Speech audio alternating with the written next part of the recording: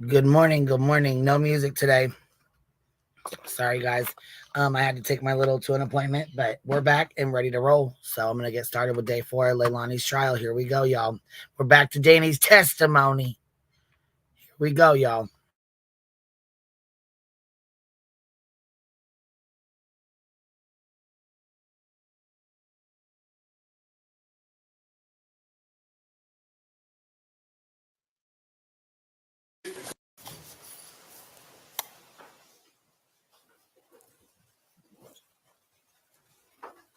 All right.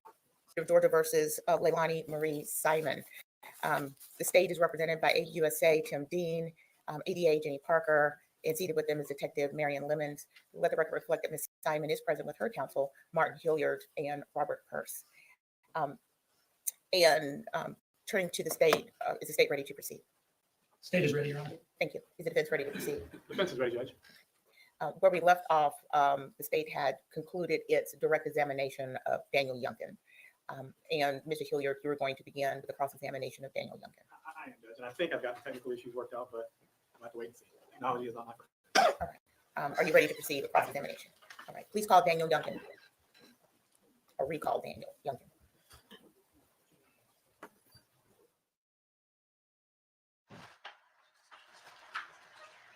Well, before we bring Mr. Youngkin in, let's call it a jury. I always leave off the very important people here, so let's call it a jury. What? They forgot the fucking jury.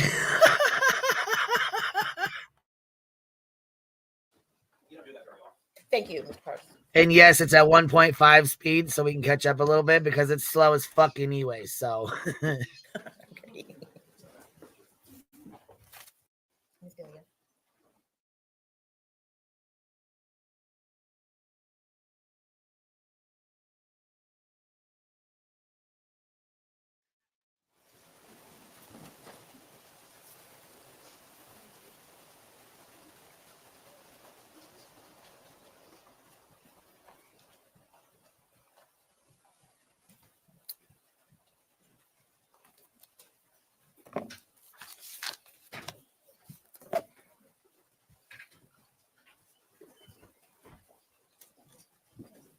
Okay.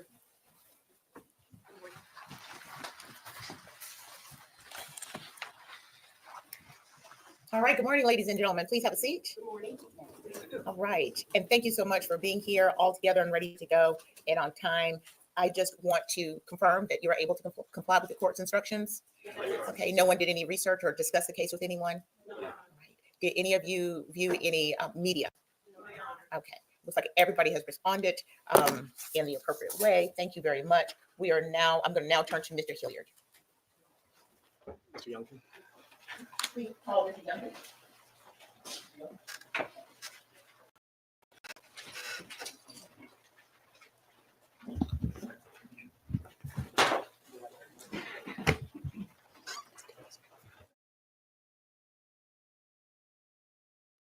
Oath. see, that's why I'm glad we can go at 1.5 You were speed. sworn in yesterday and you remain under oath at this time for cross-examination. Yes, sir. All right, thank you. Mr. Hilliard. Since yesterday, have you spoken with anyone about the case or your testimony? No. Thank you, sir. I'm going to approach, if I could, the witness to state exhibit 9 and have you look at it real quick. If you could just quickly state what that is. The layout of the house on Buckhalter Road. And if you would, just explain to the jury where the front door is that the room that y'all lived in and slept in? Yes, sir. Okay. And if you would, kind of explain where the front door is. We've seen pictures. Give me 1 second. I might can give you a better picture.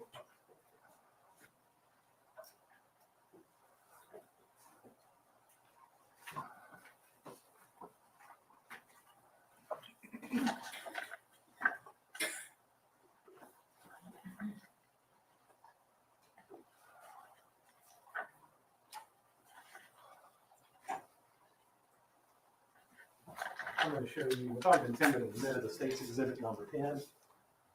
And picture 26 of state's exhibit number 10. Is that the front door at 535 Buckhalter? Yes, sir. And is this, as you enter the doorway, a picture of the sofa to the left? Yes, sir. And the picture to the right is kind of Over in the corner, it's the race car. That's where Zane slept. Yes, sir. And this is the TV. Yes, sir. And I assume there's a little chair in front of it, correct? Yes, sir. And that's the crib that Quentin slept in, correct? Yes, sir. The playpen. And that's the pictures of inside the crib, correct? Yes, sir. I'm going to go all the way back here. And I don't want to put words in your mouth, but I'm trying to understand the back part of the room. If I can get to it. The back part of the room, as you walk in the door and look all the way to the back, is where the bed was, correct? Yes, sir. Right. And you have to walk past the bed in order to walk in and out the back door, the dining room. Let me rephrase that. Is this about where the bed's at in the back part of the house? Yes, sir. Okay. And this is where you have to walk through to get out to the dining room and living room, correct? Yes, sir. Okay. Now, on the night of October 5th, were you sleeping in that bed? Yes, sir. And was Miss Simon sleeping in that bed with you? At some point. At some point. Okay. So, and again, not trying to put words in your mouth. The bed, in order to walk in and out the back dining room or living room door, you have to walk right by that bed, correct? Yes, sir. You have to walk by it. And it's in the back part of the room away from the children, correct? Yes, sir. Towards the window in the corner. Okay. And you say that's where you were sleeping, correct? Yes, sir. So it wasn't upstairs. It wasn't a different bedroom. It wasn't anything like that. No, sir. So, what time did you wake up on the morning of October 5th? I would believe around right before I sent the text message to Miss Michelle. And that was, and I'm not trying to put 5:18. so 5:15, correct? Yes, sir. All right. And then you texted Miss Michelle, correct? Yes, sir. And when you woke up and texted Miss Michelle, I assume you then left to go to work, correct? I got ready and left. Yes, sir. And what did you drive on the way to work? The Dodge Journey. And I'm going to show you some pictures. Mark the States Exhibit 11.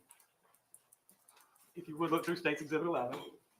Is that the Dodge Journey that you drove? Yes, sir. All right, so you left and you went to work, clocked in around 6:10, 6:15, correct? Yes, sir. Whatever time the clock can have me at. Yes, sir. All right. Did you make any stops along the way? No, sir. All right. You see in there a curveball, a fireball, and a natural light container, correct? As well as an orange vest. Or some sort of color. Fireball, Sprite, another shot, orange vest, natural light. Yep. And were those yours? Yes, sir. Okay. And when did you deposit them there? To be honest, I don't know. But they're yours. Yeah. And I'm going to assume on October 5th, the police seized the van, correct? Yeah, I was in the parking, in the driveway. Just trying to set up. Okay. But were those fair and accurate pictures of the van that morning? Yes, sir. So do you know what time you left the house? Not precisely. Okay. And where exactly is the warehouse you work at? Port Wentworth. Okay. So that time of morning, what's the drive like? Pretty heavy traffic for the most part. How long does it normally take you to get there? 20, 25 minutes. 25 minutes? Okay. And I was curious, Mr. Dean played the video of you running in and then running out a short time later. What were you running in for? I was probably a few minutes late. You're already 10 or 15 minutes late though, weren't you? I don't know to be precise. Whatever time this clock in was. Whatever the clock says is what it was, but you're already late, right? Sure. Now, you said that you and Miss Simon met in 2020, correct? Somewhere along those lines. Okay. And that was in Dunn, North Carolina? In person, yeah. Right. And that was where you were at, right? Yes, sir. Okay. And she traveled up there. Y'all lived together for a minute, correct? Absolutely. How old are you, Mr. Youngkin? And today? Today, I'm 30. Okay. And how old you have been back then? 28, 27? 27, 26. In 2020, you'd have been 26, correct? Yeah. In October of 2022, probably 28, 27, something like that. Yeah. All right. So when did you move back to Savannah? I moved to Savannah. I didn't move back to Savannah. Or when did you move to Savannah then?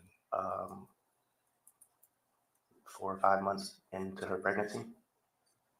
All right. So when was Sky born? Then what year? What month? June 5th. 2022. Am I correct? All right. So it would have Yes, been, sir. again, February, March of 2022. You moved down here maybe? Sounds about right. And you lived at 535 Buckholzer, correct? Yes, sir. And that was Billy and Thomas's house, right? Yes, sir. Did you pay any rent while you lived there? Yes, sir. Okay. And you paid it to Billy and Thomas? Cash out at the Billy. Okay. And you lived there, and again, I'm just trying to recount it. When you first moved in, it was Joe that lived there, right? Yes, sir. We lived upstairs. Right. And it was you and Zane and Quentin and Leilani and Billy and Thomas and Joe, right? Before Sky was born, yeah. Right. And then Sky was born. And then if I just remember correctly, then Joe moved out and Paul moved in, correct? Somewhere along those lines, yeah.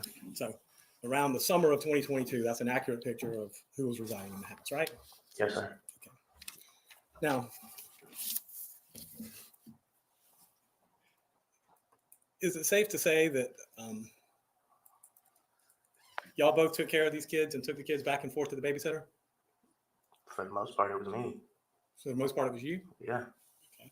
So on a daily basis, who was the one that would normally take them over to the babysitter? me. All right. And how often would Leilani do it? Rarely, All right. So, and who would pick them up in the afternoon? me. All right. If she worked, then both of us. If she worked. If she worked? Okay. And so it was not unusual that you were the one who took care of these children, correct? Correct. All right. And it's not uncommon that you were the one that interacted with the babysitter, correct? Correct. And now let's talk about how often would you drink? Daily. How often daily? As I stated yesterday, about 5 shots of Fireball and 3 to 4 25-ounce beers. Okay. And when did you normally drink? What was your routine?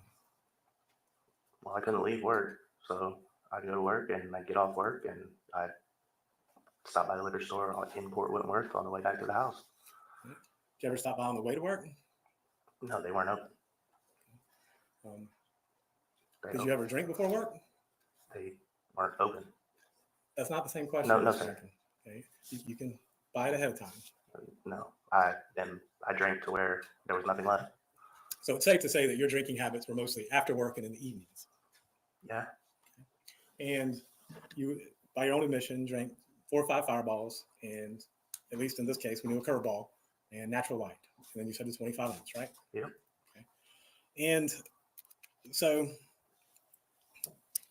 now let's talk about the week leading up to October 5th. Were you and Leilani bickering or fighting that week? probably. Okay. Let me ask a more refined question then. You said it was not unusual for her to go to Arkwright Road. Why is that? For her to what? Not unusual for, you said it was not unusual for her to go to Arkwright Road. Why was that? To where? Arkwright Road. 204. No, not unusual. Well, let me ask you this. After she had her wisdom teeth out on October 4th, did y'all go by 204 on the way home? Possibly. Possibly? I don't remember. You don't remember? No. All right. Well, do you recall saying that you did?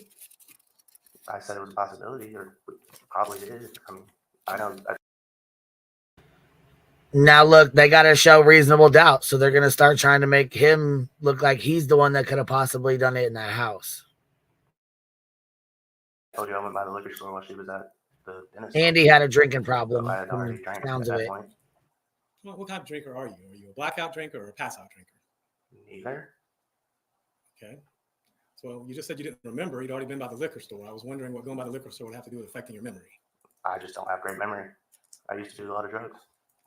All right. What kind of drugs did you used to do, Mr. Youngkin? Cocaine and marijuana.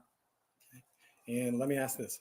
In the weeks, days, and hours leading up to October 5th, were you doing cocaine, marijuana, and alcohol? Not marijuana, but cocaine and alcohol, yes, sir. And when were you doing cocaine and alcohol? After work. On a daily basis? Yeah. So, matter of fact, if you didn't drink and drug, it would have been unusual, correct? Yeah. All right. Now, when you did drink and drug, where did you normally do it at? In the house.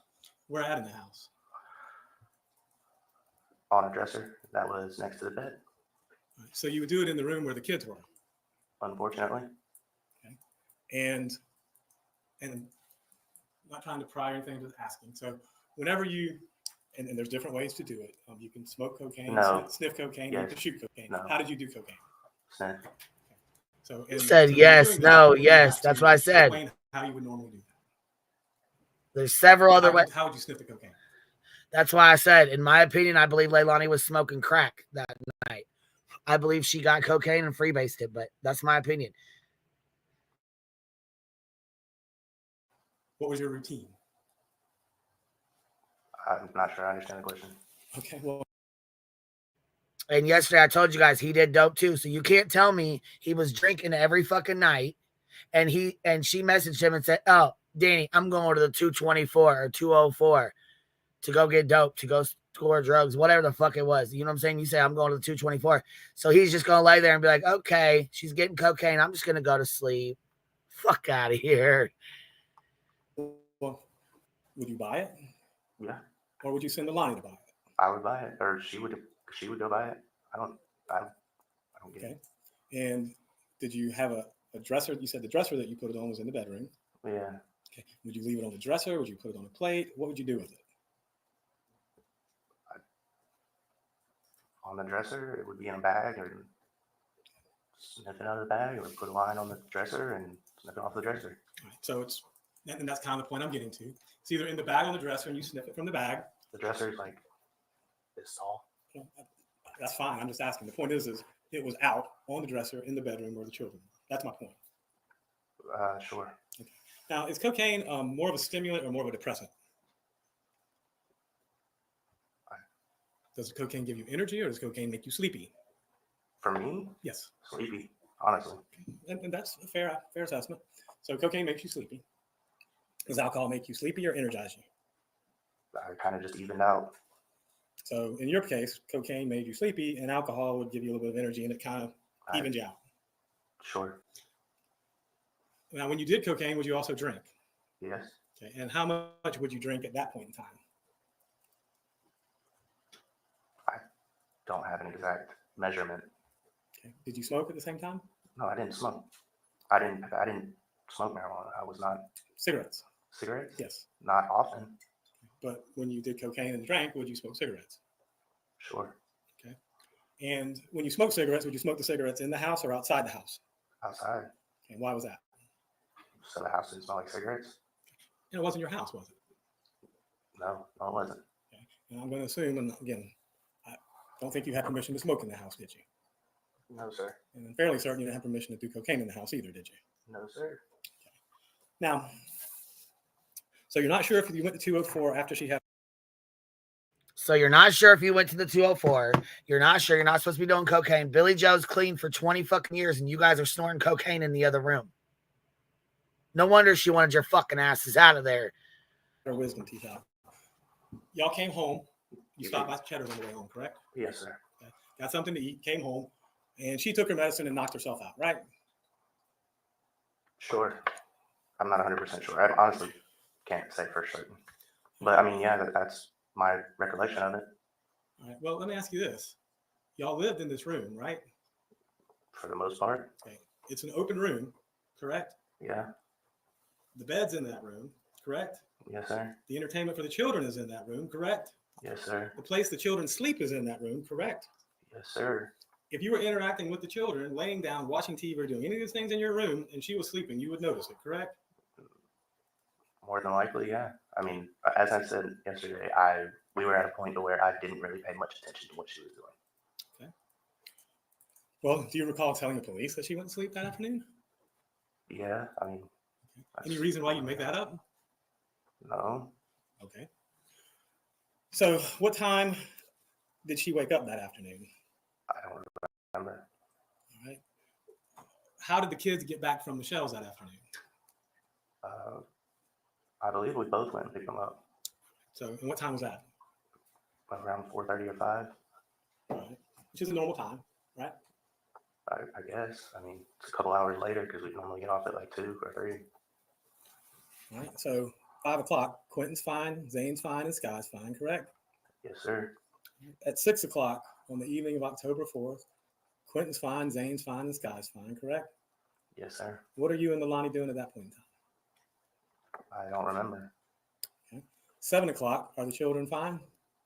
Yes, to my What, knowledge. what are you and Leilani doing at 7 o'clock? I can't say for certain. 8 o'clock, are the children fine? Yeah, to my knowledge, absolutely. What are you and Leilani doing at 8 o'clock? I can't be 100% certain. I was probably making dinner. Okay.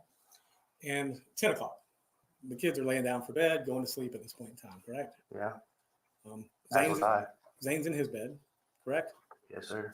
Did you actually lay eyes on him? I mean, he's visible. Okay. Quentin's in his bed. Did you actually lay eyes on him?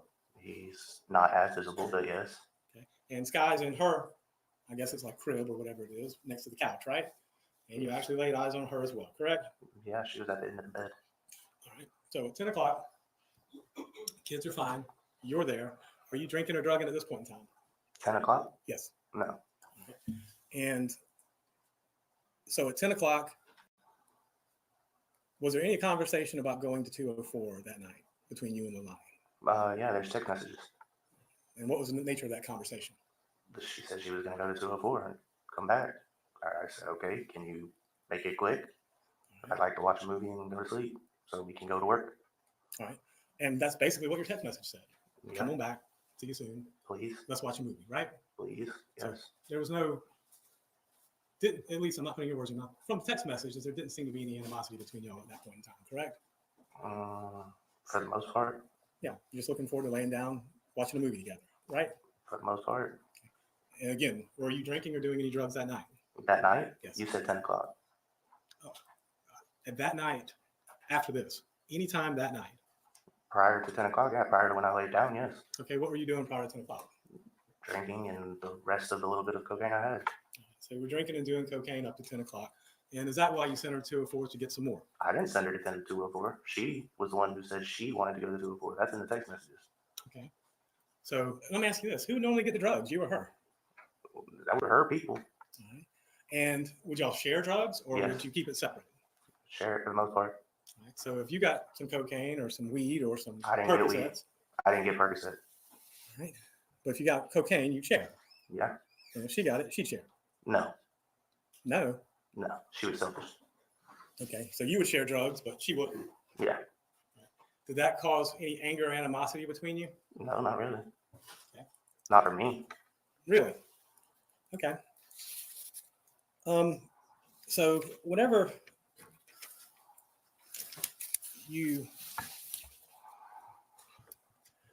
do you remember speaking with the police on October 5th? I believe it was an FBI agent and a detective from Chatham County Police Department. Yeah. Okay. Do you remember when they took you down to the station and interviewed you? For a very long period of time. Right. And do you remember that conversation with them? There were quite a few. Let's just start at the beginning then. Do you remember telling them there's nothing weird about her going to Arkwright Drive? Yeah, sure. I mean, there's not anything weird about it. And when Leilani got back from 204, were you awake or asleep? I was asleep. You remember telling them that you were awake when she got back? No. I don't remember it to be 100% honest. I really don't. Right. And do you remember telling them you got up at 3 to take care of Sky? It's possible that I did. Okay. And do you remember saying that everything was? In my opinion, he was not in love with Leilani. He had a child with her. He was trying to stay with her to help with the other kids. And it just seems to me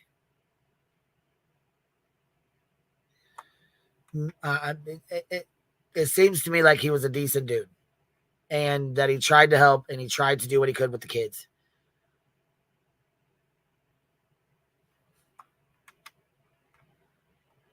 Danny looks sleepy. Hold on. I feel that, Danny. I feel that, man. Straight up. Was fine at that point in time. Possibly. Okay. Let me ask you this. Whenever you would come and go from the house, did you come through the front door or did you always drive around back and come in through the dining room or living room doors? Never through the front door. And that's because the parking's in the back, right? Yes. Okay. And it would not be unusual or uncommon that those doors are the ones that get all the movement, are they? No, not uncommon. Okay. And whose responsibility was it to lock those doors or secure those doors at night? Everybody's. Whoever came in last. Okay. But would it surprise you if those doors opened and closed a lot and weren't locked and stayed open? Yes. Would that be unusual? Yes.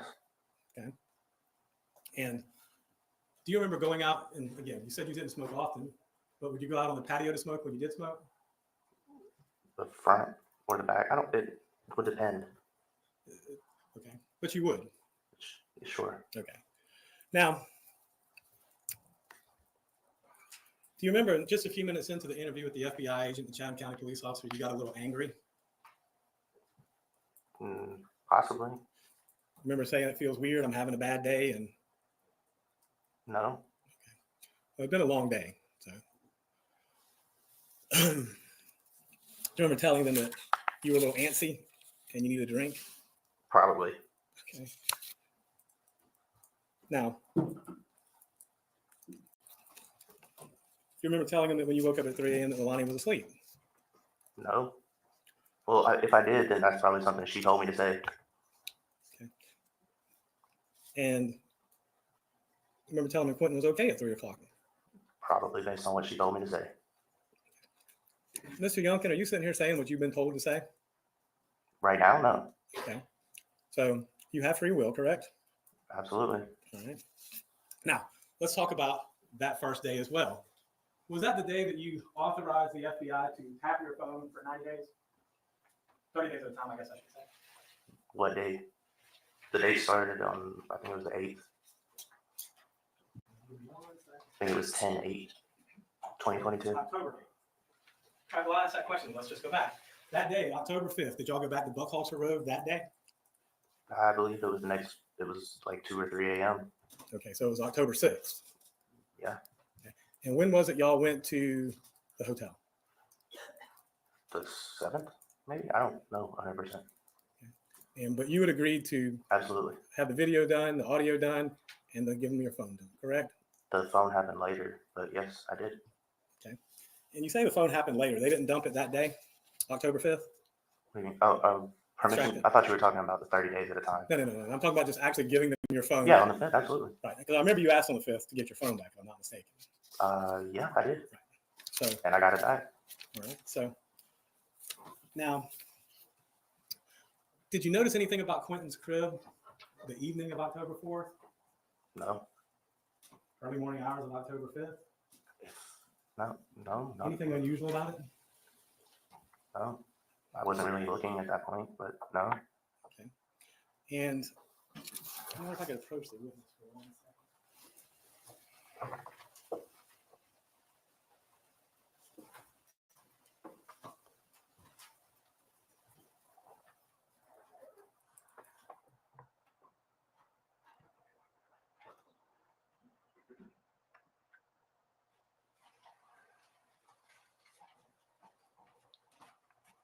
If you would look through that real quick. I'll say what it is, just look through it.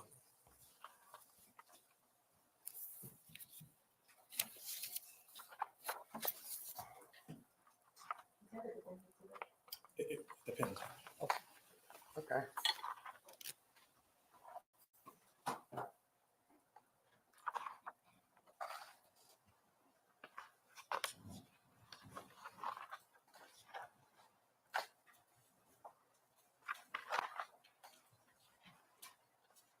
Okay. Do you recognize any of these messages? Yeah. Okay. And what are these messages? Text messages between me and Leilani. Okay. And if you would turn to, I guess, the very back one. Let's start in the back and kind of work forward.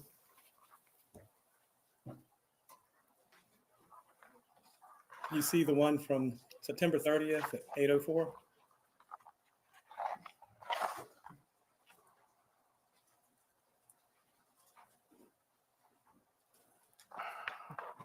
Yes. Okay. This is about 5 days prior to Quentin's disappearance, is it not? Yeah. And it's from who to who? From me to her. All right. And if you would, what did you say to her that particular day?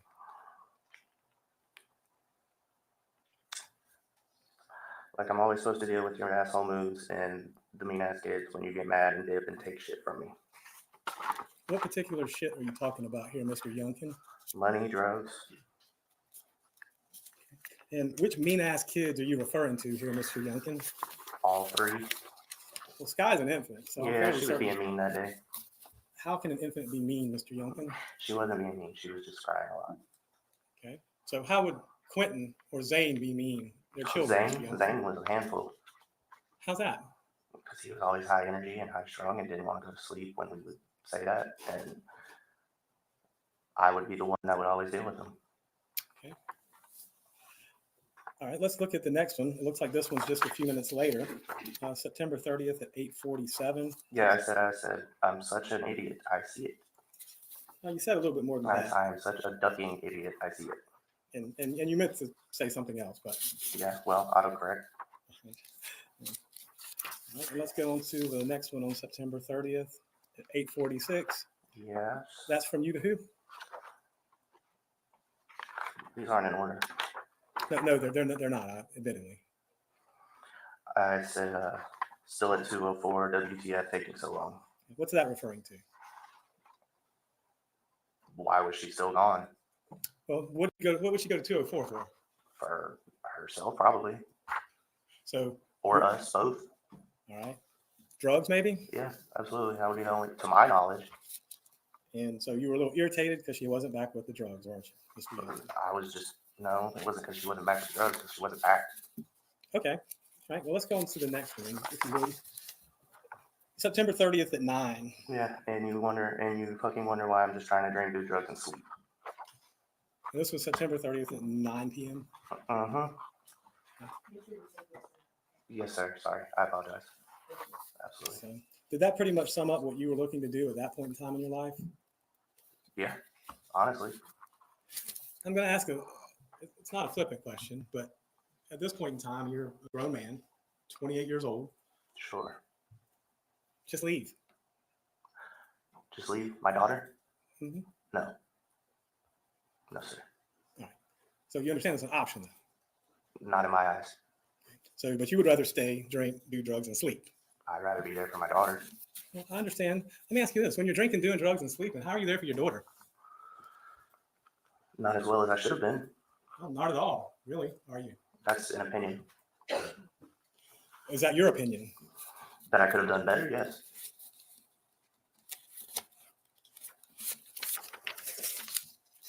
Well, that's all the ones for September 30th.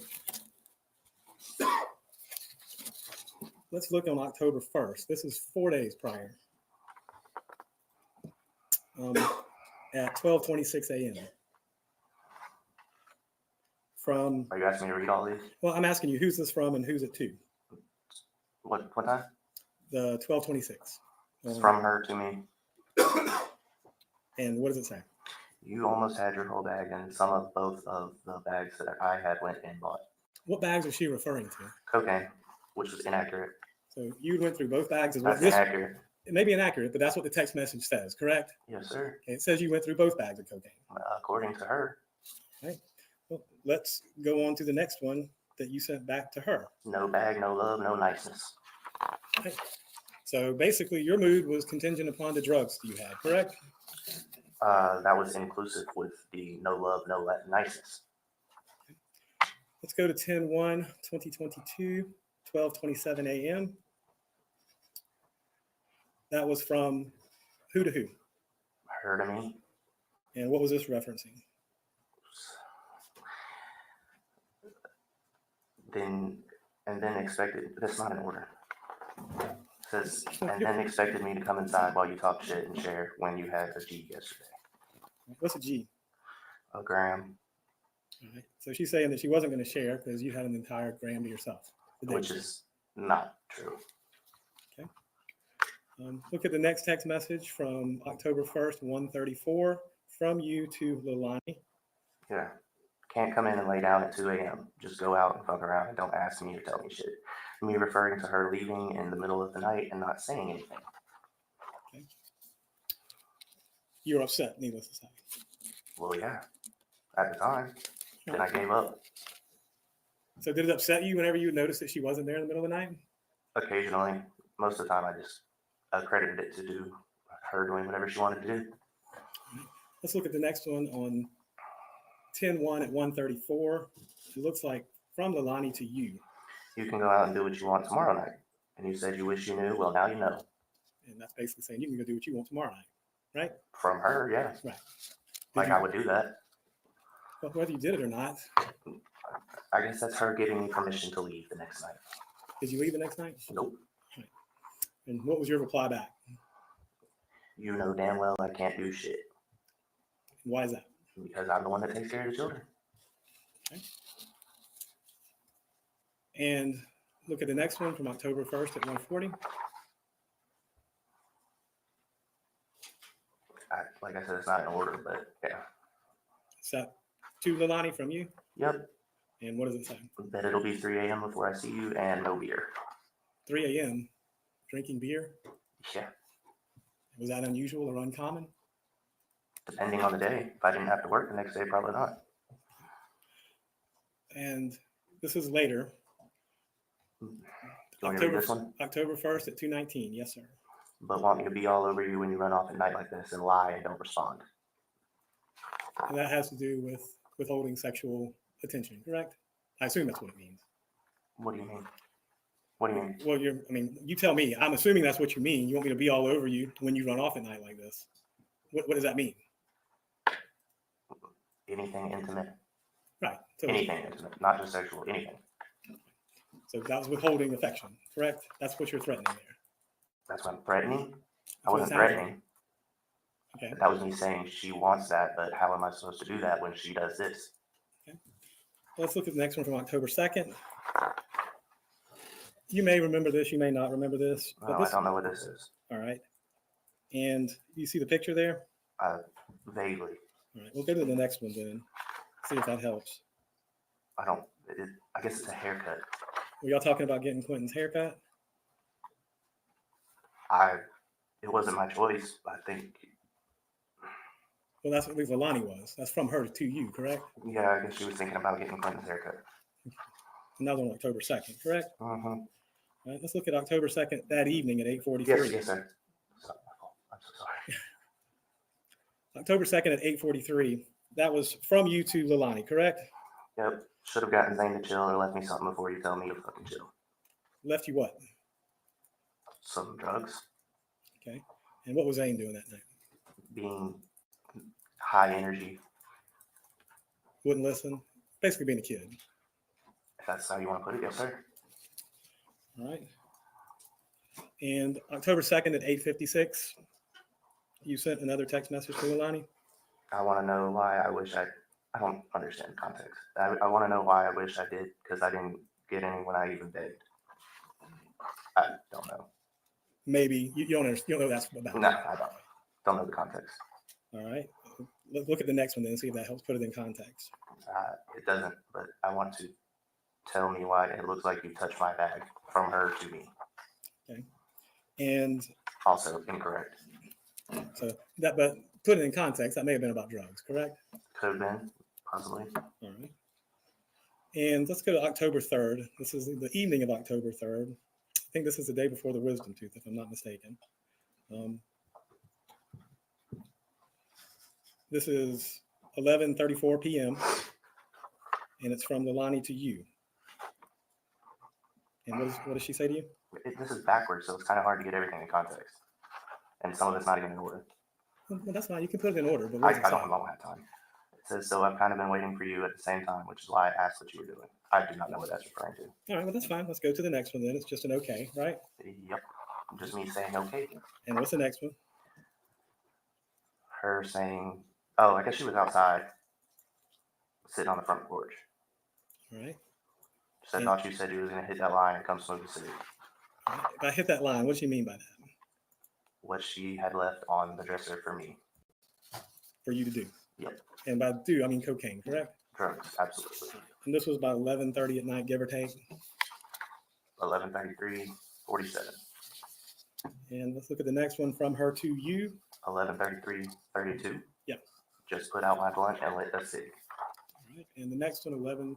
This one's kind of out of order. but- I said, are you coming? As in, are you coming to bed? Yeah. At 11:32, 19. And let's go on to October 4th, which we kind of have a little bit about this already. There's one from October 4th at 10:41.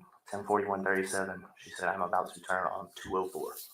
And the next one, I said at 10:44:24. Thank you for the little bit left. So sweet. No lie. and what little bit left were you referring to? Whatever she left me on the dresser. Drugs. Yep. All right. So at least at that point in time, on the night of October 4th, you were at home with the children under the influence while she's out getting more drugs, correct? Yes. Okay. At any point, did you ever tell them this? Yes. When? The interview? Okay. Initial interview? All right. Well, let's go It was a ahead. very long period of time, so I'm pretty sure I told him everything I knew. All right. That being said, Or could remember. you were doing cocaine at least at 11 o'clock at night on October 4th. And drinking. 10:45. 10:45. And I 10:45, probably did that and then fell asleep, because cocaine makes you sleepy. as we stated. Okay. And you were drinking as well. Probably the last year I had left. But when you went to sleep, Quentin was fine, Zane was fine, and Scott was fine, correct? Yes, sir. At around 10:45, 11 o'clock. So do you know what time Leilani got back that night? Nope. Do you remember telling the police that you were awake when she got in? Probably initially. But you changed your story, didn't you? Possibly. I don't know. Okay. Well, if I say, did it based on memory and what I was recalling at the time. well, if you say A is true and it turns out that B is true, they both can't be true, can they? Depending.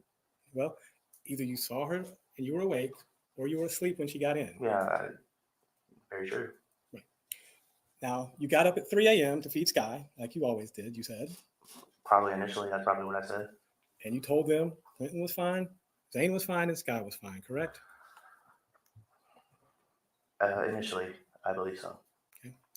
And you also said you, of your own accord, called the babysitter and said the kids were staying home. I texted her at 5:20 and Sorry. said the kids will be with her. Excuse me, texted and said the kids were going to stay home with Leilani, right? Yes. Did you discuss this with Leilani? She wouldn't wake up. But that was something that I've done in the past, because if she wasn't going to get up and go to work and I was going to go to work, and why am I paying for the babysitter? So for you, you were a little bit angry she wouldn't wake up and go to work, right? No, not really. I was just going to get my job done. Mr. Young, can I have a few? I may sound irritated at the moment, but no. Now let's talk about Azalea Mobile Home Park. Okay. Buckhalter Road, you have 3 different trash cans out there, right? Yes. Okay. And you're the one that collects those trash cans and takes them to the Azalea Mobile Home Park to dump. That was your testimony to Mr. Dean? Yeah, for the most part, I was, until Okay. Paul got there, and Paul was the one that had the keys to the truck, so Paul liked to take the trash out. Well, I'm curious. So they have trash collection out there? We didn't at that residence. I don't know. That wasn't my house. Well, it just seems a very odd thing that. That's what I was told to do. Okay. Well, who told you to do that? I don't remember exactly, but that's just one of the things that happened. I don't understand. So Paul, either you or Paul were the ones that took the trash off there. Yes. Okay. In the Silverado, Right. never in the Dodge Journey. You're absolutely correct. In the Silverado. But you don't know whether or not there was garbage collection on Buckhalter Road or when they collected garbage? I don't believe they paid for that service. I think it's something you have to pay for. I'm not 100% sure. Do you know if the service is offered? No, I don't. Okay. Well, have you ever see garbage trucks up and down the road? It So wasn't it's my okay if house. you don't. Yeah, it's okay if you don't. But I mean, No, it wasn't my house. okay. You didn't pay attention to it, is what you're saying. No, I just did what I was instructed.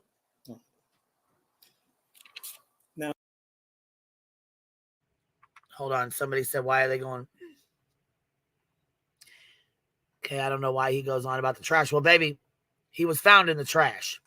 He was found in the landfill, meaning he was thrown in the trash. So what they're trying to do is cause reasonable doubt and say that he's the one that throws the trash away. So you're the one that takes the trash out. You're the one that takes the trash out. So they're trying to insinuate that he's the one that pulls the trash. He's the one that takes the trash out. So did you throw the baby away that night? And he said, we've never been in the Dodge Journey. We've never drove the Dodge Journey to go dump the trash. So no, that wasn't me. But yes, I dumped the trash. So basically what they're trying to do is say that he's the one that dumped the trash, meaning reasonable doubt that Leilani wasn't the one that did it that night. He is, so that's her lawyer's job though. Hey, B-Thug, what up? Hey, what's up? Yeah, they're What's nothing much. They're basically trying to line out that his memory's not good. He might get angry with drugs and that he Yeah, was they most gotta, throw doubt out there and they're trying to get him fired up. Yeah, and the fact is that unfortunately this witness might not be very well prepped. You can tell that the lawyer's getting under his skin, and Right, and he drove up from Florida. So he's staying in a hotel somewhere with his mom. yeah. So I he's mean, his lawyer the problem is like personally, I think they should have prepped him a little bit more because he's getting under his skin. He's already basically said like cocaine makes you sleepy, huh? He's already Right. stating, that he's stating that there's some sort of tension going on, that he wasn't like so loving and dubby all the time. And basically, yeah, they got it. Well, they're and look at Leilani just sitting there smirking. yeah. Well, That makes me so mad. After yesterday, man, I had a hell of a time with that yesterday. That really fucking did me in yesterday. yeah, man, it's a very sad situation with that one. And unfortunately, I think Leilani is, in my opinion, guilty, but I think this lawyer is doing a very good job in casting reasonable doubt that basically you have another unstable individual who consumes drugs, Right. who basically had Well, he drinks every night. He basically set the scene that, okay, you get off work, you stop at the liquor store, you get 4 shots of Fireball and 2 cans of beer, you drive home, you do it, and then he goes, oh, and you do cocaine? Yes. Do you smoke it? Do you snort it? Do you shoot it? There's several ways you can do it. He goes sniffing it. No, yes, no, yes, no, yes, yes, sniffing it. Then he's like, oh, you did it in front of the kids? He's like, unfortunately, yes. So he's trying to fucking set the scene, man. Yeah, the scene is that he's basically, these are his, 2 of the kids are not his. He's got a relationship that's ending with Leilani. He is on drugs, and he probably suspects something's going on with his Leilani with the other individual. So you got all this put together, and then basically him not checking to see if the kid's there. You have an opportunity to make doubt and say, listen, Leilani could be guilty, but also this guy could be guilty because his statements are changing as well. So yeah, I mean, I see what he's doing. Well, I'm just saying they have to prove that Leilani, the state has to prove that Leilani is guilty beyond a reasonable doubt. So they're trying to cast reasonable doubt. Yeah, which makes sense. He could have been the one in the house that did it. There was 3 people in the house that night. Yeah. And obviously they're not going to go after the brother because I don't think they're going to be going after the brother. I think the best target to go after is Danny. Bird Fam Bam, I wanted to tell you thank you so much this morning. I seen that you said that you had sent a PayPal this morning, and I just want to tell you thank you. That was very generous of you, and I really appreciate that. And I'm going to put that in my legal fund. So I really appreciate that. Thank you. Yeah. All right. But yeah, I mean, that's what I think. So I think this lawyer's doing a good job. I'll keep quiet and we can continue watching. Unless you have one thing, I'll just keep quiet. It's okay. We're just a little bit behind. I had I had an appointment this morning, so we're just a tad bit behind. But I like it that way because then we can speed through it. We don't have to do the lunch break. Yeah. Right. We don't have to sit for the 15-minute break. We can just speed right on through it. Exactly. But you did agree. Sidebar. Did you watch last night's live? No, I did not. I did Oh my not. God. Oh my No, God. I'm just joking. Yeah, I seen it. Oh my God. I'm glad I was sleeping at the time, to be honest with you. I was glad I was sleeping. All right, I won't talk about it no more, but it was funny. To have the hotel room wired for 3 days, correct? Yeah, And and my cell phone. when did you leave Savannah after this? I believe it was the day that I signed the paper for my cell phone to be tapped. You left Savannah that day, I believe so. and that's when you moved away from Savannah? I went and stayed in Atlanta for a weekend, and then I moved back with my parents. So whatever day is on that particular item, that was the day you left Savannah. I believe so. If not, it was the next day. Did you have custody of Sky? No, I wasn't even legitimized. Do you have? And I was threatened multiple times that my daughter would be taken away from me by Leilani. Okay. Well, let me ask you this. Do you have custody of this guy now? No, I don't. Who does? Objection, Your Honor. What's What is the wrong? relevance? What's wrong?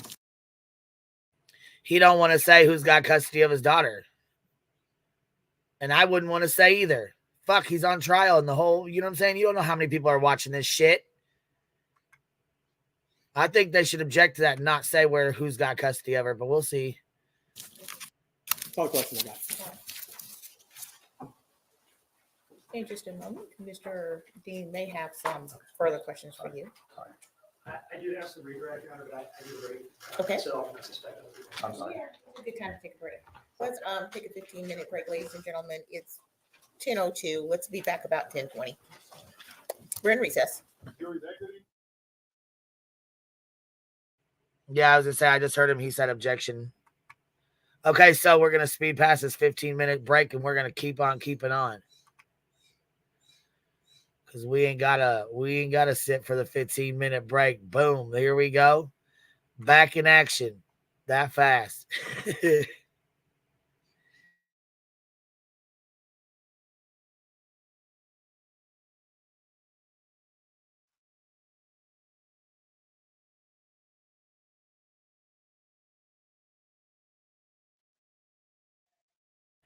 Yes, Coco. It's really interesting to see all the different. Her counsel. Hold on, she said it's really interesting to see all the different opinions in chat, respectful ones, of course. It really shows how we all see things differently, like a jury can. Yeah, straight up. It's all right. That's right, sweetie cakes. That's one of the shortest breaks they've ever had. Here we go. At that table. We're back from break. Is there anything that we need to take up before bringing in the jury? Okay, and Mr. Hilliard, you ready to proceed? We are, Judge. Okay, please bring in the jury. Just a moment. We're just back on the stand before we bring the jury in. Yes. Daniel Youngkin.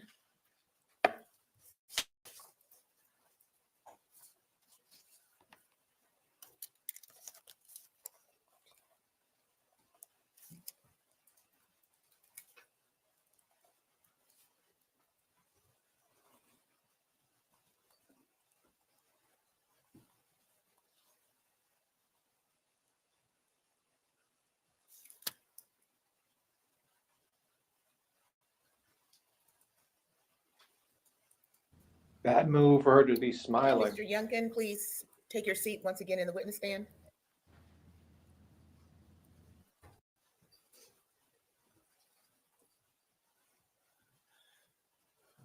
All right, Mr. Youngkin, you understand that you remain under oath? Yes, sir. Let's bring out the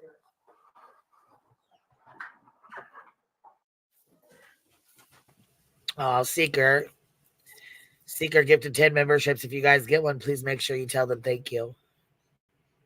Thank you so much, love.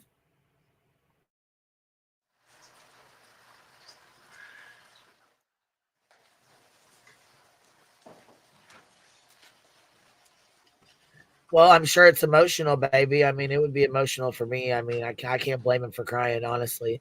This is a lot. You know, this is heavy. And he probably seen himself on the news. He was all over the news last night.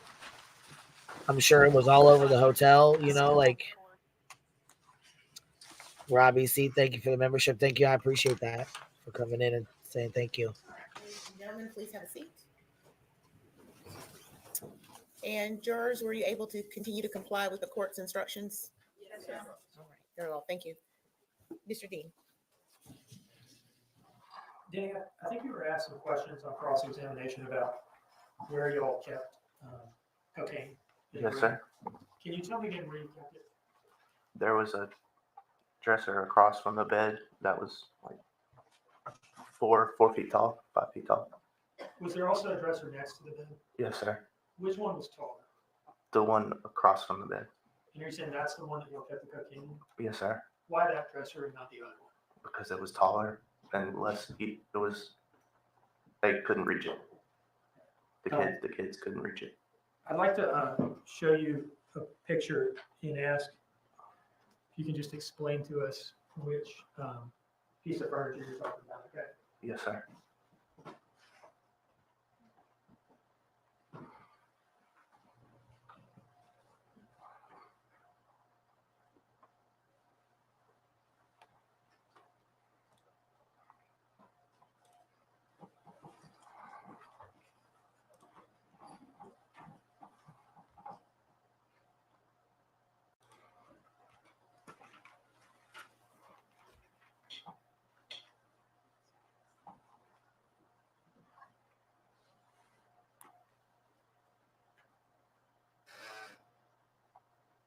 This is image 44 from State's Exhibit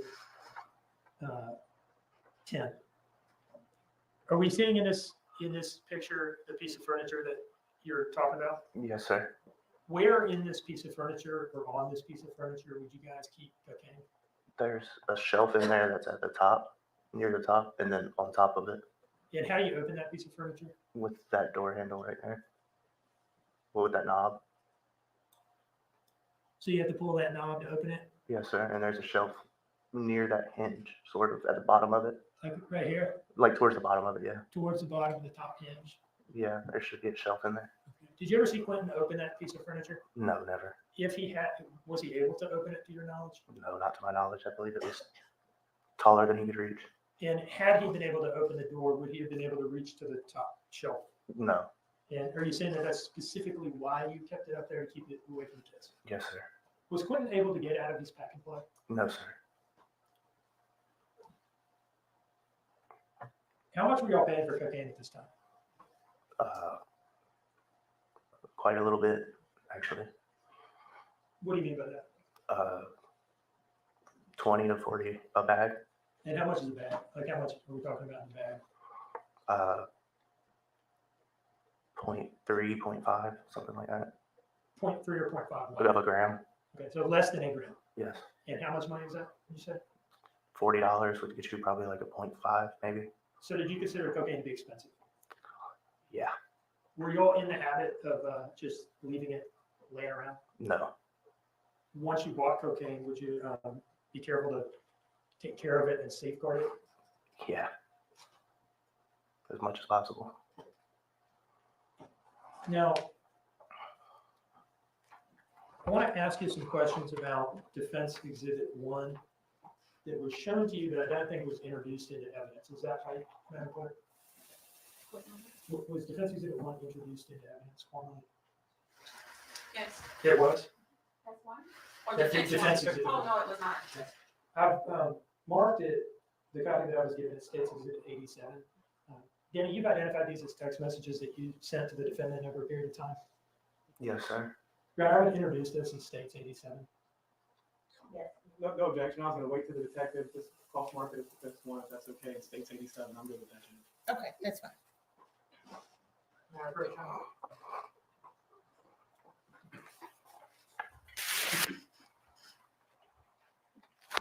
Now, given that copy to the witness, I'm going to grab a copy on the clerk's table so that I can follow along myself, okay?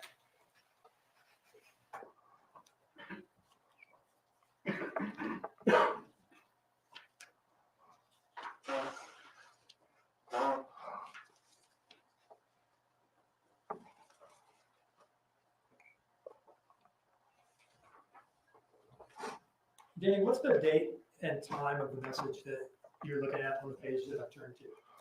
October 1st, 2022, 1:34:29 a.m. And what did you say in this message? I said, can't come in and lay down at 2 a.m. Just go out and fuck around and don't tell me or don't ask me or tell me shit. What did you mean by don't ask me or tell me shit? Just, I was unaware of her whereabouts or that she left or what she was doing. What did you mean by fuck around? Just can't come in. Do whatever she wanted to do. Did you know what she was doing? No, I didn't ever ask. And that was at 1:34 a.m. Yes, sir. Can you flip to the page in front of that?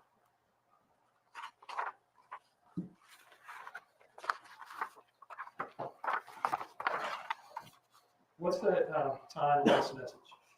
Is this the one from her? Is that what you were saying? Or is it, wait, at 1:34 or 12:27? Let's just go up there. How about that? Yeah, sorry. This is the one we were at. So, are you talking about this one? Yeah, that one. Okay.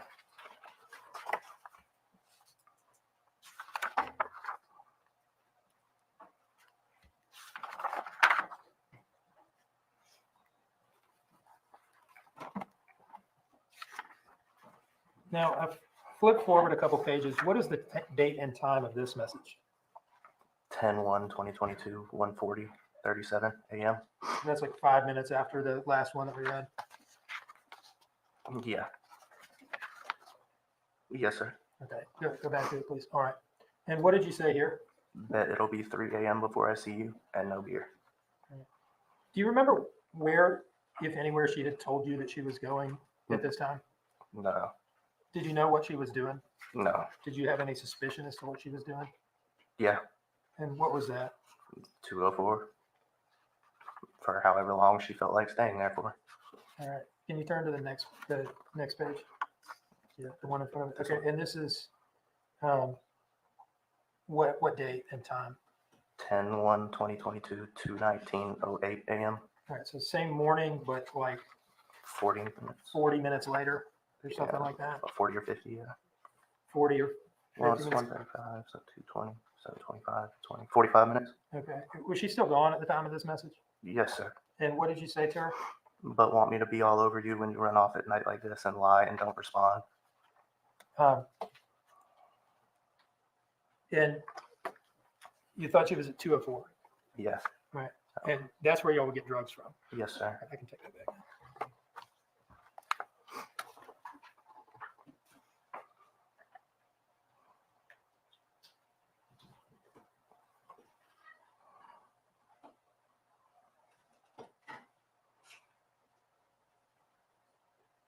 How far was let me ask you this. When we say 204 in Arkwright Lane, are we talking about the same place? Yes, sir. The drug dealer's residence? Yes, sir. Okay. How long, if all you wanted to do was drive from 535 Buckalter, or all someone wanted to do, you, the defendant, whoever. Uh-huh. If all you wanted to do was drive from 535 Buckalter to 204, aka Arkwright Lane, and buy drugs and then come home, how long would that take? A maximum of like 40 minutes. Okay. Were there times, perhaps including the time period encompassed in these messages that we've just gone through, where the defendant would go to 204 / aka Arkwright Lane for longer than it would take to just buy drugs? Yes, the 204 is the dope dealer.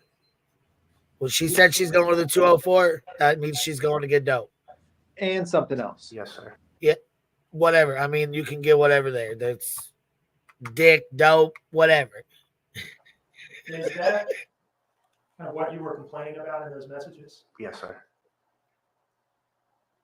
And Mr. Hilliard asked you about those messages or some messages like them. Were you upset that she wasn't home with the drugs yet? Do you remember him asking you that? Yes. And you responded, no, I was just annoyed that she wasn't home yet, that she was still out. Yes, sir. Is that accurate? Yes, sir.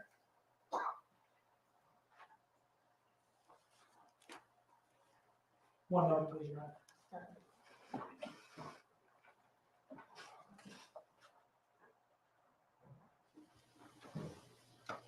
All right, I'd like to approach with what I marked as State's Exhibit 86, Your Honor.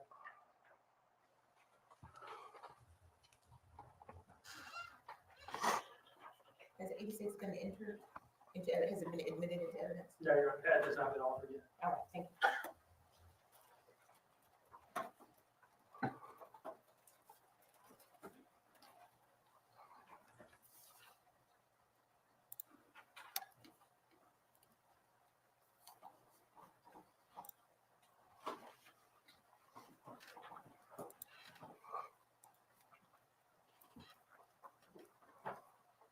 I've handed the witness what I've marked as State's Exhibit 86. Sir, if you could look through that, take as long as you need, and then let me know when you're ready to talk about that document, okay?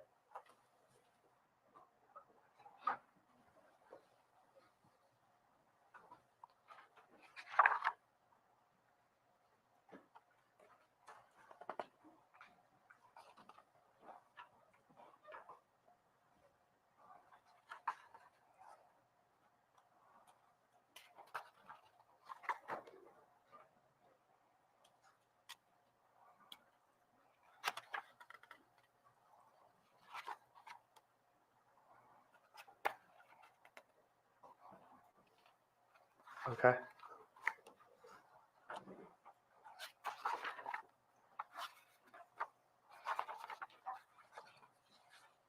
Do you recognize that, Danny? Yeah, Can you tell us what it is? text messages between me and Leilani. And what is the start date of those messages? 10 o'clock, 10:04 p.m. on the 4th of October, 2022. Okay, what's the end date and time?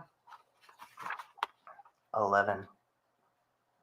My last text message was 11:01 p.m. Her last text message was 11:10 p.m. on the 4th of October, 2022. Is it fair to say that these are your text messages from that night? Yes, sir. Does this fairly inaccurately depict your text message communications that night? Yes, sir. Your Honor, I would offer this as states 87. Okay. And may I publish? 86. Pardon. 86. Thank you.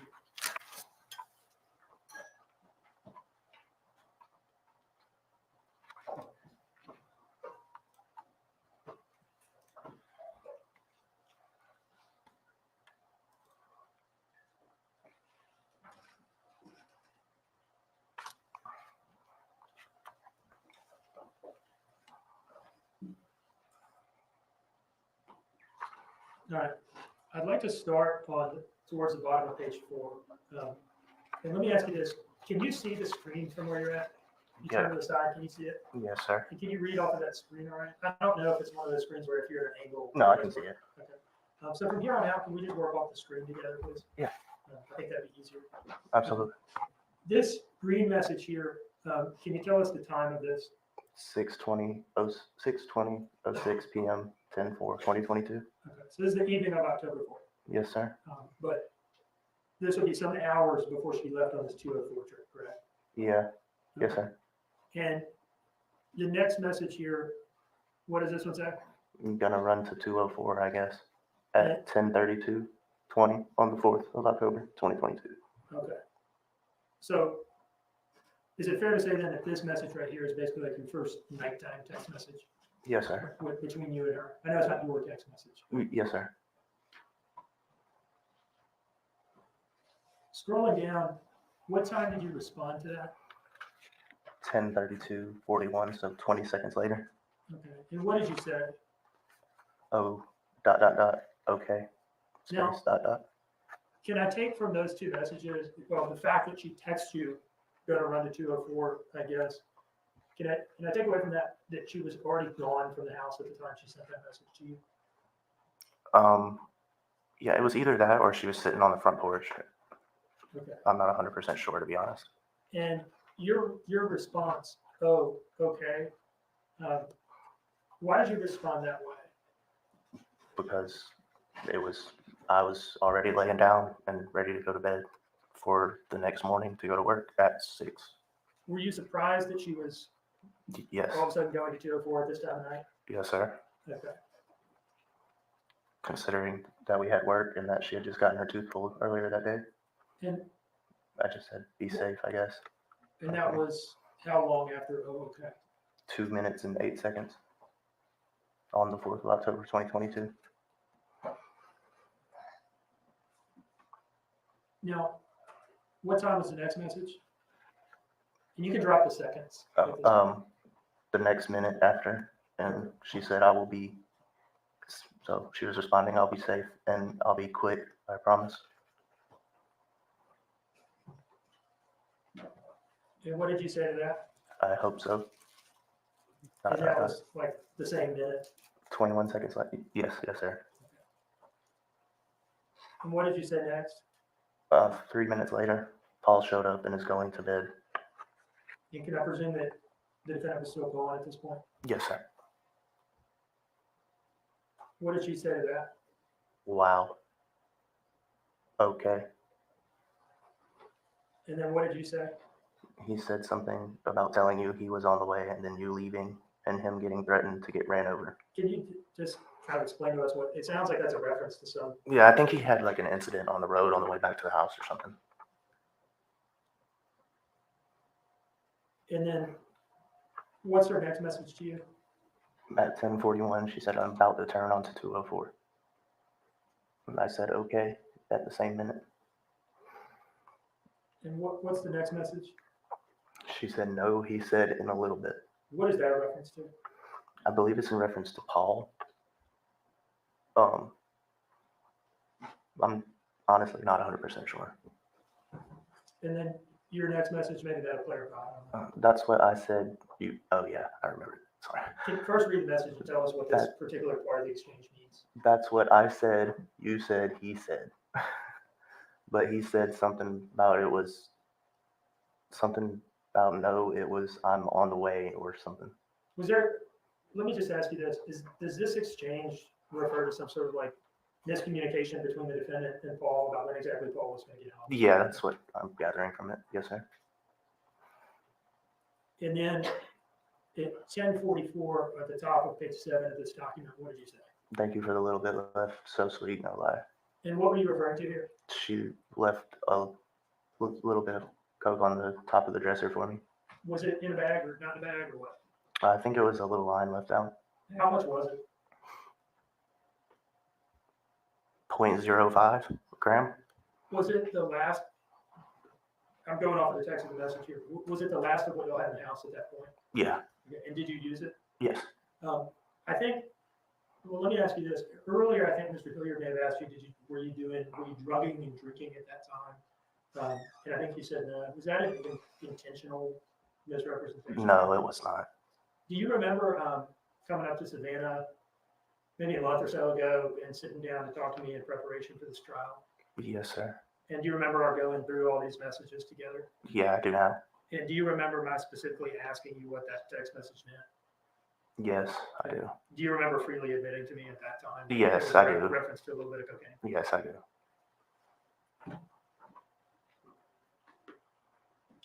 What's your next message here? I just noticed it. Paul asked if soda was free to drink because of kids only on Hawaiian Punch. Sounds like I'm sleepily texting. Why do you say that? Because I barely understand what I'm saying. Now, was this the point in the night where Paul was getting something to eat or drink in the kitchen? Yes, sir. And how did she respond to that? Yeah, just tell him not to be excessive with it.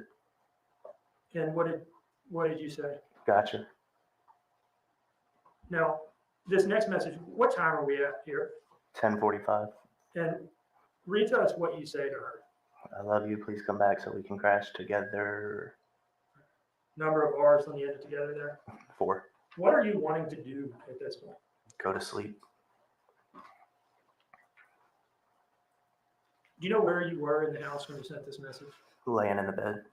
What if anything was holding you back from going to sleep at this point?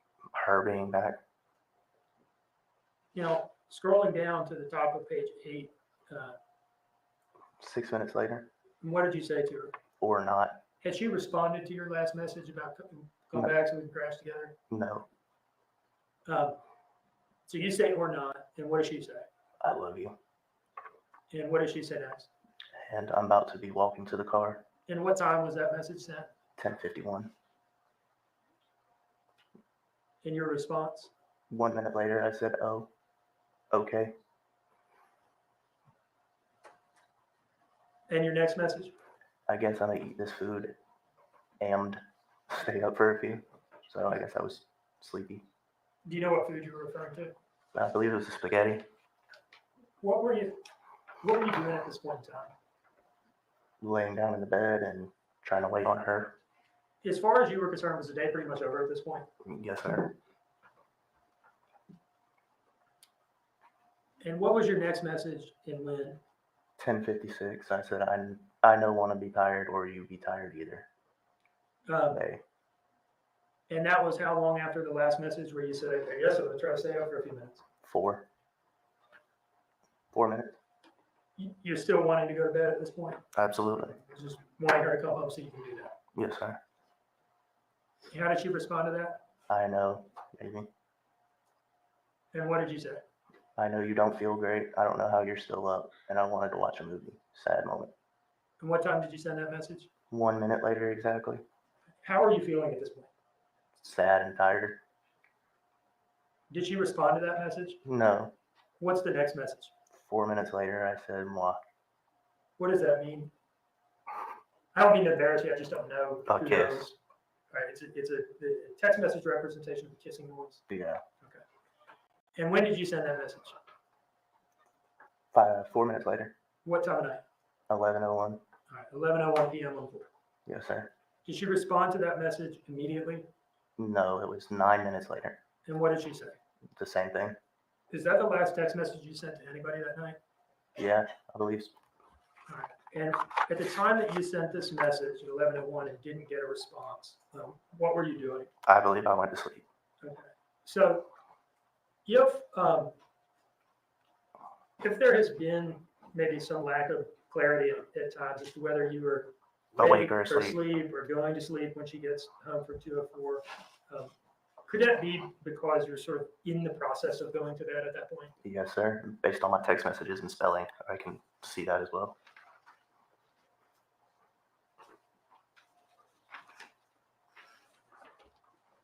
And my lack of remembering correctly.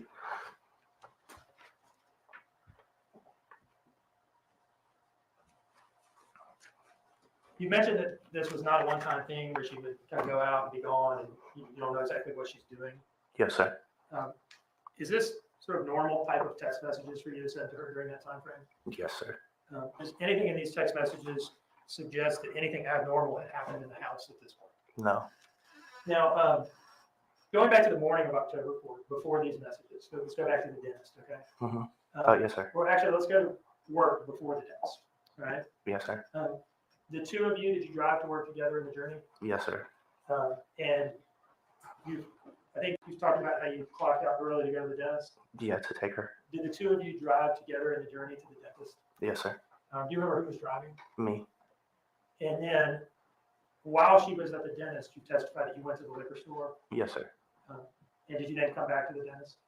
Yes, sir. All right. When you went to the liquor store from the dentist, did you walk or did you drive in the journey? I drove in the journey.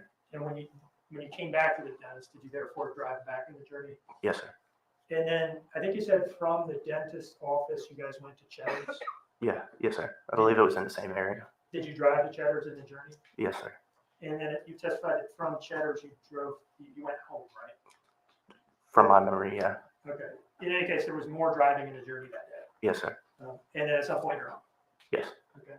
At any point that day, driving that car around, did you smell anything in the car? No. Smell any old food? No.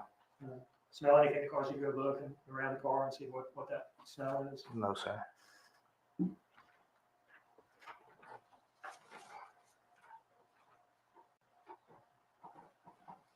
One moment, please.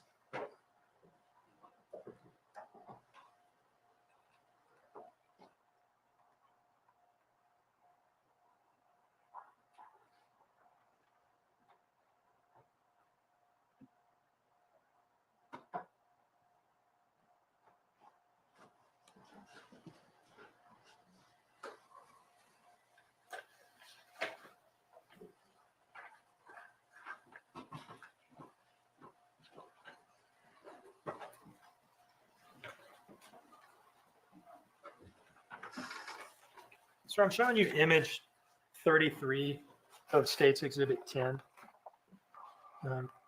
This has been identified by other witnesses as apparent vomit on Quentin's pillowcase as photographed by the police on October 5th. Have you now gotten a look at that? Yes, sir.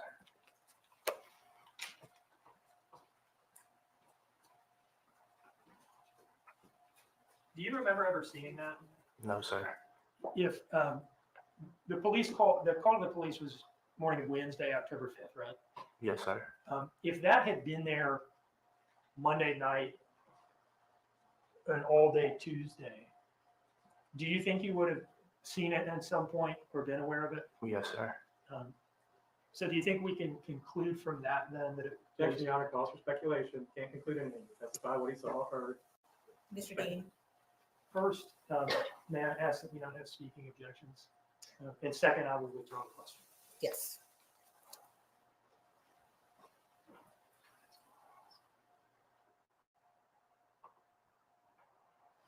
Do you have any recollection of an incident involving an accidental explosion of a package of rice cereal in the back of the Dodge Journey?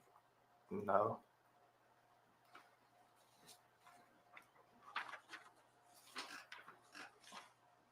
And that's a car you drove pretty much every day.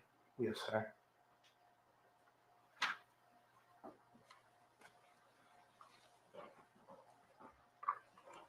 No further questions, Your Honor. Mr. Cleary? Thank you, Judge.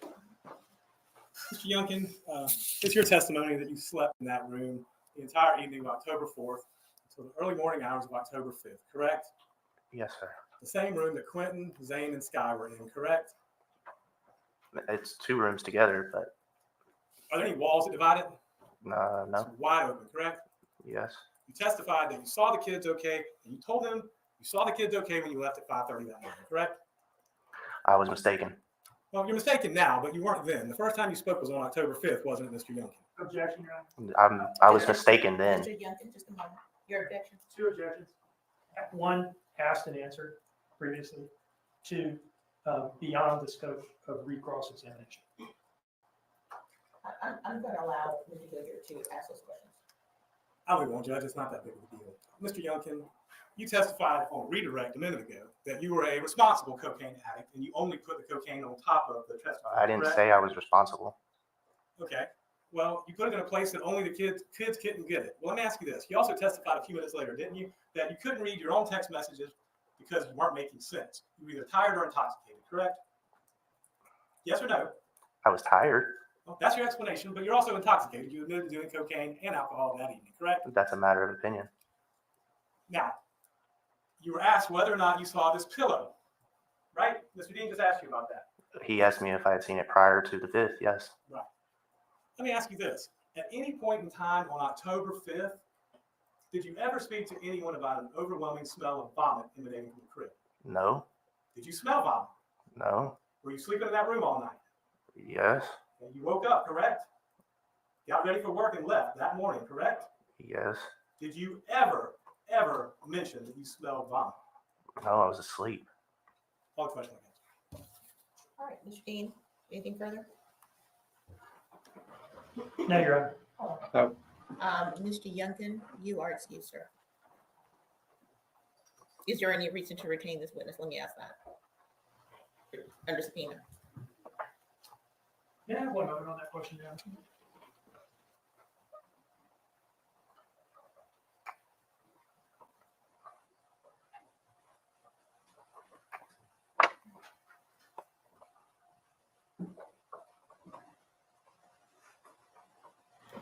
No, Your Honor. Thank you. Mr. Youngkin, you're excused, sir. You're welcome.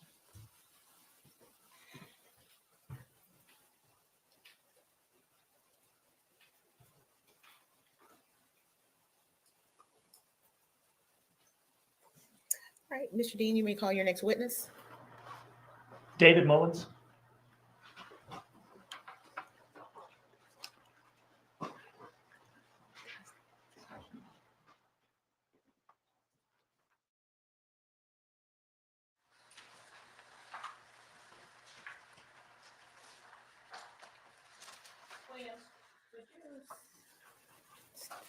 David Mullins. He's on his way. All right.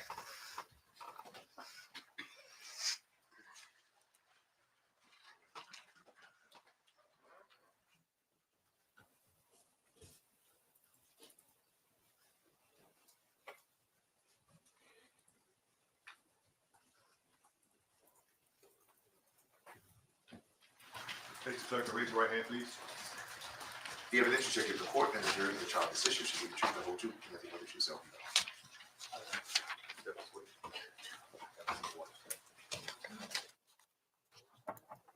All right. Good morning.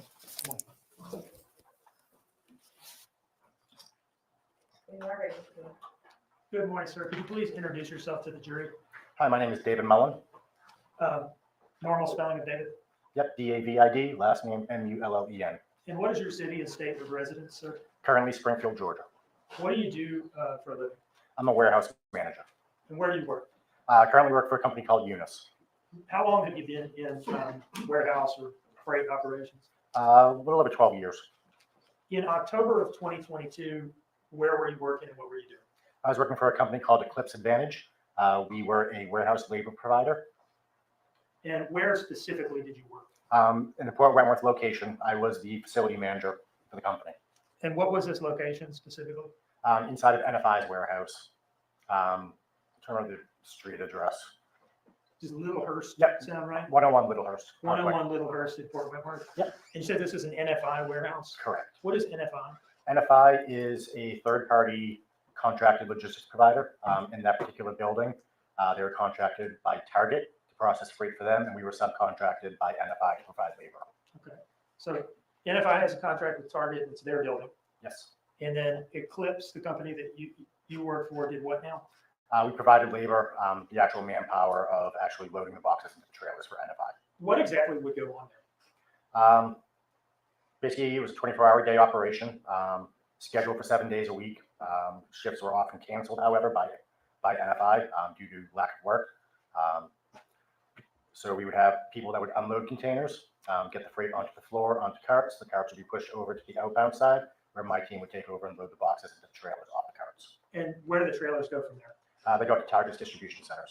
Okay, so what's happening here is taking stuff out of shipping containers and putting it in trucks to be driven where it needs to Correct. go. Okay. In your capacity as what was your position again, you said at that time?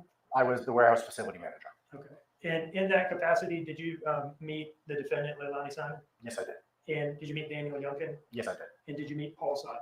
Yes, I did. How did you meet all these people? They're all employed by Eclipse, so they all reported up through other people to me. And what did they do for Eclipse during the time period we're talking about, October 2022? They were responsible for loading trailers. So when the cart would get pulled over to the door, it was their responsibility to take the boxes off of that cart and stack it as high and tight as possible inside the trailer. Security at that building at the time? Yes. That affected employees going in and out Yes. to and from work? Can you tell us about that, please? So there were metal detectors. There was a staff security operation right at the front entrance to the building. So all employees had to go through the metal detectors. For any reason, the metal detector went off, security would then warn them. Now checking for metal objects, making sure that nothing was being brought into the operation. There also to make sure no product was legal. All right, and what did that involve? Basically a cursory glance 9 times out of 10. If someone was leaving with the bag, they would ask them to open the bag or peek inside the bag. Okay, so employees even leaving work have to go through security. Yes. Okay. How did you keep track there of what hours people were working? So we used a timekeeping system where every employee had their fingerprint that was biometrically registered. So when they would come in for the day, they would put their finger up against the fingerprint reader. It would record their time in, and same thing for their time out. Did you have the ability to, if somebody had left and forgotten to clock out, did you have the ability to manually Yes. clock them out? And how would you do that? That would be off my computer terminal, either myself or the human resources manager, and the supervisors on the floor also had access. They're bringing him in so that he can say he clocked him out, that he basically left.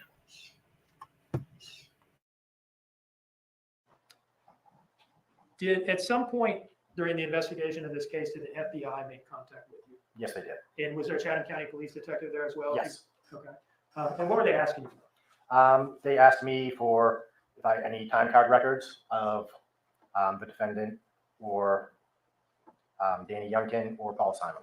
And were you able to pull responsive documentation? Yes. And did you give time cards for the three of them Yes. to the FBI? Do you see in front of you 3 documents marked as States Exhibits 36, 37, and 38? Yes, I do. Do you know what those documents are? Yep, those are printouts of the time cards. Are those copies of what you gave to the FBI during the investigation? Yes, they are. And did those time cards reflect when you hit export or print and produce them? Yes, they do. They are timestamped at the top, time and date. And what was the date that you produced those to the FBI? That was October 6th. Okay. Are these timesheets we're looking at, are these maintained in the ordinary course of business at Eclipse? Yes. And do they reflect things as they happened at the time that they happened? Like they say somebody clocked in at this time, that's Yes. accurate? Yes. And they're kept on file? Yep. Do you consider them business records of Eclipse Advantage? Yes. Your Honor, I would offer these in as 36, 37, and 38. No objection, Your Honor. 37 and 38 are the, All right, I would like to, now, let me pull these up, and I just want to ask you a couple questions about them. Sure.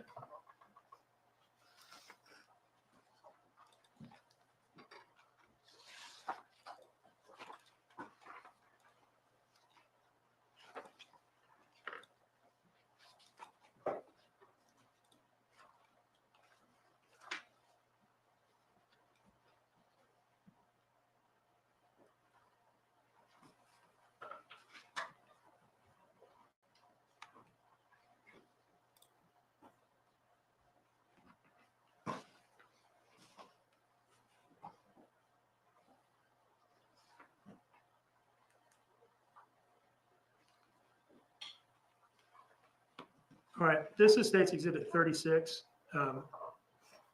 Whose time card is this? That is Leilani Simons. And can we see here the date and time that you produced this document? Yep, October 6th, 2022 at 3:54 PM. Okay, so that date and time reflects when you printed it out or something. Correct. If it was produced on Thursday, October 6th, 2022, can I take it then that on the last page at the bottom, that is the day represented by this Thursday here? Yes, Okay. And that would make this Wednesday above it yes, October 5th? Yep. Okay, and then the Tuesday above that, October 4th. correct. Now, this column over here, what does this reflect? That was the scheduled time that was input by one of the regional managers. Okay, so we're talking about the second, just so the record's clear, I should be a little better about this. We're talking about the second column from the left. Yes, Okay. And let me actually back out and just have you talk about these columns generally. Sorry, I'm jumping around a little bit. yep, certainly. Leftmost column says date. Yep. Pretty self-explanatory. Yes, Next column says schedule, and you just talked about that, right? correct. What does the next column mean? That is a system notated absence. And the next column? That is their pay code. So if an employee who typically would work on first shift works on second shift, you would see a pay code update there. And the next column? That is the amount of time. And then I think the next few columns are the ones that we're most concerned with. I see in, out, transfer, in, out, transfer. Can you tell us what those things refer to? Yep. So that is the actual punches. So for example, looking at what is on the screen, that very first in punch you see where it says 6:09, that was the clocked in time for that particular day. Okay. And then the next column would be the clock out time or punch Correct. out time. Okay. Let's go back down now with that background to Tuesday, October 5th. And again, we're in the defendant's timesheet right now, correct? Yes. What does this reflect in terms of what she was scheduled to work that day? She was scheduled to work from 6 a.m. to 2 p.m. And what does it reflect in terms of when she actually clocked in? She clocked in at 6:08, which then flagged for a supervisor to approve. That was approved.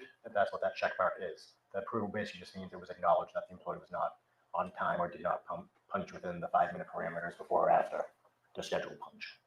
And then what does the next column over reflect? That would be the out punch for the day, which was 7:57 in the morning. So that's pretty early, right? Yes. Do you remember why? She had a toothache. So her and Danny one of the two of them had texted my work phone and said that she had a toothache. It was reported to the supervisor on the floor. The supervisor agreed to let them leave for her to go and get the tooth looked at. Now, what does her time card reflect in terms of Wednesday, October 5th? She did not come into work. What is that? Yeah, I see the word excuse there. What does that mean? That is acknowledging that the employee was not in. We had to either mark it as no call, no show or excused. No call, no show could lead to termination very quickly. So usually absences were marked as excused. Now, Daniel Youngkin's timesheet, is it substantially the same setup? Yes. All right. And that Tuesday and the third line from the bottom, would that be October 4th? Yes. And what does that show in terms of when he was scheduled to work? He was scheduled to work from 6 o'clock in the morning to 2 o'clock in the afternoon. And is that the same shift as the defendant? Yes. And what does it show in terms of when he clocked in? He clocked in at 6:06 in the morning, again, over that 5-minute threshold, so it had to be acknowledged. And is that about the same time that the defendant clocked in that day? Yes. And when does it show in terms of when he clocked out? He clocked out at 7:56 in the morning. And is that about the same time that the defendant clocked out that day? Yes. Is this early clock out also attributable to the dentist trip? Yes. Now, moving on to Wednesday, October 5th, what does this show in terms of when he was scheduled to work? He was scheduled to work from 6 o'clock in the morning to 2 o'clock in the afternoon. And did he complete that shift? No, he did not. When does it show that he clocked in? He clocked in at 6:11 in the morning. And then what time was the clock out? The clock out was at 9:15 in the morning. What does this little check mark mean up here? That means that was manually entered because he did not hit the time clock. Okay, did you do that? It was either myself or it was Chris, the human resources manager. I believe it was myself though, because I encountered him. Do you know why he didn't manually clock out when he left that day? He was in an extreme rush when he was leaving. I actually encountered him as he was leaving the building. Can you tell us about that encounter? Sure. As I was walking into the building, security popped their head out the door and said, "Hey, someone just ran up the door." I looked over and saw Danny getting into his car. I walked over to Danny and said, "Why did you run out of the building? You have to let security check you out." Were you able to observe his demeanor and appearance at this time? Yes, he appeared frantic. Is probably the best word I can use to describe. He was crying, very upset. You could hear it in his voice. Something was not right. Did you see tears coming out of Yes, his I did. face, out of his eyes, and Yes. were they coming down his face as well? Yes, Did it appear genuine to you? very Objection, much. Your Honor. Calls for speculation. Okay.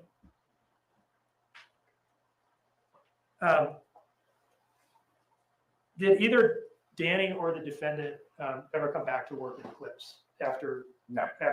Danny's departure on October 5th? No. Did he leave anything at work that day when he ran out and you saw him frantic in the parking lot? Yes, he did. He had left a jacket with a pack of cigarettes in it down in the dock. And did you return that to him? Yes, I did. One of the leads had turned it into the office. We had it in the office for probably a couple of weeks. Danny then reached out, asked via text message if we knew where his jacket was. I got his address in North Carolina and mailed it to him. About how long was it, as best you remember, between when you saw him run out of the warehouse or saw him in the parking lot after having run past security and having not remembered to clock out, that he asked you for his jacket back?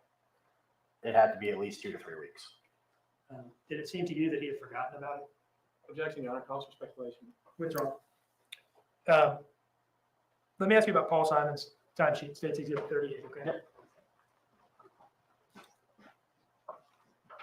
Now, I just want to go to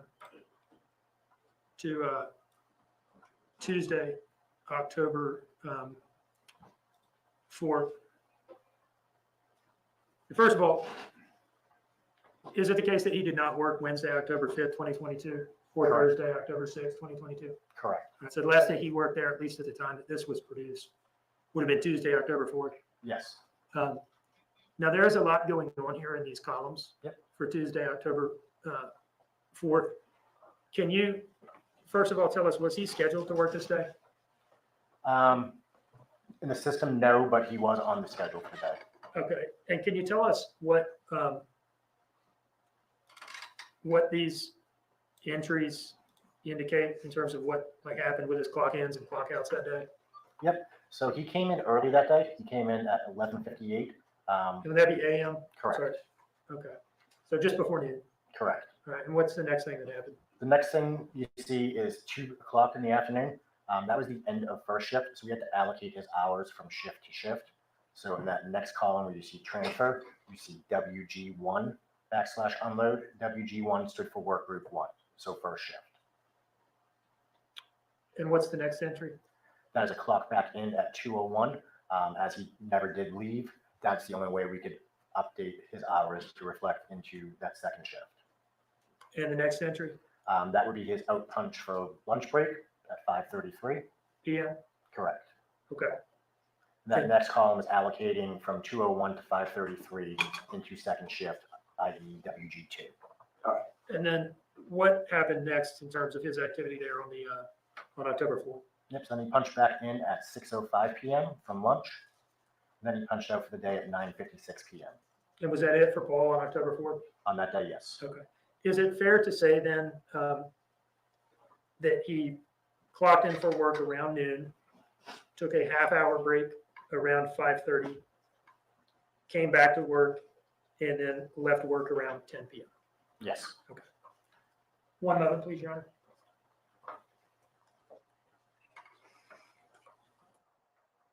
No further questions. Just a few. Good morning, Mr. Mullen. My name is Mark Hilliard. How are you, sir? Good. So you were the direct supervisor for Paul Simon, Leilani Simon, and Danny Youngkin back in October of 2022, correct? I was a dotted line supervisor. Were you the one that they mostly interacted with regards to clocking in, checking out, getting excused, things like that? Myself or the supervisors. Well, I guess let me just jump to this. Did you know Miss Simon back then? Yes. Interact with her? Yes. Did you know Mr. Paul Simon at that point? Yes, I did. By looking at them? Yep. Did you know Mr. Danny Youngkin by interacting with them? Yes. So if you're passing them on the street, you'd know who they were, correct? Yes. I didn't see this on the sheets, but the regular shift was from 6 to 2 Yes. for Mr. Youngkin and Miss Simon, correct? Yes. And the regular shift for Paul Simon, I think, was like 2 to 10. Yes. So those are the general shifts they worked. What was your shift usually? My shift was typically more of a mid shift. So I would get in typically between 8 a.m. and 9 a.m. and I'd work over into that second shift so I could interact with both shifts. So you could kind of bridge the gap. You would, Yes. you know, Leilani and Danny would get there a little bit before you, and they would leave a little bit before you left. And generally speaking, Paul would get there a little bit before you left every day. Yes. So and how often would you say you interacted with them? Typically at least once every 2 days. Again, my responsibility is more running the business. They would have a lot of interaction with the daily floor leadership. Okay. And you said if they were more than 5 minutes late, they had to get a supervisor to check their timesheet and to approve it, correct? Yes. So it sounds like there was, anytime that you were late, and I guess it didn't matter if you were clocking in, going to lunch or whatever, the supervisor would have to approve that, and that's what those little check marks Yes. were. Did y'all have any policy about smoke breaks or anything like that? No firm policy.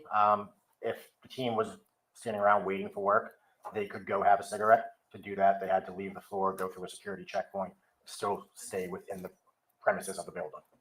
So was it like a designated area that they would Yes. have to go to? And is that where all the employees and supervisors had to go to smoke? Yes. All right. And did you ever see Miss Simon out there smoking? Yes. Mr. Simon? Yes. Mr. Youngkin? Yes. Okay. And I'm not trying, I'm an ex-smoker, but did you smoke with him as well? Yes. Okay. And how often would you see them out there? I'm not, would you see them once a week, once a day? I mean, That's usually where I interact with them the most, honestly. So once every 2 days. so On that's, average. that's where you see them all without smoking, correct? And you said you returned Mr. Youngkin's jacket to him, Yes. and in the jacket was a pack of cigarettes? Yes. And what type of cigarettes did Mr. Youngkin smoke? I don't recall. I want to say, I'm not positive, but I want to say it was like Marlboro menthol or something. And you smoked with him on more than one occasion in the Yes. smoke break, I guess the smoke break area? Yep. Thank you. That's all the questions I have. Thank you, Mr. Mullen. Thank you. Thank you. Anything further, Mr. Dean? No, Your Honor. Any reason to hold this witness under subpoena? No. No, Your Honor. Thank you. Mr. Mullins, you're excused. Thank you.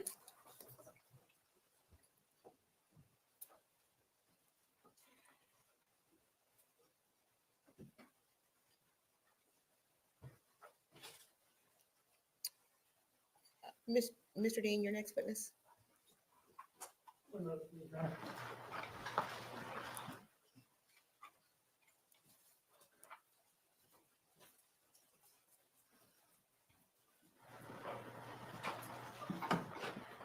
While we're doing this, ladies and gentlemen,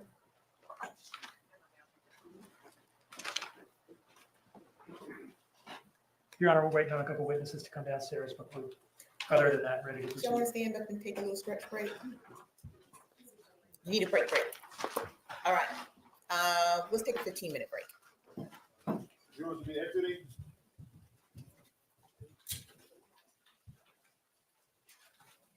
Guess we'll see if Queen's gonna skip over the 15-minute break, see if we catch up. Okay. And I'm just asking in terms of time. So my thought is that we'll proceed with Misty when she comes back, and then we'll see where we are before the next witness. That may be a good time to take a break. All right, we're in recess until 11:45. We fast forward to another break. Are we up to date, Queen? Yeah, I was gonna say we're up to the time. We can't fast forward anymore. Oh, geez, Louise. We're already caught up. I was kind of glad we started a little bit late so we could just fast forward through these fucking breaks, Oh, yeah, there's like so many breaks. But it's very interesting. So the questioning with the throw up was very interesting. It basically outlined that, if he left, if it actually occurred and this is what my understanding of the process of the defense theory was, like trying to state that if this smell was so strong, why didn't you smell it earlier in their day? Why didn't you smell it when you left the house? You know, like why did you not smell it? So that's very interesting. That's very interesting because if it was there since, you know, obviously before she visited the landfill and she's panicking and she doesn't clean up that thing, how does he not notice it at all during that entire time, that smell? So that's why I thought that was the question. It was actually kind of a smart question. I'm not sure if the jury's going to actually remember that, but it's actually kind of a smart question. You gotta think though, this is the mother of his child. He's not thinking she murdered the baby. You know what I mean? He's thinking somebody fucking took him, or he walked out at that point. He said, we said we got a kidnapping. Yeah, So I agree with that. The first thing that come to his mind was not that she murdered him, or so it seems. I mean, yeah, that's what it seemed like to me. Yeah, and I think it was. Then when he set her up with the feds, with the wiretap room and his phone.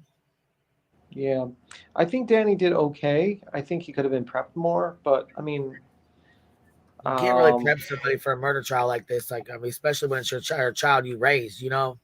Well, hey, my dog's Snacular. How are you, baby? What's up? Hello. Hey. How are Can you? you hear me good? Yep. How are I you, was baby? just making sure I didn't have a echo or anything. I've got a delay. All right, you got a delay. I'm delayed. We're all delayed. This court's delayed.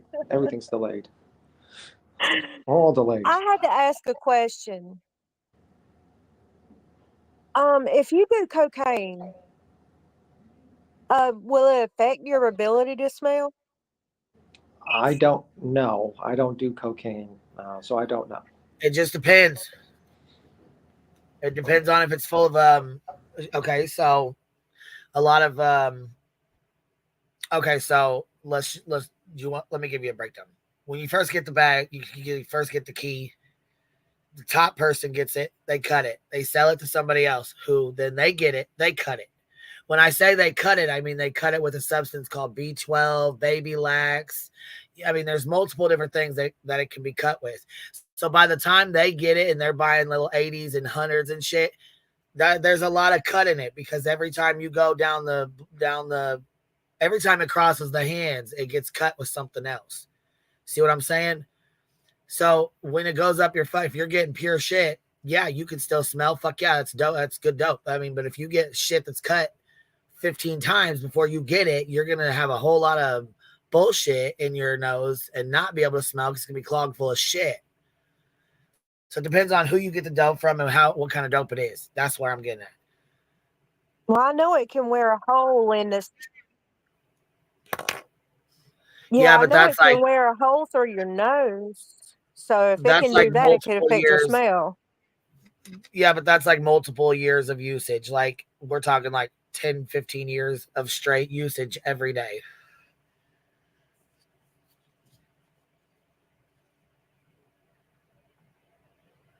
Okay. Well, I mean, I've never done any of that, so I was just thinking. I mean, I'm keeping it real with you. I ain't bullshitting you. I mean, I'm telling you the truth. I'm serious. My mom and her twin sister, they were born not being able to smell. Oh. Right, but that's not due to cocaine usage. You said if can you still smell if you do cocaine? So I was answering your question to that. Yeah. You know what I mean? Yeah, I mean, I think honestly, there's two things that could happen. Also, I don't think. Yeah, I mean, I think that I think he definitely would have smelled that vomit.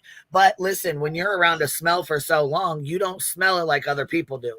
So when you walk into a house and somebody's house smells like fucking dog piss or cat piss or something like that, you fucking smell it right away. You're like, oh my God, it's like a pungent fucking smell in your face. But these people, whoever lives there or whatever, they don't smell it like that. Yeah, like there's a scientific explanation. Basically, your nose gets used to a smell after like about 20 Right. minutes. And then you don't smell it anymore. 20, 30 So minutes.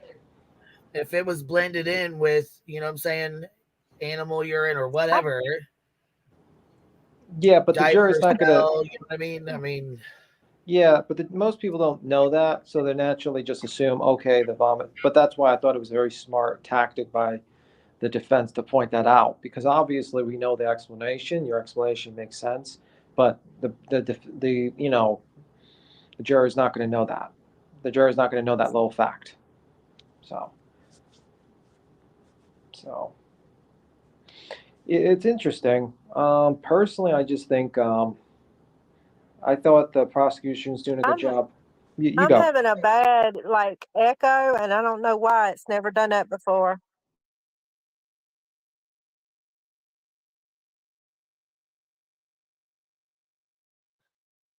I don't hear an echo. Maybe it's from your own headset. Maybe you have the YouTube playing in the background. Maybe. No, I have I'm just on my phone. Oh, okay. Yeah, I'm not hearing an echo from you.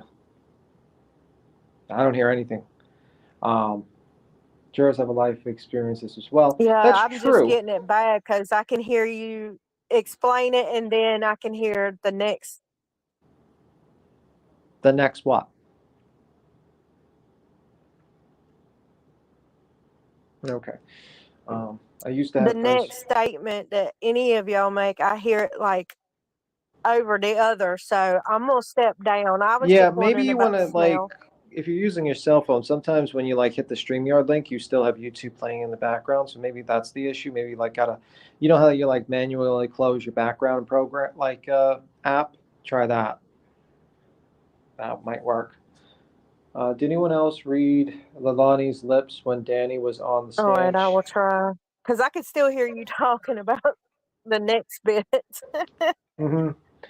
Let me that means you see. didn't pause your YouTube, baby. You got to pause your YouTube before you hit the StreamYard link. Yeah. Yeah, I normally do. I don't know what happened. Are you on an iPhone? Oh, she eated herself. Anyhow, you need to go into your stuff and shut your. You probably have like 4 windows open. Yeah. Yeah, I think Miss Simon did have those lips where she was pretty much like, when someone's reading her lips, she says like she's kind of pissed off at Danny.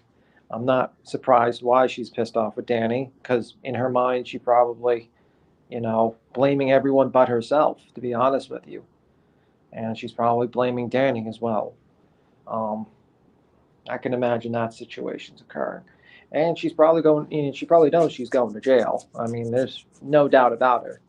Um, I mean, as much as like I think the defense is trying to, create reasonable doubt, I don't think he's creating much reasonable doubt that a juror won't just convict her thus far. Um, Danny was a very important witness, and honestly, the most they got out of him was he was a drug addict, a functional drug addict that went to work.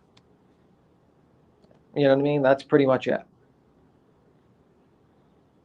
They didn't have anything where it showed that he like abused anyone or abused the kids or anything like that, or he was prone to violence or anything like that. The drugs on the cabinet were, the drawer was too high for the kid to be in. I mean, pretty much that's it. And I don't think they've proven reasonable doubt that Danny could have been also kind of been someone to do something.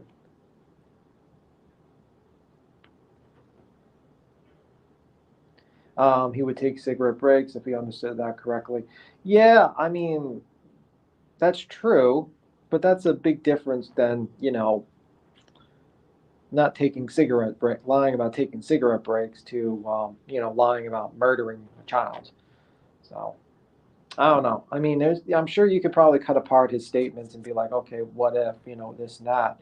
But I don't know. I don't think there's enough for you to think that he could have done it, in my opinion. Though, I mean, a juror could sit there and be like, well, maybe, but we don't know. At home, he didn't. Let me see. Back in 2022, I knew that Danny cooperated right away, but I never pictured the wired hotel room. The FBI wasn't playing around. Yeah, Cappy, I did not expect them to have like a full, undercover CSI type of thing where they're just like got wired hotels, they got landfill experts, they got the police force out there. And here you are, you have like these idiots on YouTube standing there and be like, they are corrupt. They are corrupt and they're working with Billy Joe. The Mr. Hart Hadley, he's had some sort of sexual affair with Billy Joe and he's corrupt and he's trying to cover it up. All right, my dog Snack Dealer, you're back up here. I'm back. And so far, so good. I did have some tabs open on my phone, so I closed Yep, them I out. figured you did. You're the Yeah. first. You're the first any live show I've ever called before, and so I'm new. Well, thank you for calling. Thank you for coming up, Queen Widow. You're Well, up here I too. wanted How are you? I'm good. How are you, Queen? Hey, what's up? Hey, B10. I'm good. Go ahead, my Snack Dealer. I know you wanted to. I know you were up here trying to finish Yeah, what you I were was gonna ask saying. something else. Think about Betty and them doing all that stuff. You got the boyfriend now saying that he had the motel room wired, so and then you got BJ trying to get her to, relax and tell him what happened. And then you got them outside. Imagine how much time could have been saved if they had just left it alone and let them do what they were doing. Well, imagine if Betty did a JLR and knocked on the door while they're in undercover and disturbed actually a Yeah. crucial time. You know what I mean? Like just how they went after Candace JLR, knocked on that door. What happens if they found out their location, they went there and they started knocking and that could have been a crucial time. This is why what they do is actually counterintuitive to an investigation. They don't have no clue and they tell they tell their audience that the police are corrupt, they don't know what they're doing, everyone knows this lady's guilty. But the truth of the matter is we all can have a theory on whether someone's guilty or something. We have all thoughts, but the And problem it's is not you have like to the prove. family was believing her. They were trying to get her to say. It'd been different if the family was trying to defend them and all that good stuff, but they were trying to get her to talk. But she's one of these Oh, people, you can't do that when they're mad. by the way, Kodo says they did beat him. Don't you remember? They followed to Tybee Island and did go Yep. to the island. They were screaming in the parking lot. I remember. Oh, I forgot Sure. that part. Yep. Dolly Because did didn't that. somebody Yes, get that's where locked up? Dolly says. That's where the guy walked up to him and Dolly said, "Get out of the bubble! Get out of the bubble!" Oh yeah, I thought that was the restaurant. That was not the Tybee Island hotel. because I told you guys I That's had at been on that Tybee island. Island, We yes. stayed on that island. Remember I was telling you about it? I said I ate at the restaurant that they were at. And that's why they did that, was to try to relax her and let her think that she was in the clear and people believed her and she'd finally break down and give it to them. But if you Who come told at you that? her aggressive, told- she's going to come right back. Who told you that? I'm Who told you sorry? what?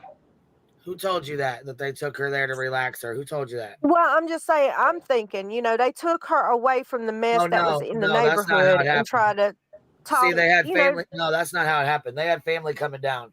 Oh, okay, gotcha. They had family coming down, and they couldn't have family come to their house because there was people outside acting a fucking fool.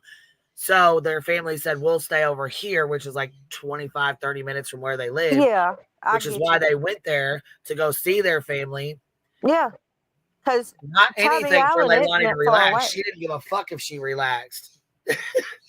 But you get what I'm saying, though. They know not to come at her aggressive because she's one of those. My sister's one of those. You can't come at her angrily because she's gonna buck up as soon as you do it. And you might as well be talking to a wall then, because she's not listening. She's not trying to say nothing. But So, my point is that if they did go to the hotel, I don't remember. Maybe they should have did after the recheck because it was a while ago. It was 2 years ago. But if they did go to a hotel, they could have effected an open investigation. They did. Their family had a hotel. Yes, they did. They were going to stay there. Yes. So and then they wired the motel. But if Betty and him showed up, it would have killed that occasion to get the answer. The only hotel that was wired at this point that we are aware of is the one that she was in with Danny. Mm-hmm. But I'm saying at any time they could be like like we said, we didn't know they were had a wire in the room. And Betty and them could have come over there and beat on the door and stuff and ruined that chance at getting that getting anything out of her. Yeah, I mean, that's the problem. They don't actually understand what they're doing. They basically, these are individuals who are, most of these YouTubers don't even have a high school diploma, to be honest with you. They have the education of a sixth grader, if that might be a little bit too high of them. They come in here, they act with authority, they say, I have legal experience, I was a paralegal, I worked with a lawyer, I read some books.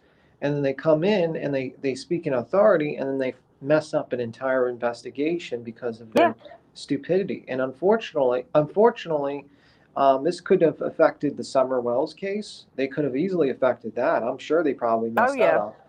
I'm sure they almost messed up this case, this Quentin Simon case, because if they would have did exactly what Betty demanded and did not do their investigation properly and arrested her, how would they get the hotel surveillance? How would they get the 3 interviews with her while she's calmed down and she gives 3 different stories? How would they be able? Maybe they would have not even been able to find the body. And this is the problem with these YouTubers, is that they are not helping to solve And the not case. only that, it's been what, 2 years, and people like the lady who called or came up the day before yesterday and asked, why do y'all stand with BJ? I see some of y'all are. She's believing the crap that Betty and their empty-headed lot is telling. 2 years later, they have already a image of how she is in their head, and she And called. by the way, Luckily, she called Queen, and we answered it, and she knew. Yeah. Court's back in session, baby. Here we go. And by the way, I'm clearing this up for BJ. It's not brain matter, it's throw up. Please educate your audience. Thank you. You got a comment on Yeah, that? I did see that, and I think it's fucking disgusting. Yeah, it's throw up. Please watch.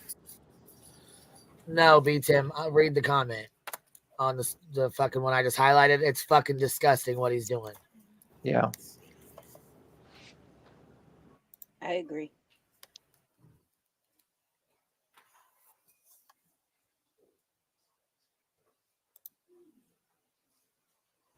What's brain matter? Chaos is asking brain matter. What are you talking about? People in BJ's chat believes the throw up on the blanket is brain matter.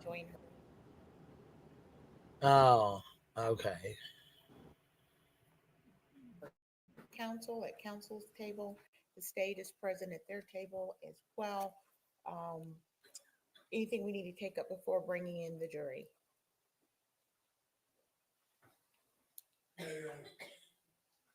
Nothing I can think of, Your Honor. All right, thank you. Please bring in the jury.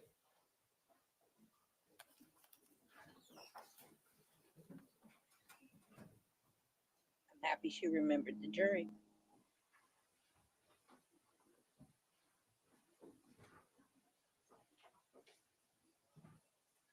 Jury is 99.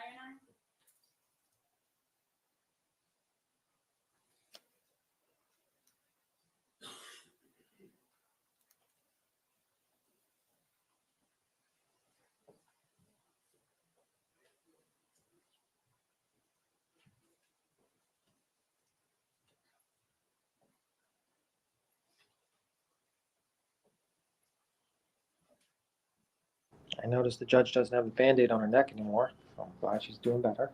Just a little levity while we wait. Thank you.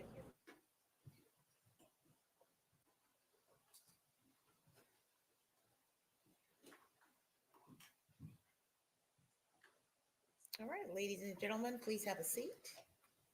Please have a seat. And were you able to comply with the court's instructions not to do research or discuss the case? All right, very good. Mr. Dean, you may call your next witness. Melissa Bray.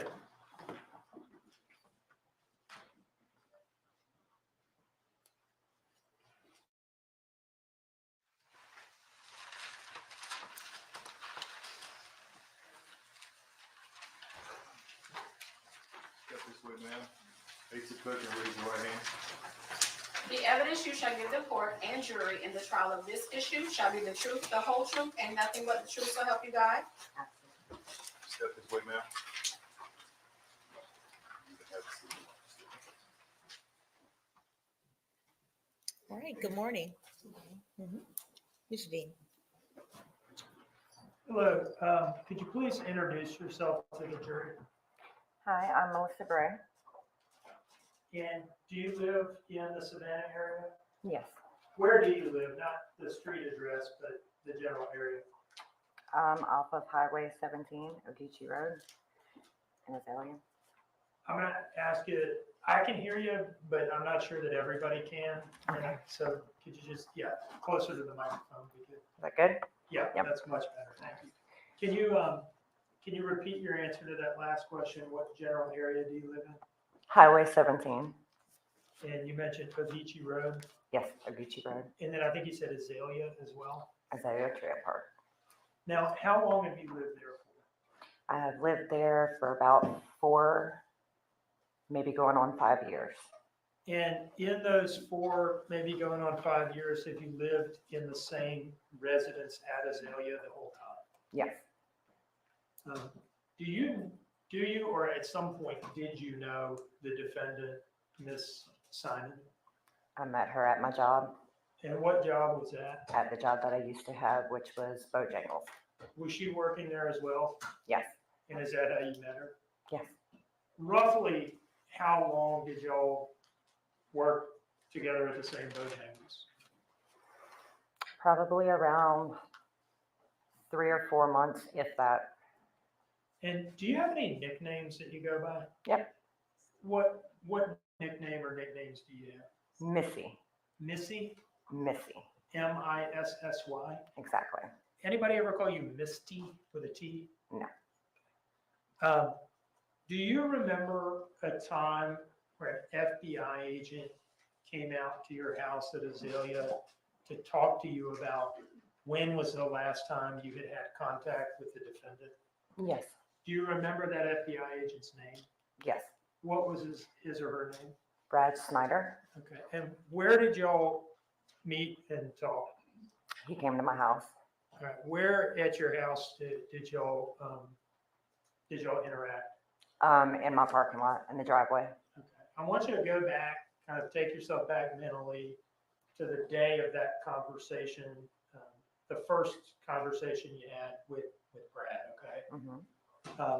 At that time, how long had it been, roughly, since you had seen the defendant, Miss Simon?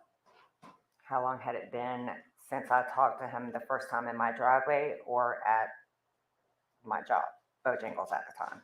I mean, where was the first time that you talked? The first time I met Brad? him, and I think Miss Lemons was at my job, Okay, Bojangles. the first time that you talked to them, and thank you for clarifying. Mhm. The first time that you talked to them, did they ask you how long it had been or when the last time had been that you saw the defendant? I think so. And at that time, about how long had it been since you had last seen her? I'm guessing roughly around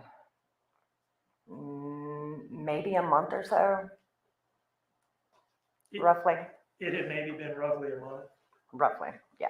Do you remember telling them it had been like July of 2022 that you last saw her? Yes, Okay. And were you telling them the truth at that time? Was that accurate? yes, Okay. And that was closer in time than we are now, right? right. Okay. What were the circumstances of your last contact with the defendant?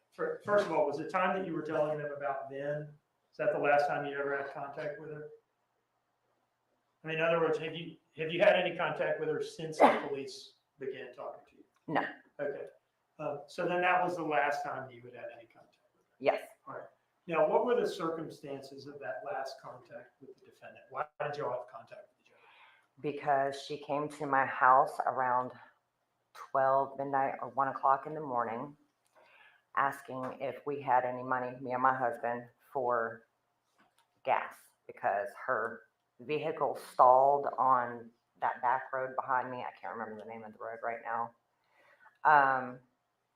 And we didn't have any money, but I was going to go to my stepfather's and not my stepfather's, my father-in-law, and ask for one of his gas cans to see if he had gas in it, and if he didn't, if we could take it up to the Inmark to put gas in it.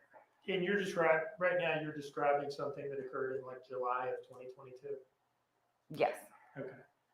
So what happened with the gas can? We got the gas can from our property manager's yard because we had called her to ask her instead.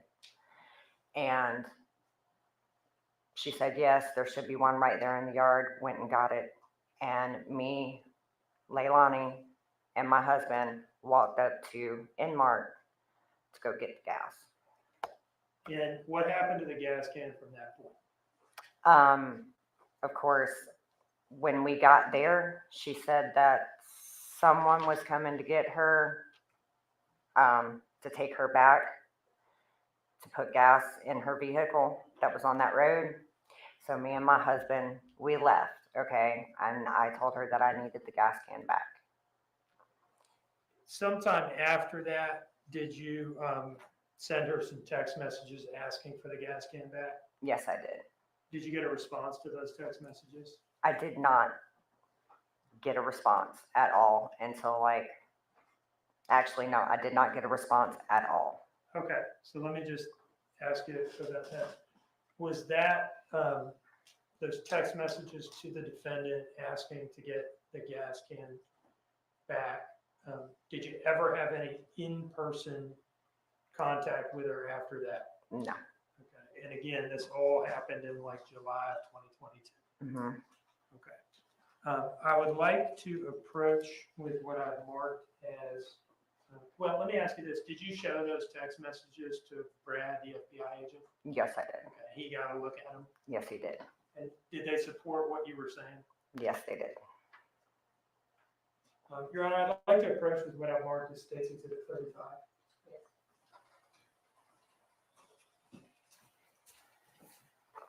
Do you recognize that? Yes. Okay. Now, is that a Google Maps screenshot showing the route to get to your residence, the Azalea Mobile Home Plaza? Yes, it is. Does it fairly represent the route that you have to take to get to your place? Yes, it does. Your Honor, I would introduce this as State's Exhibit 35. No objection. Thank you, Mr. Parse. It is admitted without objection.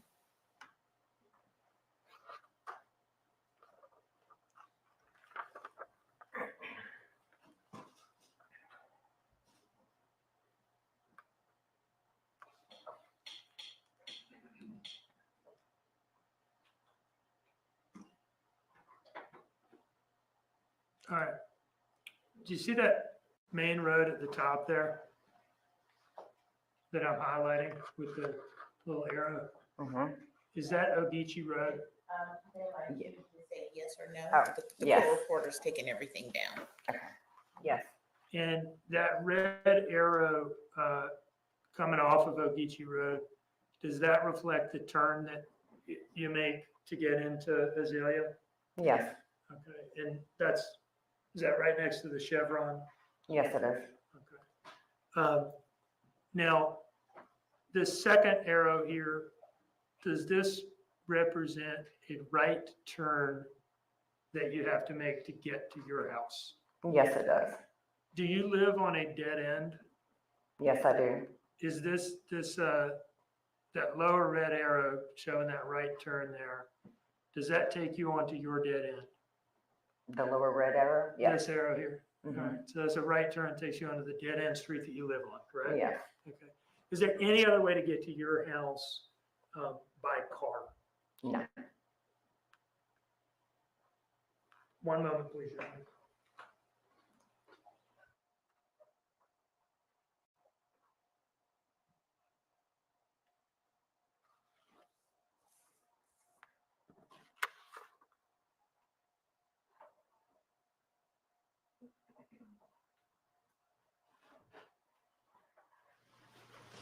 Was there ever a time where she came and met up with you in the middle of the night to get Orajel from you? No. No? Saying that never happened? I'm saying it never happened. No further questions.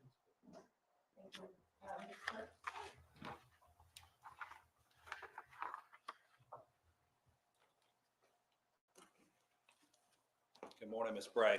Good morning. I want to walk up and look at that map, if you would. As I understand it, this is Ogeechee Road. Right. This is I guess that's a left turn. And the second arrow goes down there. Where is your residence in this area? I am, let's see. Do you mind showing me up there so everybody could see? Sure. I should be probably somewhere either this or up underneath these trees. Okay, thank you. And is that a Chevron station that you mentioned? Yes. And that, for the record, is that looks like a big square to me. Yes. And you live in the Azalea Mobile Home Park. Yes, sir. And you talked about knowing Leilani Simon. Do you know Daniel Youngkin? No, I do not. Have you ever hung out with Leilani Simon socially? No, I have not. Now, it's now October 2024. And the events that are, important to hear are October 2022. How clearly do you remember what happened back in October 2022 in your life? Clearly, as in, what do you mean? Well, who you saw, where you went, dates and times and things like that. I am not that good with dates and times, I'm not either. but events, certain events, just like anybody else, certain events stand out. Considering the fact that I had to send her text message after text message because the gas can was that of my property managers, and I didn't want to get in trouble. Mhm. That is going to be something that I remember. I think those are all the questions I have. Thank you. Anything further from the state? No, Your Honor. Ma'am, you may step down and you are excused.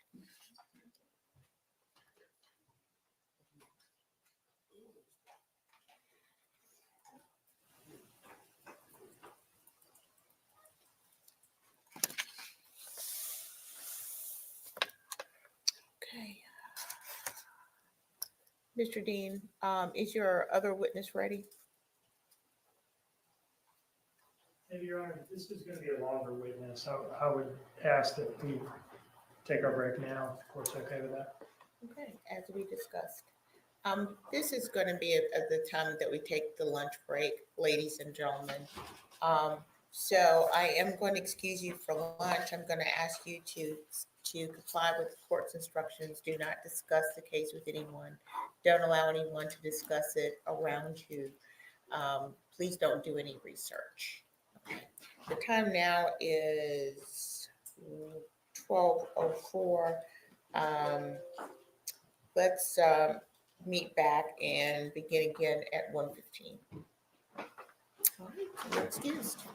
Jury's exiting.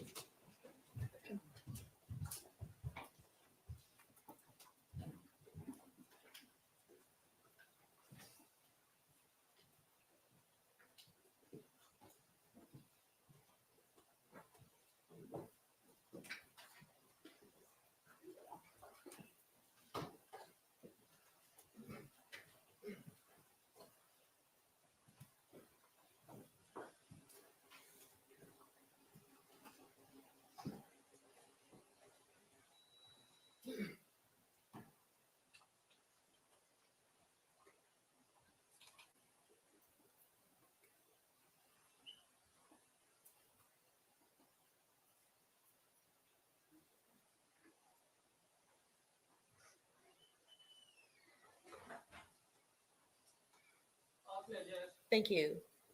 All right. We'll resume at 1:15. Thank you. We're in recess.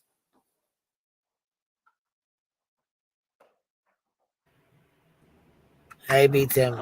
What's up? I just dropped down to get a cup of coffee. Yeah, we're gonna resume at 12:15. Oh, jeez. Or I guess wait, 1:15 maybe, is that what she said? Yeah, pretty much 1:15.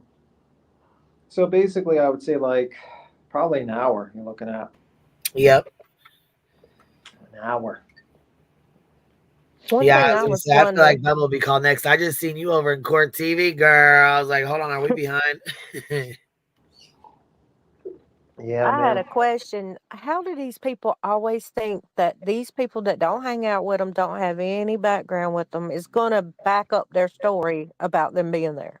Because Leilani is unfortunately a drug addict, then that sometimes doesn't help I with mean, planning. even look, what was her name? Stout? Was. Even she did stuff like that. And you know it's easy to be checked out, and you know people ain't going to stand behind you. I mean, why would you even do that? I mean, maybe like people just naturally think like BHB, and they think like the cops are incompetent, and they're not going to check out your alibi, and they're Yeah. not, they're not going to ask questions. See, You know. back in the 80s and 90s, you can do whatever you wanted. There wasn't that many cameras. Now Yeah, I mean, everybody's got you. yeah, I mean, these days it's a lot tougher to hide from the cops and to lie to them. It's just a lot. They It's a know tough. if you've got a pimple nowadays Yeah, because they get you from every angle, from every house in the neighborhood and everything. I mean, I just don't understand how people think they're going to lie and then get by with it. yeah, man. Just crazy. I just think a lot of these people just don't understand the extent of how the cops will do background checks and find you, and it's just how it is. They just don't understand. What happened was she gave a story. It was like a last minute story. Um, Obviously, this was not a planned event by Miss Simon. She did Yeah. not plan that this is going to happen this day. She reacted, and she basically went by how it went. You know what I mean? She probably just thought, okay, I can lie here, lie a little bit here, um, get a couple of people to kind of back up my lie. I'll put the kid in the dumpster. Hopefully, the landfill. No one finds him. They'll never find the kid. I won't go to jail. And she's not thinking. Unfortunately. Yeah, that just really shocks me that people actually, especially now with all the cameras, you can't do anything. I mean, it was a case. I'm trying to remember. I think it was like a YouTube video I was watching. Trying to find the name of the case in China, but there was a case of a woman that was like a girlfriend to another guy in China who murdered a bunch of people, and the guy got caught. He got executed, but the woman went on the run, and she got plastic surgery, and they got all this stuff. And what happened was she got caught working in a watch store in China because of her new boyfriend, like 30 years later or so, because the cameras there they are all AI generated, so they had like a 97% match for her wanted poster from like 30 years ago or 20 years ago, or whatever. And even with the plastic surgery, they were able to match her face, and they caught her. And she was, she tried to say, "Well, I'm sorry for the victims that got killed with that guy. We could do a GoFundMe for them." And let's just say the Republic of China did not appreciate that explanation, and they convicted her, and she was executed as well. They Yeah, gave her and they they did don't sit for years either. yeah they then proceeded. Yeah, I think it was like a YouTube video I was watching. I'm trying to find it. I thought it was what's called like the let me see, woman after 40 years found with China AI. I think it was what was it? It was how AI cameras finally caught China devil woman was the live stream. It was like not live stream. It was like a video that talked about it. But yeah, I mean, like even China, you can't hide from these people. They have these cameras all over the place, and they're like AI. They find AI face recognition and stuff like that. And they got that huge population. I mean, that's amazing. They can tell your face even after you changed it. Yeah, because they had the AI Yeah. Very interesting. I thought that was. Let me see. Actually, we dive into disturbing Regent locked. Yeah, Bonnie and Clyde. Yeah, let me see. Yeah, it was a very interesting case. And that was the name of the video I was watching. But yeah, they basically didn't appreciate her explanation. They did give her one good thing. They said, "Listen, you didn't see your family for like 27 years, so we'll let you see your family before we execute you." And they And we're did. gonna send them a bill for the bullet. Yeah. Well, I don't think that was the case. I don't know about that. With that case, but the I've heard fact they is, do that. yeah, They I've charge heard the it too. family for the execution, and it's like, wow, they better not over here because people Yeah, lose their minds. I mean, the same thing with, there's other cases where people think cops are stupid. You got Mr. Andrew Tate sitting there and says, Yeah. I'm going to get away with these crimes. And the problem is, like, he thinks the cops are not watching the live streams, especially the live stream where he said he had sexual relations with a 15-year-old. And the problem is, Mr. Andrew Tate, Mr. Smart Genius Man, doesn't quite understand since you're an American citizen, that is a federal crime, even if the age of consent is different in other countries.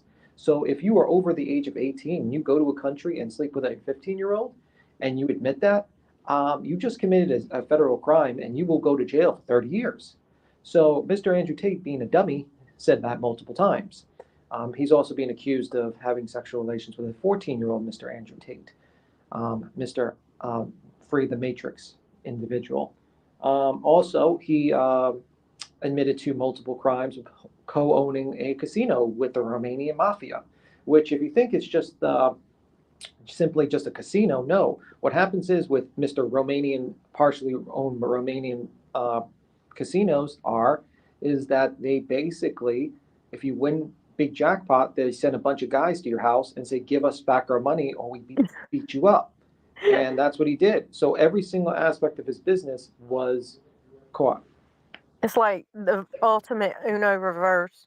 Give me your money. It's like, Yeah. oh, you almost had it. Is he still? No, I think he's in house arrest, but the guy is trying to sue one of the victims in Florida with some shyster lawyer. I'm going to say shyster because the guy might not even be a lawyer. He was on Tim Pool, his lawyer. He's not even representing him in Florida, but he was commenting on Florida and Romania. He's just his lawyer in New York. And the guy's bar association is expired. I was watching a video on that. 5 months, and Tim Pool didn't call him out on anything. Tim Pool is a joke. He used to be a good reporter. He was on Occupy Wall Street, and that guy became a complete joke. Doesn't do any background searches of anyone he does interviews with. Complete sellout. Unbelievable. I don't like Tim Pool. Tell us how you really feel, Tim. Yeah. This is a sidebar. I'm just talking about other criminals in my opinion. Sorry. Stitching says an addict is controlled by their drug of choice. Yeah, they are, but they control themselves too, you know? Absolutely. I mean, the end of it, like what it sounded like to me was Mr. Danny was a working addict. He would get up early, That's pretty much what it was. Is what it's still like a alcoholic like a too. functional drunk. Well, it seemed like he was, he was an addict, but he was a functional addict, basically. I think that would be the proper term. Leilani, in some ways, was also kind of functional as well. She had a job, but the problem is that she also had 3 kids, and she had to take care of the kids. And I can understand what, like, a lot of people are angry at Billy Joe, and I'm like thinking to myself, well, if Billy Joe kicks Miss Simon out of her house, what happens to the 3 kids until she gets the custody? The custody. Yeah. You keep it's them kind of close like a until hostage you situation. got them. Yeah, it's kind of like a hostage situation. It's like she's got 3 kids, and that's her kid as well. It's a tough situation. Mm-hmm. And then Betty and her groups got people thinking that she was in on it and all that. And no, Yeah, she did what she was supposed to. You She tried. You got Danny immediately cooperating with the FBI.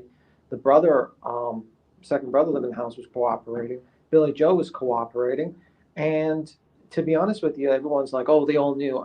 No, I don't think they all knew. I think this was, unfortunately, this is a family that was suffering from addiction. Like there was addicts, And that's kind of like how a plague on the United States. You know what I mean? Addiction. Oh yeah.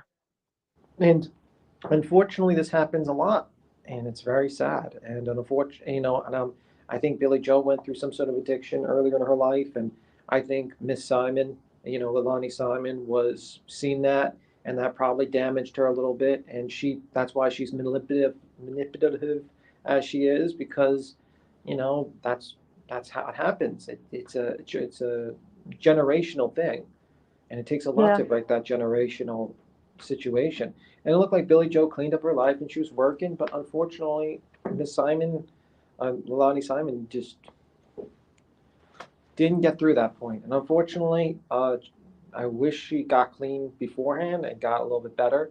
But unfortunately, Quentin Simon paid the price, and he's And I don't deceased. know if Georgia's one of the states that are kind of lacking in the grandma or grandparents' rights type deal. Yeah, And I understand she wanted them close until she knew on paper she had them. yeah. And I just see like it's a very, very tough situation. People just don't understand. It's like, Billy Joe loves her daughter. She Mm-hmm. loves her grandkids, and she's trying to fix this situation. But like an And addict work is, and pay bills. yeah. And the problem is an addict is like, like you ever like look at the Titanic, why they didn't go with the little boats to the people, just like even if they had room in their little boats to get the people, because if they did, all those other people in the water would have jumped on that boat and would have pulled the whole boat down. And that's Yeah. unfortunate. Like an addict. An addict is like a drowning person. You go over there and you try to help them, they might pull you down too. And that's the unfortunate situation that you see. And it's tough. I Yeah. mean, it's a I'm real tough glad that situation. woman called the other day, though, because you got to think 2 years later, she's still thinking a certain way. And then when she talked to Queen, and Queen was like, no, this is how this is.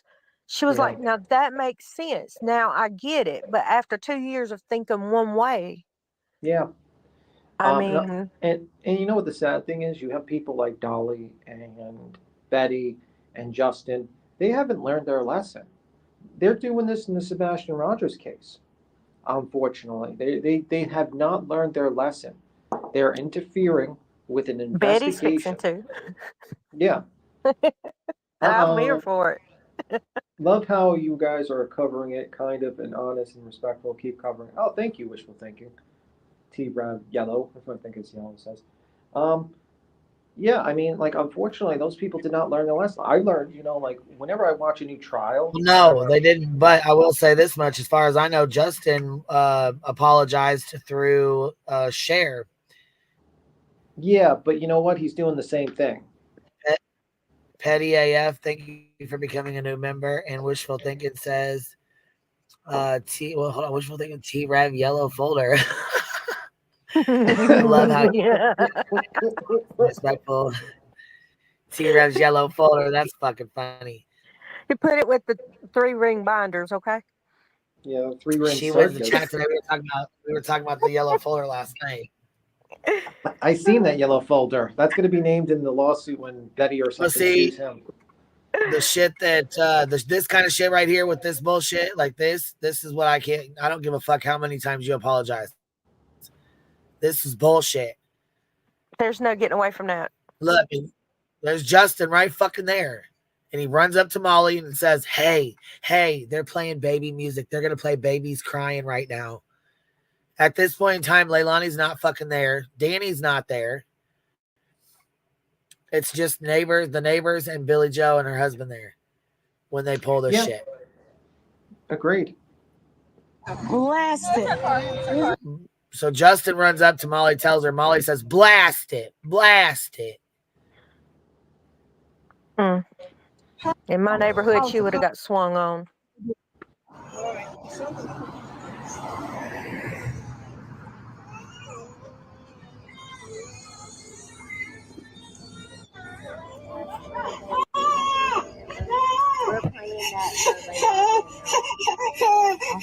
Mind you, they're digging in the landfill for this little boy every fucking day. And then them poor neighbors. You think that's probably, and that's probably a trigger for that poor boy that had autism or whatever. He's trying Yeah, to sleep. I mean, he was across the street. Could you imagine hearing baby screams at I think And it's a he's a trigger. while you're child. trying to sleep? Yeah, and I think it's a trigger for a lot of people. And unfortunately, what did this do? It was just for Nothing. content. Yeah, it was just for content. It was for content for people to It was basically harassment watch. for harassment's sake. No, it was harassment for content's sake. That's what it was. So they can make a bunch of money on YouTube. That was pretty much it. They didn't care about that kid. They didn't care about Quentin Simon. Well, they don't care about Quentin Sebastian as well. They just don't care. They never cared. It was all for content. It was all to entertain Big Girl people. for Life says, why did they play the crying baby sound? They played the crying baby sound because they said they were doing it just to taunt. They thought Leilani was in the house. Yeah. So they were doing it to taunt Leilani, but really they were just taunting the neighbors and Billy and her husband, because Billy and her husband at that point, I think, were the only ones staying there. Yeah. By the way, we've seen There was family coming and going and stuff like that, but at that point, I believe they were the only ones staying there.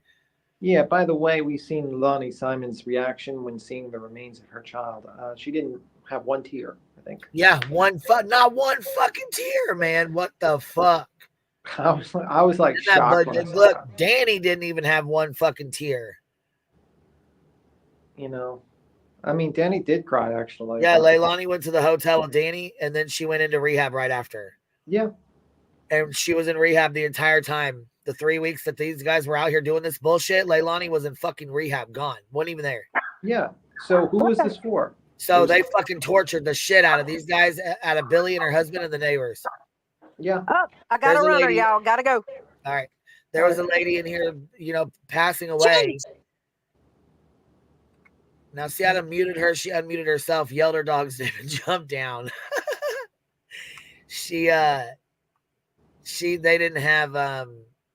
They didn't have any reason to be doing all this shit. They had no fucking reason. Yeah, the cops were called out there more than 50 times. Yeah, it was for content. That was what it was done for. It was for content's sake. Yeah, What? psychological warfare is what the fuck it is. There you go. No, yeah, that too. But the fact was they were doing it for their audience. They wanted to look like they were doing something. Well, yeah, we know they were doing it for their audience. That's why it's streamed on YouTube. Yeah. But they were torturing the people that lived there and the neighbors around them. Yeah. And unfortunately, they didn't learn their lesson. They did it, 2 years later in Sebastian Rogers' case. And then you got this fucking dumb shit over here doing this kind of stupid shit after he was walking around with the turtle mask on out there with the dumb shit, asking Leilani to marry him. Yeah. He's over making a fucking mockery of the goddamn case. For what? I don't know. Yeah. Well, or now why he thinks it's fucking funny, I'll never understand. But look at this ignorant shit right here. Look at this. Oh my God. Yeah, you respect and care about Quentin so much, you're mocking the fuck out of his trial. The fuck, man? Yeah, man. What the fuck? Yeah, but this is the guy who wanted to pay for the CPS report. Said, give me some money. I'll give you money if you give me the CPS report. It's like, bro, I thought you were getting out of that case. It's just like they haven't learned their lesson. I don't think they learned their lesson. I don't know. That's some sick shit to me. I don't give a fuck. Yeah, There ain't no way I can sit and watch that bullshit like that while he's mocking the fuck out of this trial. There ain't no way, especially after seeing that baby's bones on the TV and the screen. Fuck no. Yeah. Fuck no. That's why I just stop commenting on that guy. That guy will never learn. The only way that guy's gonna learn is if That's sick shit. It is. He's not gonna learn. He's just not gonna learn, and it's just like there's no point. It's like insanity. Try to go out, say, hey man, this is a deceased child, who's unfortunately, they only found most of him, not even all of him, and yeah, man, got to be a little bit more respectful than that. I mean, there's time for joking, but whatever. But it is what it is. I don't think he ever really cared, Dolly, or any of these people. I think they only cared about the content.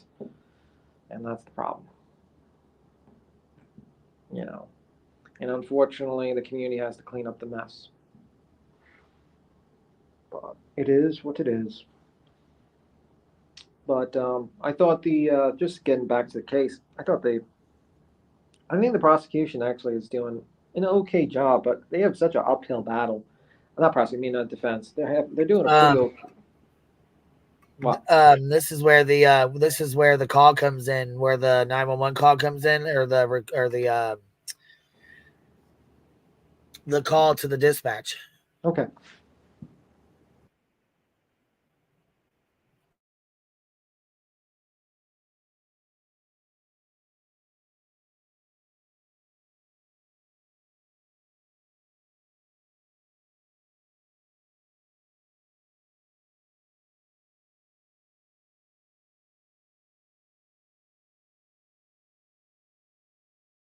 Yeah, there's like no sound, by the way.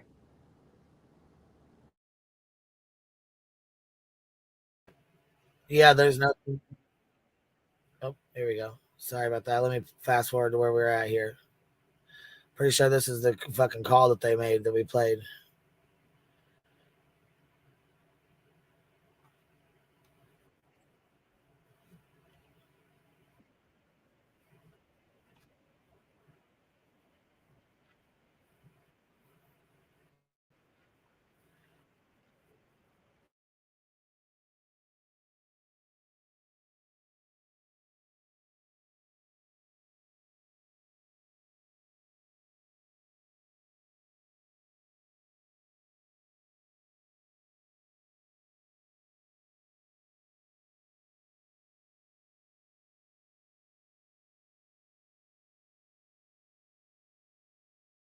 There is like no sound in the background in the video. Is it just me or what? Oh, it's not playing any sound at all? No, I don't hear any sound. Well, here, let me get it. I just popped it up here. Let me get it. Let's try it. Okay, tell me, can you hear this? I'll put it back on here. Let's see. Yeah. It's True Crime with Eve, and this says Deets on the Street. So this would have been. Oh, now they sound. This would have been.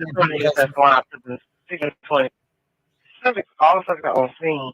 This is possibly between a female and a child father. Subject is the man that complained to give him her child. Dispatch Chatham 7 Alpha 2, 7 Alpha 1, County West Sergeant. We have a signal 56, 535 Bocaulta Road, 535 Bocaulta Road. Complaint about her 1-year-old son is missing. She woke up, her door was open. Advising he's unable to open the door. I think someone came in and took him. It's going to be a tan-skinned child with dark brown hair, green, blue eyes. Last seen at 6 a.m. this morning. 350 receipt. This is Leilani, and her son is Hawaiian. Any available unit they have on the west side, I need you to send them to Buckholder Road, 530, so they can meet up with me. 9 Alpha G, you can show me in route 56. Dispatch Sergeant, so I've got a copy of Lookout on the Missing Juvenile. Going to be on a Quentin Simon, 2 years of age, date of birth 1/8/2020. The white male, about 2 feet tall, weighing 34 pounds. Blonde hair, his eyes. Last seen in area 535 Bocaulta Road around 6 o'clock this morning. Going to be wearing black pants with a Sesame Street t-shirt. So they're saying who's seen him at 6 a.m. Danny said he's seen him before he left for work. That's what they're going off of, because Danny was the last person who said he laid eyes on him in the crib. And unfortunately, that statement he retracts and says he can't confirm he didn't see. Right. He said he looked over at the crib. Yeah. So he actually didn't physically see his face or his body, but he's seen a mound of pillows and blankets, from my understanding.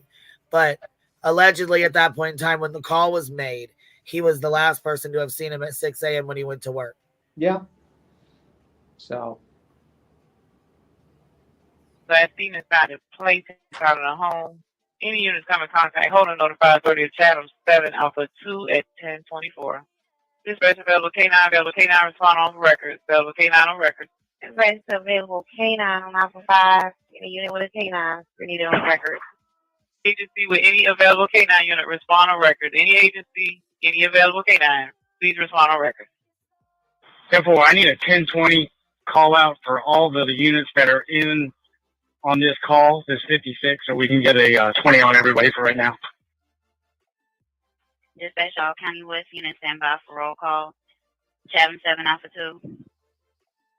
Copy. Chatham 7 Alpha 1. I copy 0505. Both calls to road. Chatham 8 Alpha 1.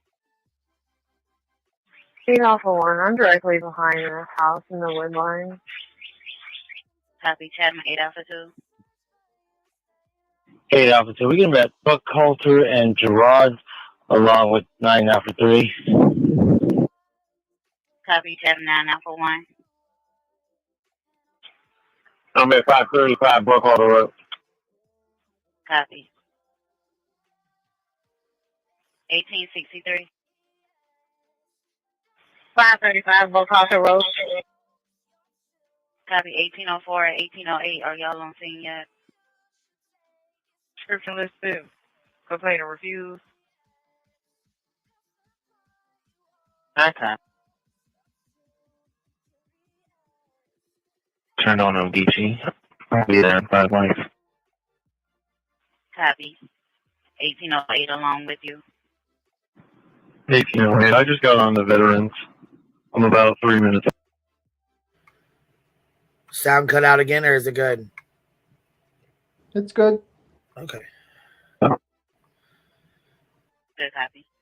All units accounted for. At 10:39 hours. I'll be at my 10:20. I'll be at 501 Buck Halter. Copy.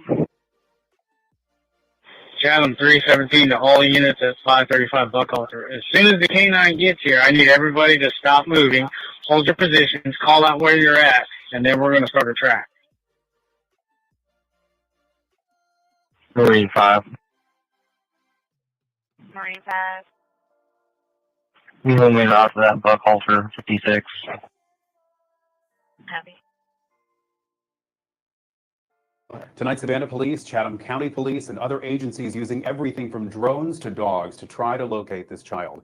So the 20-month-old was last seen at his home in the 500 block of Buck Halter Road. That is in the western part of Chatham County, and that was around 6 o'clock this morning. WSAV's Brett Buffington has been following this story for us all day, and he joins us now live with the latest. And this is very much still a very active search here this afternoon, this evening now, as we're going into over 7 hours of this search looking for little Quentin. I can tell you here in this neighborhood, people are very concerned tonight. And neighbors here tell me that they've seen this little boy out before, and they've seen him wandering on this street before. The search for this little boy, Quentin Simmons, has been expansive. In the air with a helicopter and a drone. On the ground with search dogs, horses, and deputies going door to door. The search for Quentin is news neighbors have found shocking. It's a kid that's probably scared. Casey Bowers, not the only one with that feeling that they had to do something. Michelle Miller and her friend, they're both mothers. I mean, I would be devastated and would want everybody to help me as well. If it was my child, I'd want everybody, anybody that's willing to help come out and look. It's why they showed up on this four-wheeler. So far, there's been no sign of Quentin. The Chatham County Police Chief admits this search is emotional, adding his investigators will find out what happened. But we're learning that Quentin Simmons, at just 20 months old, has wandered off before. He was running back and forth in front of the house, and I was afraid he was going to get hit. That neighbor didn't want to show her face on camera. She cried, telling us the story. Today, the police officer came up and asked if she could look in my backyard. Her home is just one of the many places police have searched. Here we go. We've learned this afternoon, just from the last 10 minutes, the Atlanta office of the FBI confirming that they have agents and personnel here assisting local police with this case. And you know what was odd is Diana had that same story. Yeah. Running Bear. Have y'all heard Danny's music? He gave it up for Leilani, but he's getting back into it. Oh no. Yeah, Danny, don't. Danny, can I? I will say though that I was pretty impressed with the courts when they said when they asked for where who had custody of his daughter, and they objected to it. He didn't answer it. I'm I glad think he that didn't was, answer us. yeah, I I think think it was, what, she deserves her privacy, yeah. and everybody in the following this trial doesn't deserve to know where she is, where she lives, who she's with. She's a fucking minor child, and it's not her fault. Her mother's a murderer. Well, the fact is that Her mother murdered her brother. I mean, it's just yeah, but the fact is it has no actual evidentiary value. It's just there to like kind of go at the witness, to kind of like embarrass or to basically make the witness look bad for no reason. Also, it's a minor. He was sitting there and he was like, "We gotta protect the children. We gotta not say their names." It's like, sir, you're trying to find out who has custody of this kid on national TV. Like, that's not protecting the children. You're basically trying to dox the child out to national TV. Maybe the kid doesn't want, and the parents who adopted the kid doesn't want a bunch of idiots coming to their well, house. we don't know where she's at. I'm not gonna. I mean, I've been told, but it's not anybody's business. Honestly, it's not even my business. So Yeah, I personally think it's best no one knows where that kid is except for the parents, obviously, and their relatives in the state. YouTubers have affected that family enough, and or people on at the bully, hold on, you haven't seen his rap videos yet? We don't want to play his rap videos. I'm not playing. Did I say I was gonna play him? I'm making sure I'm preemptively stopping you from playing his Don't rap you do videos. me like that now. We're not listening to that again. No. Look, B Tim's like, no, we ain't, no. But he'll copyright strike me anyway, so I can't play him anyway. So yeah, what? Remember when we did play him? Yeah. Remember when we did play him and it struck my thing? Yeah. Oh, my guy. Yeah. A lot of people are real concerned where BJ is too, which is inappropriate. Or literally seeing their dirty laundry. Yeah, man. I mean, in the end of the day, I think BJ is going through a lot. And That house is up for sale. Yeah, well, I'm not shocked, to be honest with you. Would you want to stay there? Would you want to No, stay I living would there? not. If it was blasted across the whole every fucking where? Yeah. Fuck, I wouldn't. I wouldn't want no parts. Well, I wouldn't want no parts of it if my grandbaby was potentially murdered in that house. I wouldn't want to. I don't know that I would even be able to live in that house like that, So. Yeah. Fuck me, people knowing the address. That's not even the, you know what I'm saying? The thing of it is, though, I don't think I could go look in that baby's room every day or walk past it every day. And you know what I'm saying? No, I think that Kenny B says, are we talking about T-Rose videos? No, we're talking about Danny. No. We're talking about Danny Youngkin, the one that just testified. Leilani's boyfriend is a rapper, and he has rap videos. Yes, people. This is to the people on the chat. If you have a older man who wants to live with you, who has don't take B Tim's advice. If you got an older man that wants to rap for you, you go for it. No, just don't. That is called failure to launch, and you need to get rid of them. They want another mommy. Time to get rid of them. Get the guy who has a blue collar job. Let him love him. Don't get the wannabe rapper. Get the guy with the blue collar job. Someone's working a 9 to 5. Okay, at least he's not gonna sit at home all day, play video games, and sing to himself. Okay, that's what you gotta do. Like Kennedy said, "Oh hell no, he's got to go." Yeah, if I was like in a situation like that and I saw that guy walk through the door, I'd be like, well, you're gonna have to leave. Look, B-Tim, they said you're being mean. The chat said you're being mean. Let him live his rapper life. Come on now. No, I'm live reality. his best life. If music helps him, then so be it. Yeah, that's not. Well, Laura, see, he was doing his raps before all this. Yeah. I don't know. I mean, like, honestly, he should have never started rapping. I don't think any of these guys. T-Rev, you shouldn't have rapped. You're terrible. B-Tim, when this is over, when we're done with this trial for the day, I got a little present for you. No, I'm going to be gone before you play your present. Don't make me sidebar and right now just so we can do a... God. I got 3 o'clock, so... Just so we can do another live.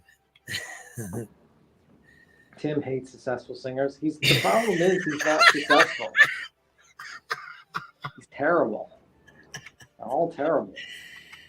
Oh my God. I mean, like, it's like you look at like people who actually have skill, like violinists, harp players, drummers, guitar players, and then you can see these people. It's like Jesus. It's like See, look at that. Chaos says, look, Danny had a job and he rapped. Okay.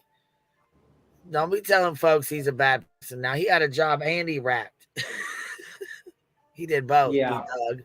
Now come on. Now That is better than T-Rab, I have to admit. At least he had a job, so that is better than him. I will give Danny that. That is an improvement. Let me see. But yeah, the whole case. I mean, sad situation, the case.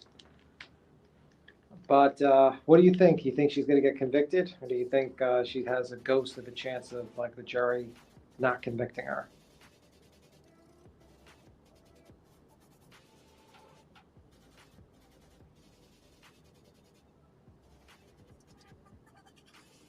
Let me see. Is it here today? okay, while we're taking a quick second, if you guys haven't hit the like button, go out there and like it. We need to make sure we're in the algorithm. All right. I'm going to hit the dislike button, actually. Okay. Hey, it doesn't matter either way. You can do either one.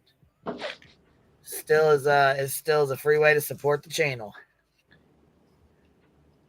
Show some love, baby. Show some love.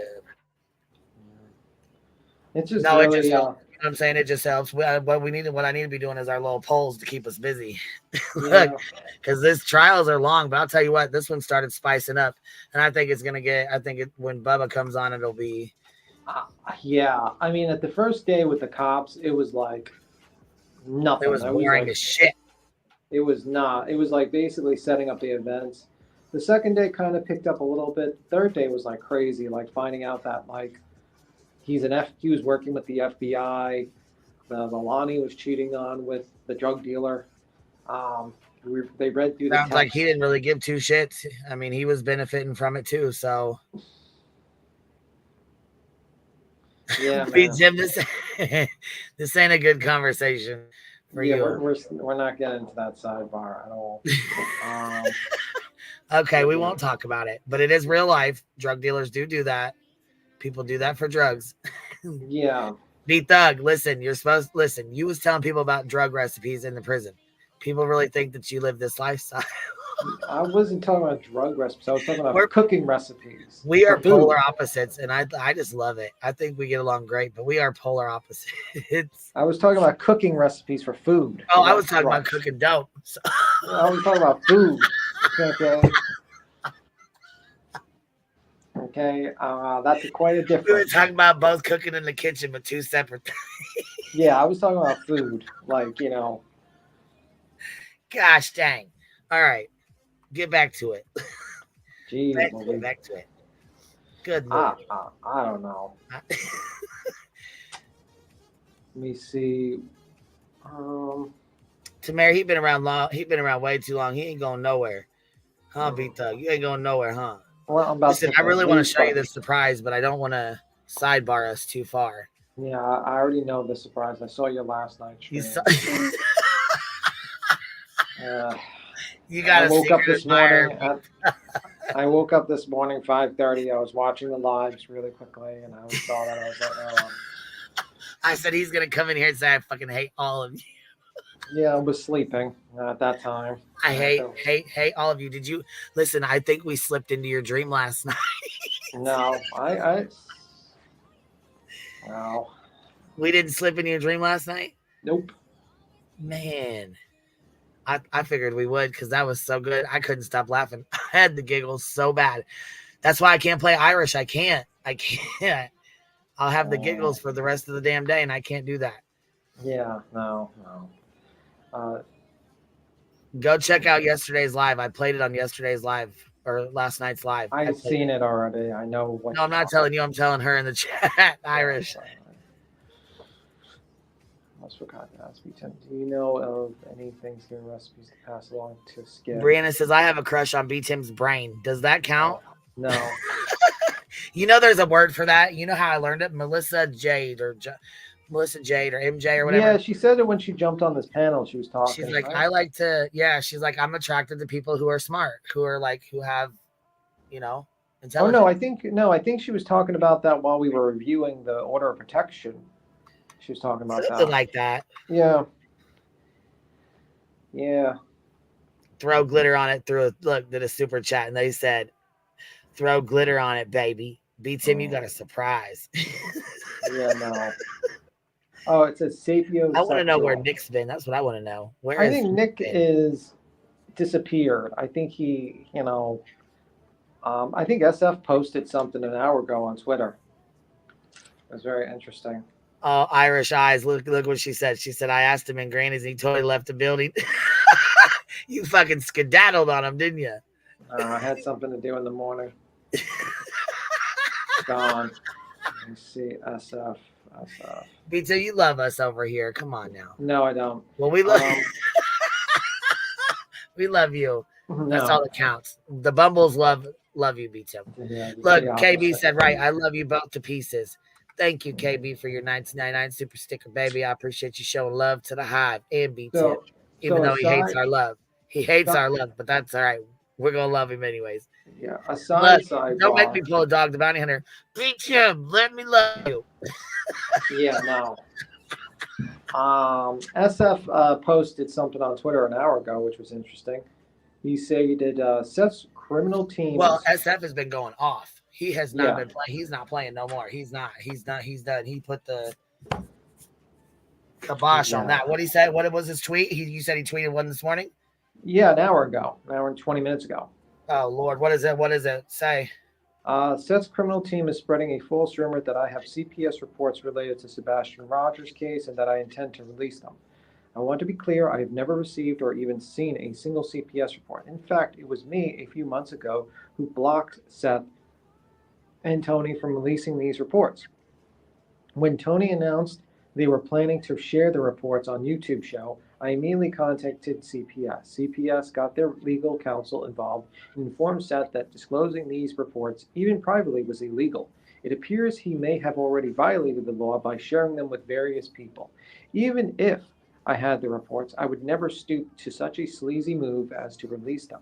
If you are someone Seth has shared these reports with, I strongly encourage you to contact CPS and inform them. They will likely have you sign a non-disclosure agreement, which would help protect you from potential legal consequences. Seth seems to realize he's serious trouble, and the team is making desperate moves. If you choose to go down with them, that's your own responsibility. To be clear, I do not have the reports. I have never seen the reports, and I do not want the reports. If they are sent to me, I will read them and I will report it to CPS. And my focus is to finding Sebastian. I am working closely with the parents who are cooperating with law enforcement and conducting themselves ethically. Unlike Sebastian's bio father, this is what will lead to finding Sebastian Rogers, and we will find Sebastian Rogers.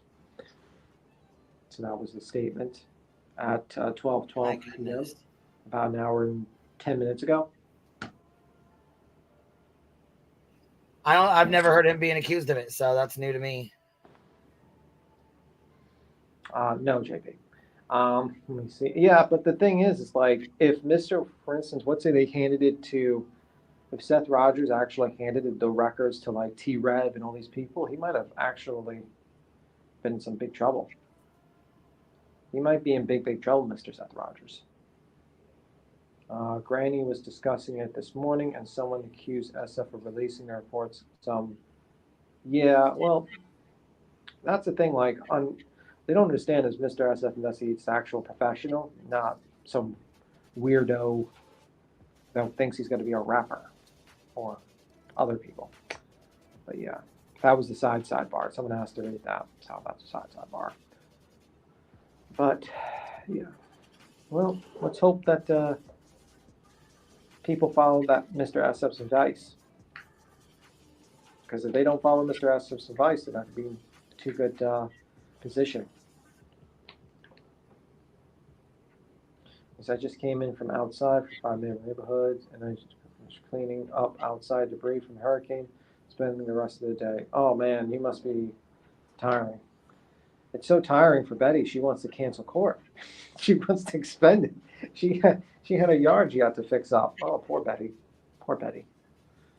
See how she does on the 21st in 4 days. When do you all think Sean and BHB will get married? No clue. No comment. No comment, no clue, nothing. Yeah, dumb and wants to release. Yeah, unfortunately, Irish Girl, just as a sidebar because we're waiting for the trial to start again. Yeah, unfortunately, Mr. Seth Rogers has made terrible decisions, and he continues to make terrible decisions. BJ just said last night in her live that Billy had custody of babies when it happened. I think she was getting the custody. It's a little bit. I gotta look at the. Let me 1 moment. It's a little bit vague, but she was getting the custody. I know she wasn't supposed to be left with the kids alone. That's why there was multiple people watching the kids. But I don't know. My daughter has been sewing. Duke, don't start your shit. Duke's bothering you? Yeah, he's laying here looking at me like he wants to go outside and run out of the fucking yard and have me chase him down. And I ain't doing that today. Oh, okay. What you gotta do to get some exercise is put the phone. I mean, hey, let's not talk about that. I'm fucking. Tape the phone to dog's back. I'm fucking 400 and 500 pounds. I'm a fat sloppy 500-pound lady that sends fake messages through Twitter to threats and all this crazy shit. Yeah, apparently. What you need to do is tape the phone to your dog, and when he's running outside, you have to chase after him and maintain the stream.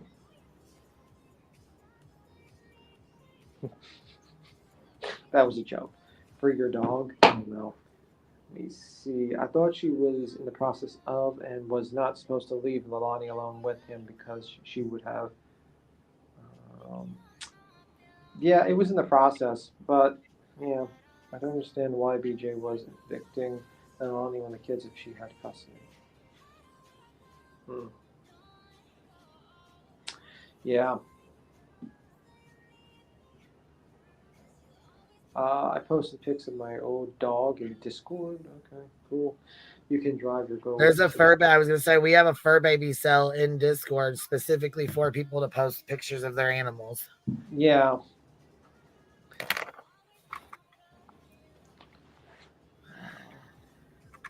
Good afternoon, Blank. How you doing, man? Did you have a good birthday? Oh, nice. Chaz said, coming in hot. Just woke up. I'm tired of being on second shift. Gosh dang it, baby. You better set it on 2.2 or 2.5 or 1.5 speed. You mean two times speed? Well, that might be too much. Beer Can Island, are you doing all right? I got your email. I hope you're doing okay. I seen that. I felt really bad for you, baby. Yeah. Man, that storm took some people out. You know what I mean? It did a lot of damage. Damn it. It did. But as far as Discord goes, you have to be inmate Bumble membership, and when you do your inmate Bumblebee membership, it'll pop up on the community tab for the link. Yep. All right, let's see. Are we back in court yet? Is court back in session yet?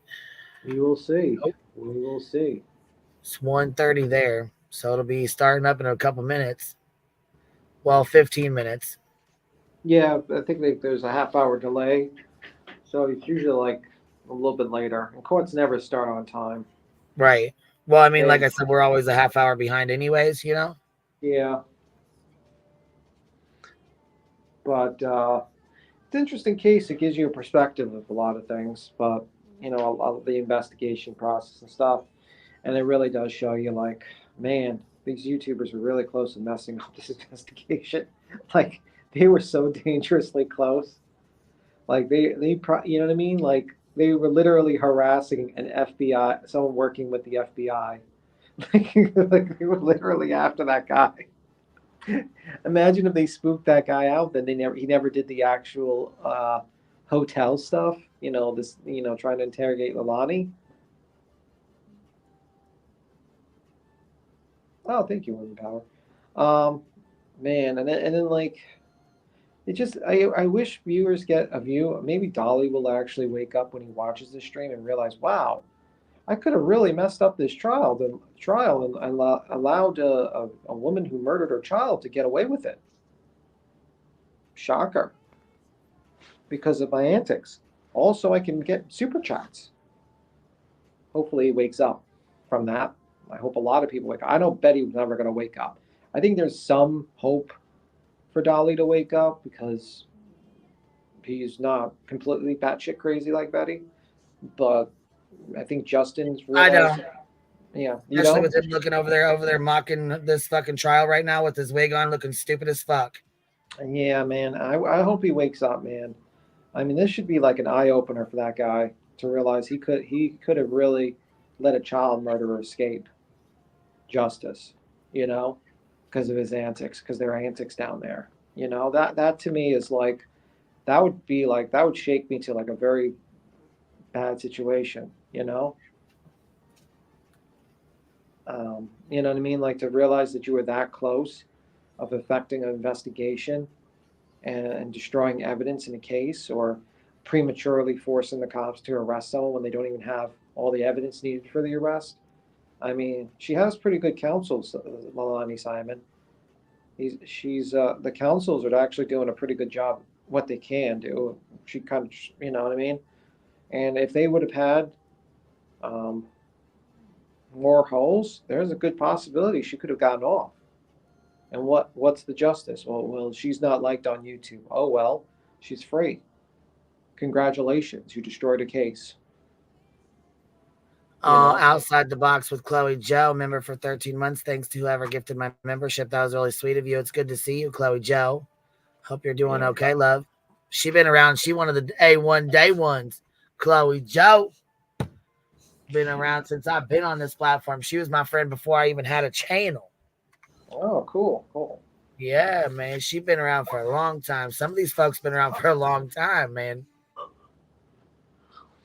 Oh yeah, sidebar. Did you see the Dateline? They're gonna come out with a Dateline on Karen Reed. Oh my god, I can't. No, but I want to see that. But anyways, I want to do a sidebar real fast. Unsupervised maniacs. This is from me to you. I will have a discussion with you at any given time. Doesn't matter if it's on this platform or off this platform because I stand on everything I say.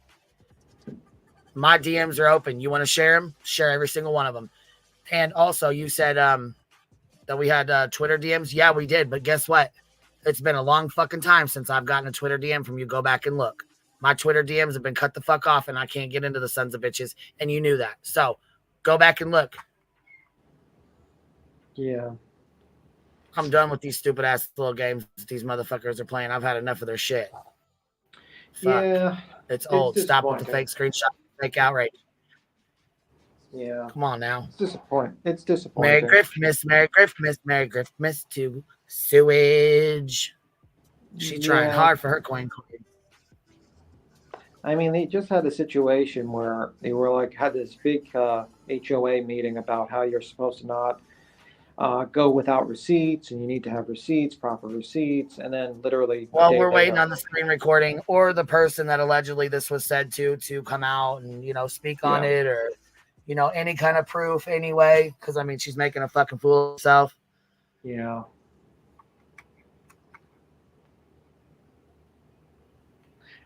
Betty MC says, "You think Dolly's worse now?" Yeah, I don't watch the guy. I don't watch him. Dolly?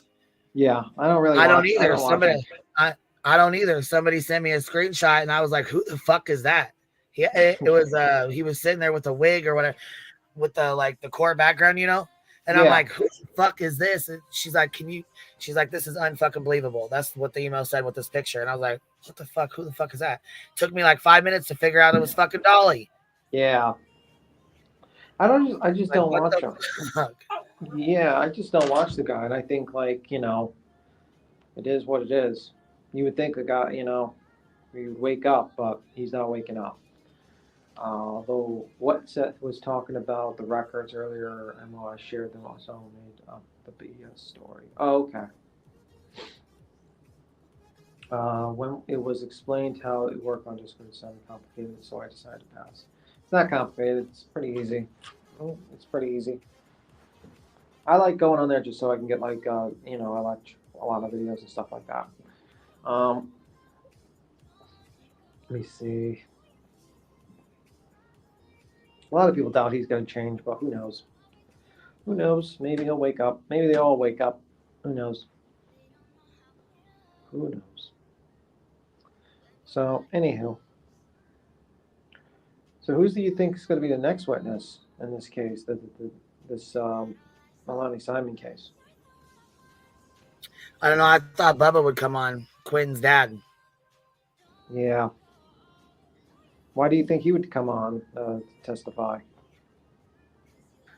Because he was the one accused of taking him. Yeah, well. The dealer, I doubt it. I doubt the dealer is going to be one. I doubt he's going to testify. I highly doubt it. You think he's like, nope, I'm not think he's testifying. going to say, fuck no, he ain't testifying to shit. He don't know shit, didn't see shit, didn't hear shit, because if he's in the game and he's a dealer, then he knows better than to testify. Yeah.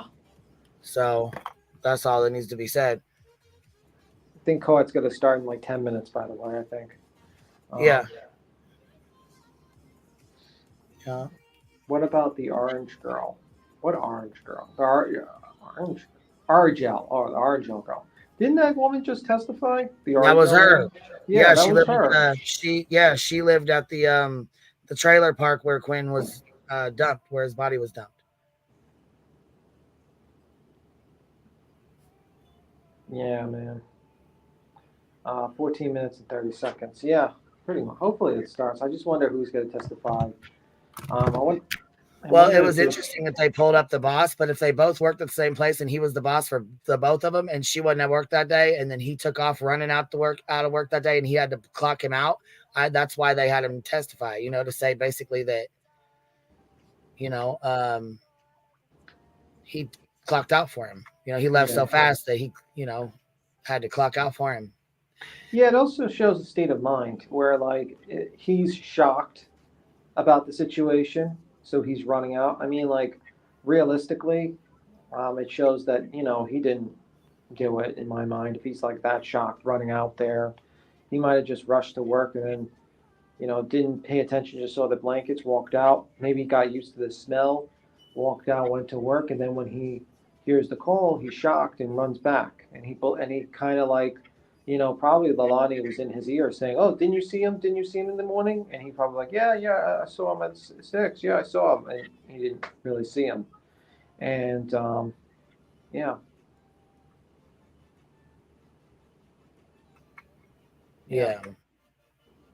Yeah, Blank, man. Yeah, Blanks, it's kind of fucked up to frame someone for something they didn't do without any type of proof to back it up by this alleged fake screenshot. Yeah. I mean, it's just weird. And then I think I heard Savage, she was talking about, she was like mad at you for live streaming this case, but then she's recommending another channel that basically does what you do, who's live streaming this case. Right. It's the same shit. It's the hypocrisy for me. Yeah. It's like, wait a minute. And I have nothing against that channel. Shut your stupid ass up. Yeah, you should be what I'm surprised at. Why the fuck is she not streaming this when she was just as much of a fucking part of it as all the rest of us? Yeah, no, man. She's too focused on being hateful and being a nasty ass fucking little jealous bitch instead of worrying about what was something that's. Yeah. Yeah, I mean, I'm just. She was a part of exposing these fucking tragedy pimps for doing this bullshit. Yeah. This is a fucking trial that she was a part of. I mean, yeah, she could have just came in there with her perspective. Why? You know what else? Another thing. Why is nobody speaking on the shit Dolly's pulling right now? Well, you know why. That's disgusting as fuck to me. Yeah. Heart attack or not, I don't give a fuck now. No. Yeah. I just hope, I mean, you would think the guy would wake up after seeing all this, realize he was wrong. To be honest with you. To find out that everything he did was basically, what did he do? He dressed up like a judge and he's acting like a clown during live streaming this trial. That's what he did. And he's like basically, a very serious matter with a child who's deceased while in the middle of the trial was doing that stuff. So whatever. Well, I mean, he was one of the ones that was arrested, but Yeah, he was one of the ones that almost destroyed this criminal case. He was one of the ones who almost destroyed getting justice for Quentin Simon, and he didn't learn his lesson. He didn't learn his lesson at all. You know, when when he was confronted about not searching for Quentin Simon, what did he do? He pretended to look in the woods. Oh, so now it's a felon covering the case is wrong. Okay, Betty 2.0. Oh my What the God. fuck? You better tell that to. See, the thing of it is, listen, you bitches are different. We come from a different cloth, okay? Let me just put this out here. Betty, your mama worked for a judge. That's why you think you fucking know some shit. Savage, your daddy works for the police. Your daddy is the police. So you got away with shit. You got a little slap on the wrist and got away with your bullshit. See, that's the difference. I didn't. You could be sitting in my motherfucking shoes right now if your daddy wasn't the police. So shut the fuck up. Come on now. Let's keep it real. Yeah, I don't know. I just don't pay attention to those people sometimes. I sit there, I'm like, what the hell? I mean, I hear from people, and I'm like, just seems silly. Very silly. Yeah, no, and the biggest thing is she's pissed off about people buying memberships and people sending super chats. She said in her last fucking little bullshit live that she's like, all y'all people sending her money to harass me and my kids. When I've never harassed her or her fucking kids. Like I said, her fucking docs has been out. This is her deflection from saying she knows the model and location of my child's fucking vehicle because she's a fucking predator in that nature, not sexually. I'm saying a predator to know. And I clipped Kimberly saying the shit or unsupervised maniac. Sorry, I got her message under Kimberly for her fucking thing. And I've known her for 4 years. Yes, we did come on this platform together. And you are not fucking perfect. You do not belong in the HOA. So I'm like I said, I'm gonna need to have a conversation with you. And I did email you because I cannot respond to your Twitter DMs. So they're there. It's there. Been there. Let me see. Do you have an Well, I'd love to have a public conversation with you. I don't even want to conversate with you in private. I want to conversate with you in public because anything I say in private, I can say in public to you too. Says, do you have an opinion on the video of the ghost of Quentin and Dolly and Betty has? Do you think it's fake? Oh my God. That was a fake. It was the reflection from the balloon, from the light. And that's like, What was? You know when Dolly pretended that Quentin Simon's ghost was running behind him? Yeah. Yeah, it was a light. It was a reflection. Yeah. You talking about where he said that he was running across the front yard? See, that's the shit. They played baby crying sounds. They mocked him and said that his ghost was running across the yard. He put a turtle mask on and was trying to say, will you marry me, Leilani? Then he fucking goes and stands on the back of Betty's fucking car and stands up on top of the roof of the fucking car. Walks up and down like, what the fuck?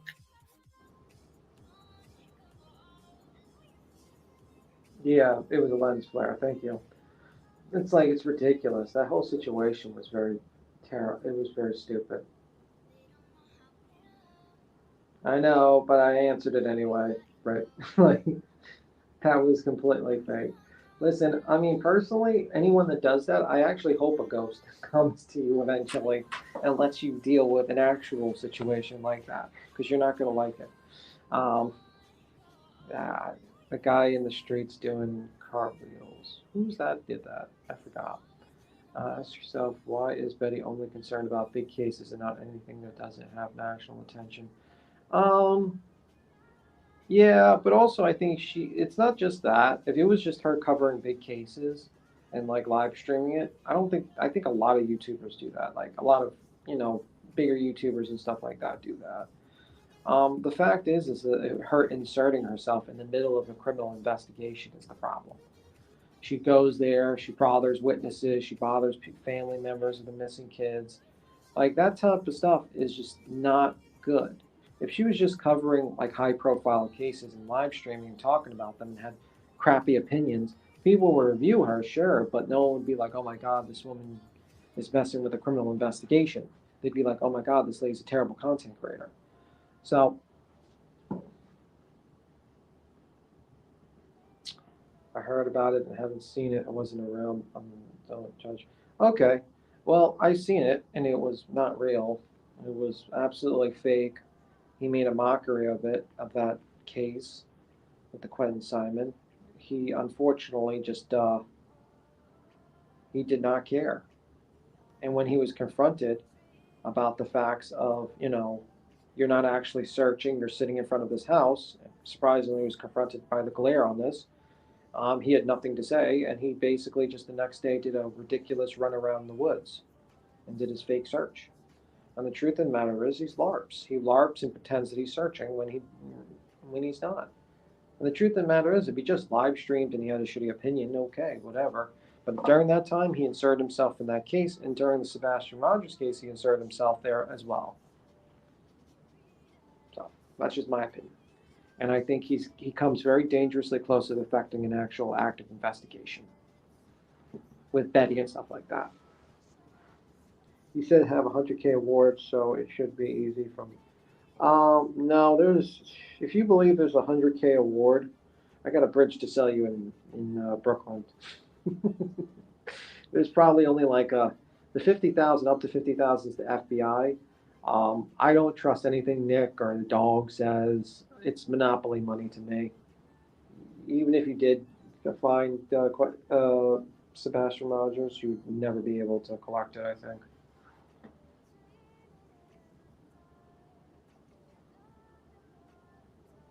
Brianna says, all right, court will be starting anytime. Yeah, well, maybe it'll pay you in monopoly money. Texas Blue Bonnet, $75,000 monopoly money. We should be there almost. It should be starting in about a couple of minutes, to be honest with you. It's been a while. People can hire a dog to show up at functions. Yeah, true. This lady that showed up at Dolly's job, the one who went to another career's home and popped out this person. Yeah, that's true. Savage did that. SF said dog and Nick put nothing. It was the benefactors. Yeah, it's just a very weird one. I have to read the fine print of that again. Maybe later. Uncle, well, you're preaching to the choir. Yeah. But I don't think Miss Simon's getting out of this one. Miss Simon is going. I feel like the prosecution has set up a pretty strong case so far. So she's pretty donezo in my opinion. Crime Travis, some people think that. I'm a little unsure. Sometimes I think it, sometimes I don't. God forbid if Sebastian was aware of all things shared about him. Yeah, it's sickening that people are just doing that to that poor kid. Nothing has been promoted.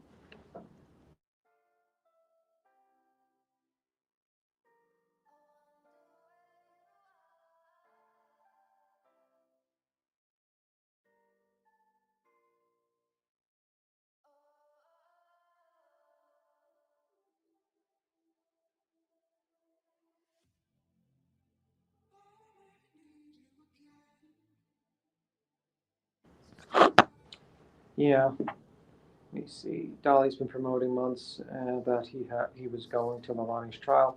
Yeah, he never went. He never cared to go. He never cared to go. He never cared to actually care about that case.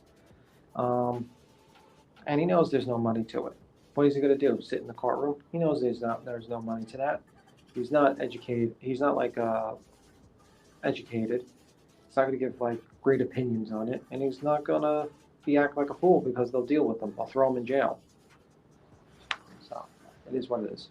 I never thought I would say this, but Wendy chili isn't bad at all. I have munchies though. Interesting. Not sure why Leilani's mother would have to testify. She wasn't in town at the time. I don't know. I mean, maybe Miss Simon said something to her. I don't know. You could be right. She might not be testifying. Are we on lunch? I was doing homework. Yeah, they're on what appears to be a lunch break that is ending in any minute now. It should have started. They should have started about 3 minutes ago, but they still not started yet. He was headed to that way, and then the hurricane happened and went back home. Yeah, sure. A lot of these people. Now, I think Betty stated that she was planning on going to the actual sentencing, and I'm like, ma'am. So you're going to travel all the way there for the sentencing, but you cannot go to your own court dates. Okay. Hi, Catherine. Oh, thank you, Ryan. Apple Snapple. Dolly had live stream talking about Diddy's case a few weeks ago and started mocking the victims hardcore. When I called him out on it in the chat, he and PJ started talking maddish to me. Yeah. Oh, they're back, Queen. You gotta unmute it. We can't hear it. Drug dealer. It's unmuted. Can you hear it? And the reason Yeah, I can hear it I'm now. asking to do that Okay, is all right. because we believe that the defense has, I mean, I've always thought that it was an issue, but if it wasn't, it is now by virtue of some of the text messages that the defense showed to Danny Youngkin and questioned him about, and some of the suggestions that were made in that line of questioning. The text messages were shown to him, and he was asked about them to suggest that on some of these prior nights, and perhaps on October 4th as well, that what she was doing was picking up drugs for the both of them, and what he was doing is impatiently waiting for her to get home with drugs for the both of them to use. That was the clear suggestion. As to the October 1st text messages and some of the October 4th text messages. Now, I think they did this in part because they kind of misread what these text messages signify in Defense 1, which I put in as States Exhibit something. What they show is the defendant out having, and Mr. Youngkin kind of testified to this, although he claimed not to know exactly what she was doing. Maybe he just didn't want to believe it or didn't want to speculate. These messages show that, and here I'm talking about States Exhibit 83, the Craig messages show that she was not out getting drugs for the both of them, and he was not at home waiting for her to come home with drugs for the both of them to use. She was out visiting her paramour, Craig. Again, they put these messages into issue. We weren't admitting any of these night of October 1 messages where the defendant says, bet it'll be before 3 a.m. and I see you. You can go out and do what you want tomorrow night. Can't come in and lay down at 2 a.m. Just go out and fuck around and don't ask me or tell me shit. They're the ones that put these into evidence. We need to be able to prove what all this was about to get around the suggestion that they've made about what Danny was doing in sending those messages on October 1 and what he was up to on the night of October 4th. Remember, we say he's just home waiting for her to finish this trip so that they can go to bed. And they're suggesting, no, he's home impatiently waiting for drugs because he's going to stay up and use them with her. So this is really what exactly was going on is now at issue. I want to point the court back to States Exhibit 83, page 9, line 123. Does the court have a copy? Madam Clerk to hand it up.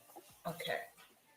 Once again, Mr. Dean, which page? Page 9. Okay.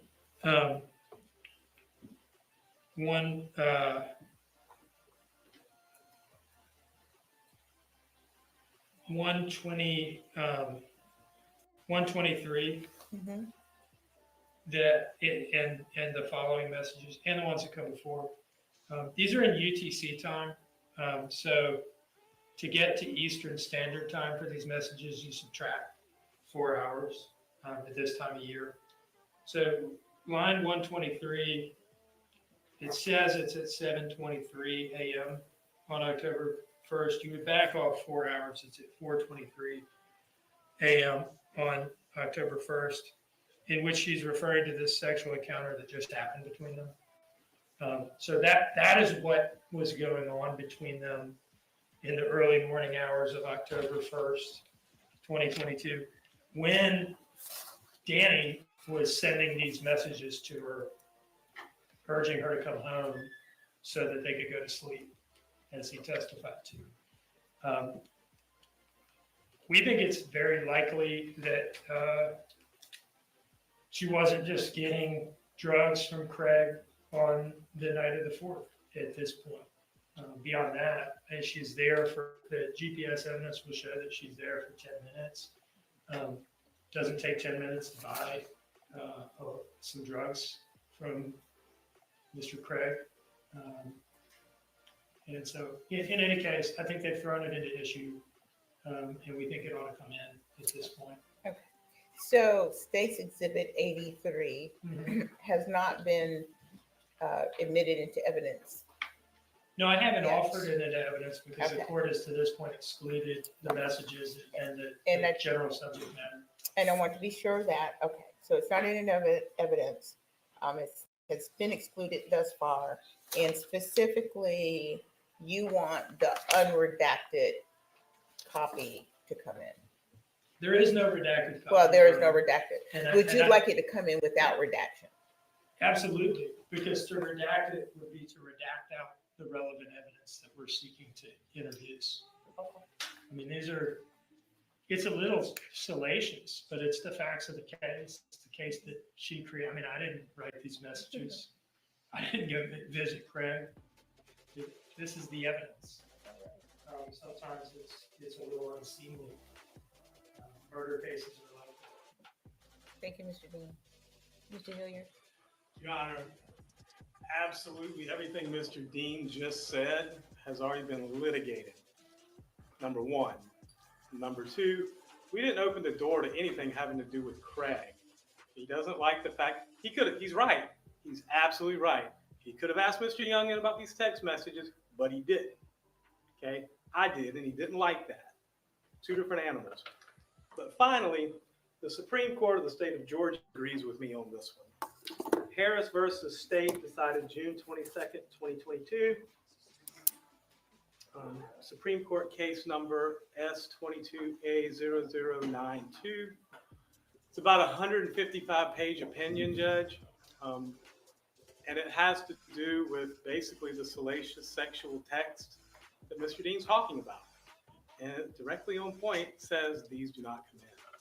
It's not relevant. It doesn't help prove anything. It's just to get into the salacious aspects of the case and to try and ask the jury to judge this case on character or character defects rather than the evidence of the case. So the court's ruling was right the first time. Nothing's changed. I'm sorry Mr. Dean believes that, but the facts haven't changed of the case. So the court was right the first time, and the Supreme Court of Georgia agrees with me on this one. Okay, Mr. Dean? May I address the Harris case, Your Honor? You can. It is a long opinion, and I've read all of it. I don't know about my counterpart. The holding in Harris was about a broad swath of 404B type evidence about the defendant, who was alleged to have intentionally left his child in a hot car, having a motive to do so, because as evinced by all these text messages and things like that between him and women, and in some cases underage girls online, and his having visited prostitutes and things like that, I think, over a period of a couple of months. Now, the holding in which the Georgia Supreme Court said it was an abuse of discretion to allow some of that evidence in, it was as to some of it. As to the older evidence further in time away from the crime, in the opinion, I think the opinion actually supports us. Because where they start from is, look, a lot of this stuff was admissible. Some of the more recent things closer in time to the crime. But the state went overboard here, and the trial court allowed them to do it. If you read that opinion, and you kind of compare the timing, nature, and volume of the evidence that we're seeking to get in here to what the state did in Harris, the court will see very clearly that we are well on the right side of the line here. And there is, especially there never was any chance that this would happen, especially now. There is no reviewing court, certainly not the Georgia Supreme Court, that would find an abuse of discretion for allowing this evidence in at this point when the defendant has introduced text messages from Daniel Youngkin to her, in which he's urging her to come home. What he was urging her to come home from, whether he understands it or not, is from the relationship, the infidelity that was keeping her out and awake all night and affecting his ability to sleep. And they put these in, and they've suggested, and even point blank asked him and insinuated that he's impatiently waiting for her to bring drugs home because he wants to use the drugs. We need to be able to prove that no, she was out banging the drug dealer, and he just wanted her to come home so they could go to sleep together. That is where we were at right now. Right. And this evidence should come in at this point. I feel very strongly about it. Mr. Hilliard, I'm going to step away from the bench and take a look at what we have, but I'm going to allow you to go ahead. I was going to say, Judge, I don't see the drug dealer on the witness list. I don't know what Mr. Dean's talking about. He's talking about his interpretation of something his witness has already testified to. He can make that argument in closing, unless he wants to bring in Mr. Weston or whoever they are and put them on the witness stand. So what he's actually talking about is his interpretation of something, which is for argument's sake. I understand. And I'm going to step away because I have a feeling we can go on for a while. And I'm going to take a look at the case and take it under advisement for a few minutes. Let's figure 15, 20 minutes at this point, and then I'll come back out. All right, we're in recess.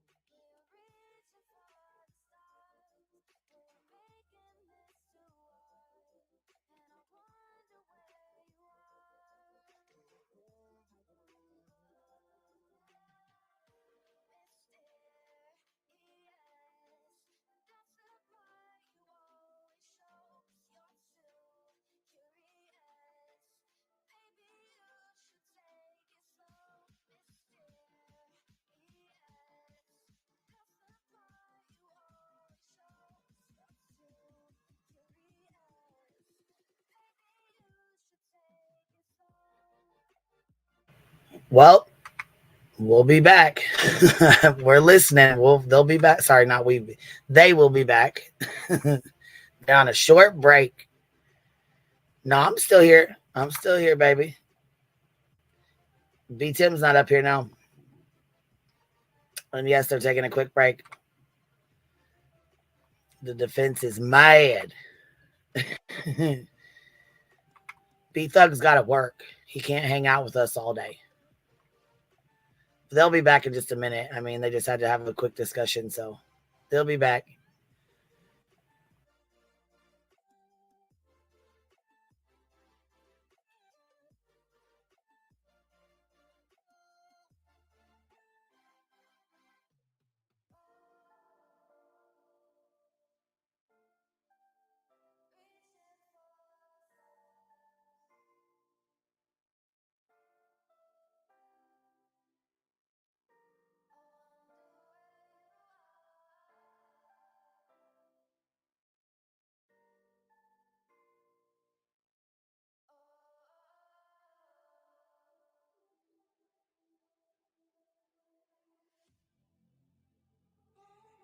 Also, while we're having a little bit of a sidebar, I just want to tell you I appreciate you guys. Somebody sent a PayPal, and I appreciate that, and a Cash App. Thank you so much. I won't say your names, but I really appreciate y'all. Thank you guys for always showing love. You guys always show love, and I'm very grateful. Very grateful. We have a good little hive over here.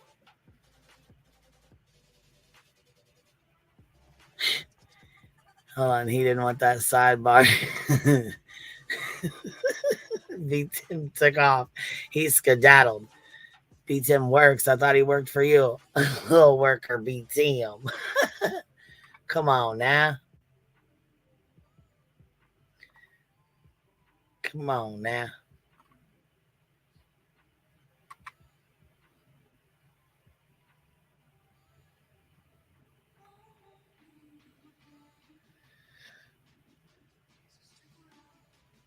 Hold on. Can I ask who Leilani has Leilani's daughter at the moment? He's not saying. They actually shut it down, which I was pretty impressed with that. And I love having you here, Shauna L. Let's see, Mama Duck, I got to see the 3D ultrasound of my soon-to-be-born grandson. The baby dude is flipping us the bird. Oh my gosh. That's too funny. He's probably going to be a little ornery when he's born. he's gonna give his mom the what for.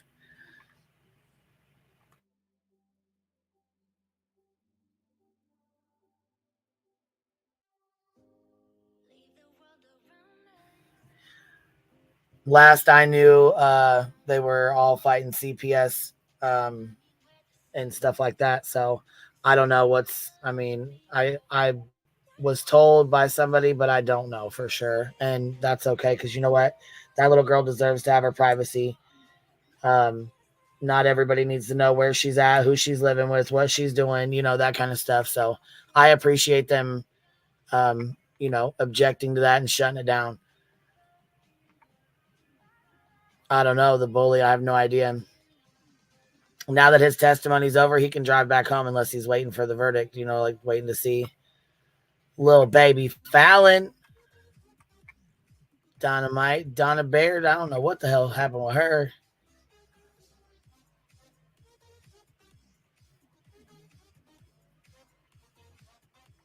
Oh, Sharon, what's wrong with you, baby? What you having a bad day? Wait, hold on. Oh my God, please. I'm glad I don't run this channel. B Tim, stop always being negative. It's nervy. What? He's not always negative. I mean, I don't know. That's just B Tim. That's who B Thug is. We love B Thug for him, just like we love you for you. Not everybody's perfect over here, and that's okay. We all got our downfalls. We're all a little, we're humble over in this because we ain't perfect and we know it. Hold on. Was Danny cleared on any charges that may have been made? I don't think he was ever charged. He went straight 4 days later. 4 days after this, he was working with the feds. He let them wiretap his phone. He let them wiretap the hotel room. He did everything he was supposed to do, which, don't get me wrong, not that he was supposed to do, but he did everything that, he should have done in this case. You know what I'm saying?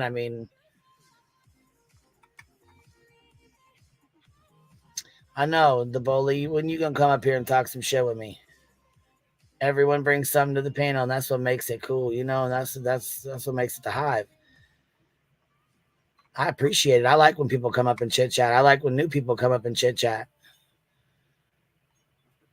Thank heavens y'all aren't perfect. I wouldn't fit in. I know that's right. That's why I said, you know what? We're cut from a different cloth over here. And it shows, baby. It shows.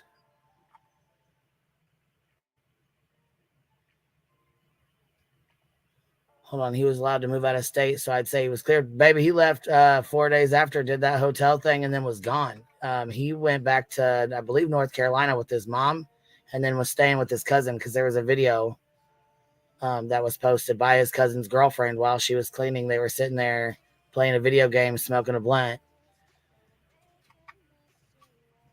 And then he just said he's living in Orlando, Florida. So he's been bouncing all over the place. But last I knew, when last the last thing that was happening with the kids was CPS in Georgia had them.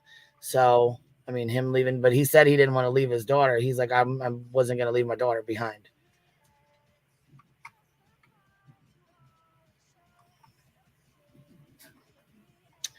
Not everyone can be a sparkling ray of sunshine. I am. That's why I'm so patient. That cracks me up.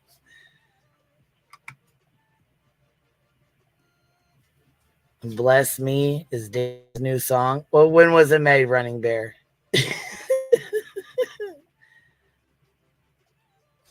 it an old one or a new one? Hold on, QB, which of the kids' fathers died, or am I wrong? Catherine, it was actually Quentin's grandpa, his dad's dad.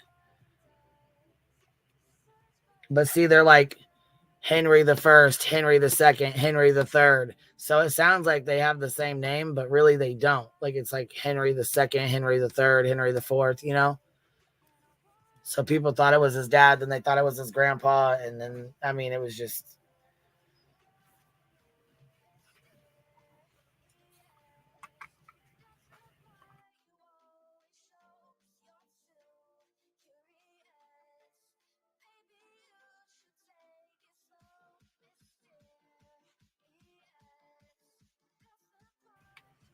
Oh, Mickey says it's a new one. Okay.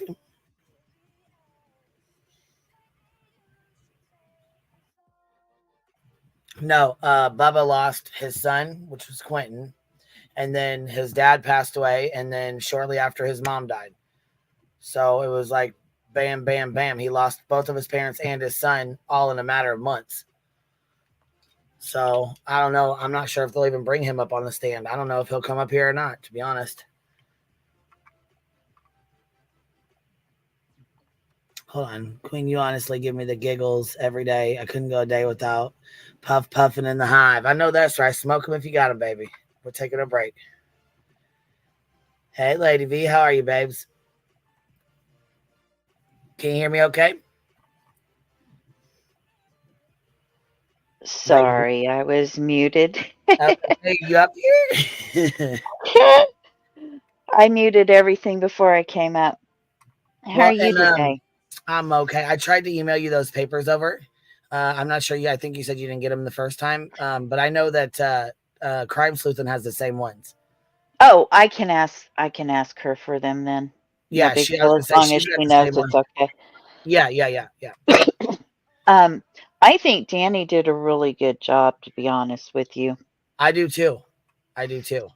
He I got think a little flustered though. Did you kind of notice that he was getting a little irritated with the way they were kind of Ye coming at him? yeah, I did, and I was like, "Come on, Danny boy, just stay calm, stay calm. They're trying to push your buttons. That's what they do."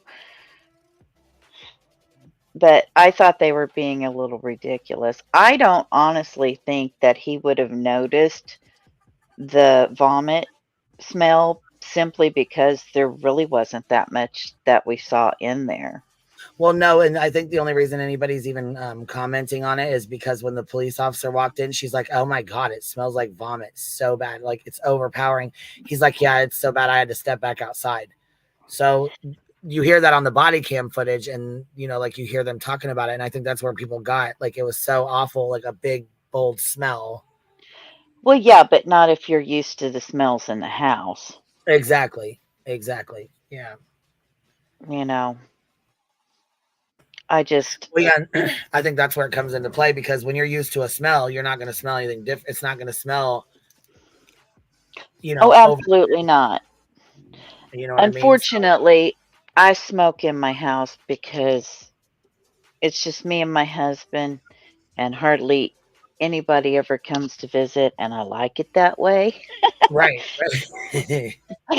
When other people do, I'm sure they smell the cigarette smoke in it, but we don't.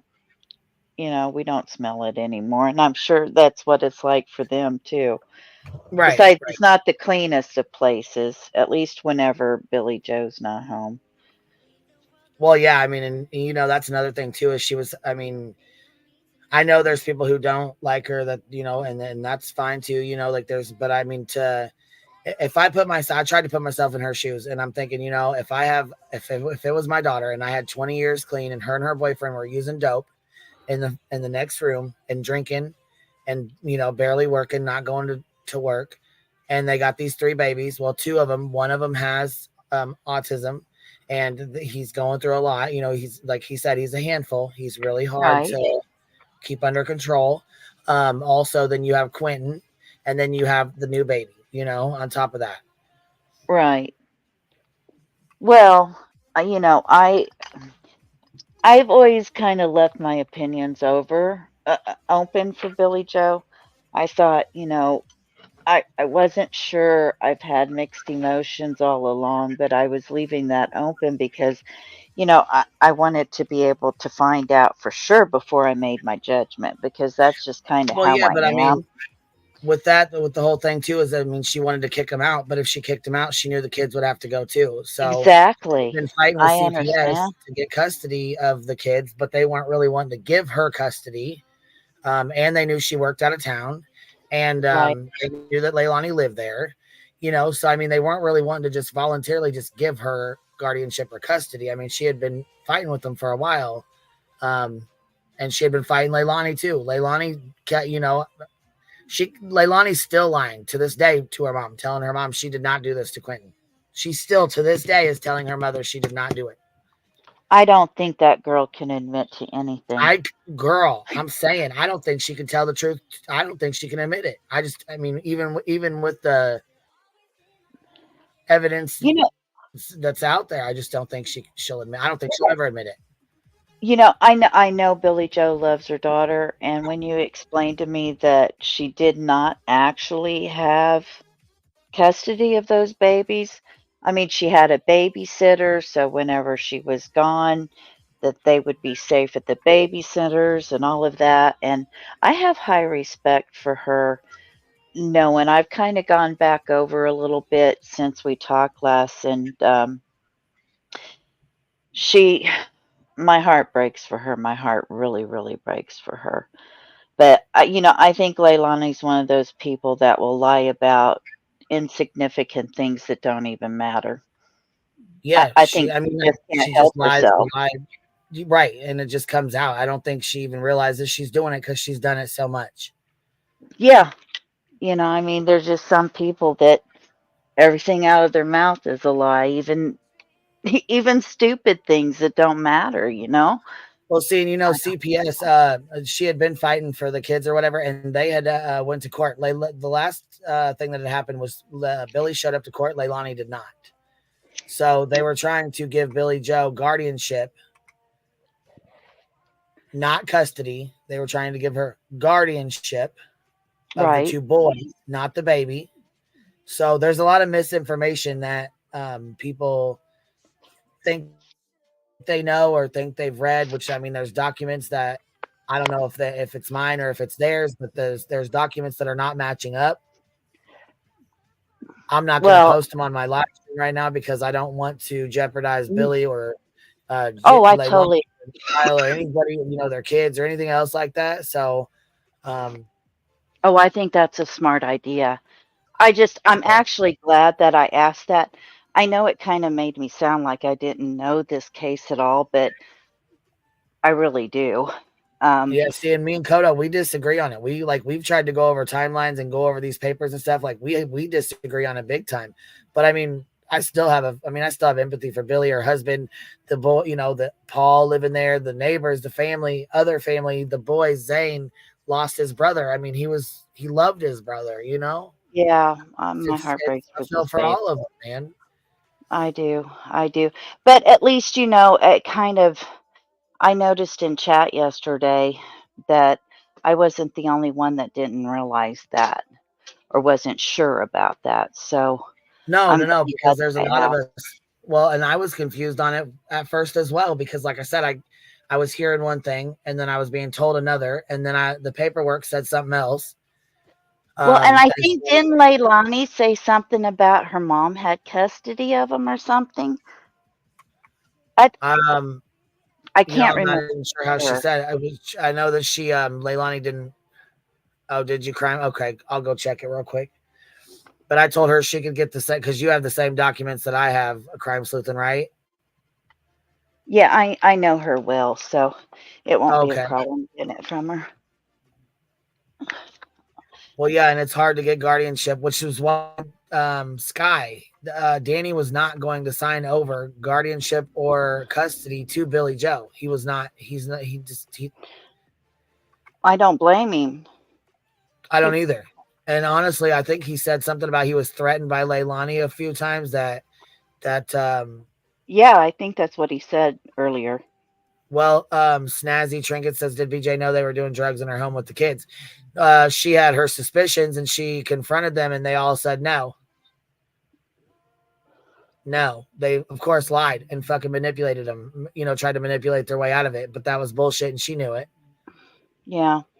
Well, I know Danny's not perfect, but when it came to Quentin, I think that he really did care for that baby. And it seems like he was completely open and honest with everybody from the very beginning. Well, yeah, and I think I he was respect drinking, that. trying to just get through the days and you know what I mean? Just trying to live with the girl. Yeah. Yeah. Can you imagine? Right. Oh my Just trying to God. deal with her. Fuck. God. That would be a nightmare. I couldn't handle that. I really couldn't. Yeah, I mean, I couldn't imagine taking care of 3 kids, one with autism, brand new baby, your crazy ass fucking girlfriend acting a fucking fool, trying to Screaming work, and yelling at you all the time. Yeah. trying to sleep, trying so you can get up and go to work. And then she played it off like, oh, Danny's the last one that's seen him alive. Danny's the last one that's seen him alive. Knowing damn the fuck well it was not. That was not true. Danny seen the crib, but I don't think Danny ever seen No. Quinn at all. I think he just seen the pillows and blankets and assumed because any other time he's always been there. Right. And I think that, like he said, I think in his testimony, didn't he say that he didn't want to wake them up, so he's being very quiet and all of that. So I mean, and the babies are always there. It's kind of like, okay, it's kind of like the thing with Katie. People are like upset with her because she heard this noise and she didn't go check. But I'm sorry, if my kid's 15 years old and I hear a noise, I'm going to tell him to go to sleep. I'm not going to go run and check on them, unless they have problems all the time. So I'm sure, he's used to them being there. He doesn't see the door open or anything. So there's no reason for him to suspect anything's up, Does that make sense?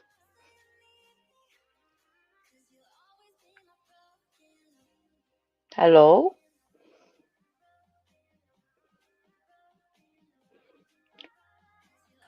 Sorry, I was switching over. I'm sorry, baby. Oh, that's all right. Did that make any sense at all? Yeah, I heard. I mean, I was gonna say I heard half of what you said. Can you repeat it for me? I'm sorry. Oh, I was just saying, like, Katie, I'm sorry. I don't know why. I'm going to turn my phone down. I don't know why it's going off all of a sudden. It wasn't doing anything before this. But anyway, what I was saying, like Katie, people get upset with her because she heard this bump and she didn't go check. But unless you have a child that, has a problem with falling or things like that, at 15, I would be telling my kids, get to bed. I wouldn't be running in there. Just like, Right, I would have yelled up to mine, get your ass in bed. exactly. Just like whenever Danny saw the door wasn't to open or anything, and I'm sure there's probably a pile of blankets there, he probably assumed everything was fine. He didn't want to wake up the kids. It makes sense to me. Does that make sense? Yeah, it does. I'm sorry, I was muted. I'm trying to turn this music down a little bit because it's a little bit loud. But yeah, it does make sense. And like I said, he was trying to, like he said, it would be a whole fucking thing if he woke one of them kids up. He's gonna have to deal with the kid, and he's gonna have to deal with Leilani being a fucking asshole about it. Oh yeah, no way. So I wouldn't want to wake him up either. It sounds like he was walking on eggshells all the time with her. Well, yeah, and what a life to live. I mean, shit. Crime Sleuthin', her StreamYard's pinned at the top of the chat.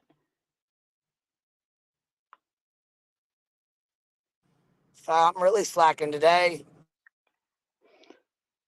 Oh, you're good. Hey, you got a lot going on, girl.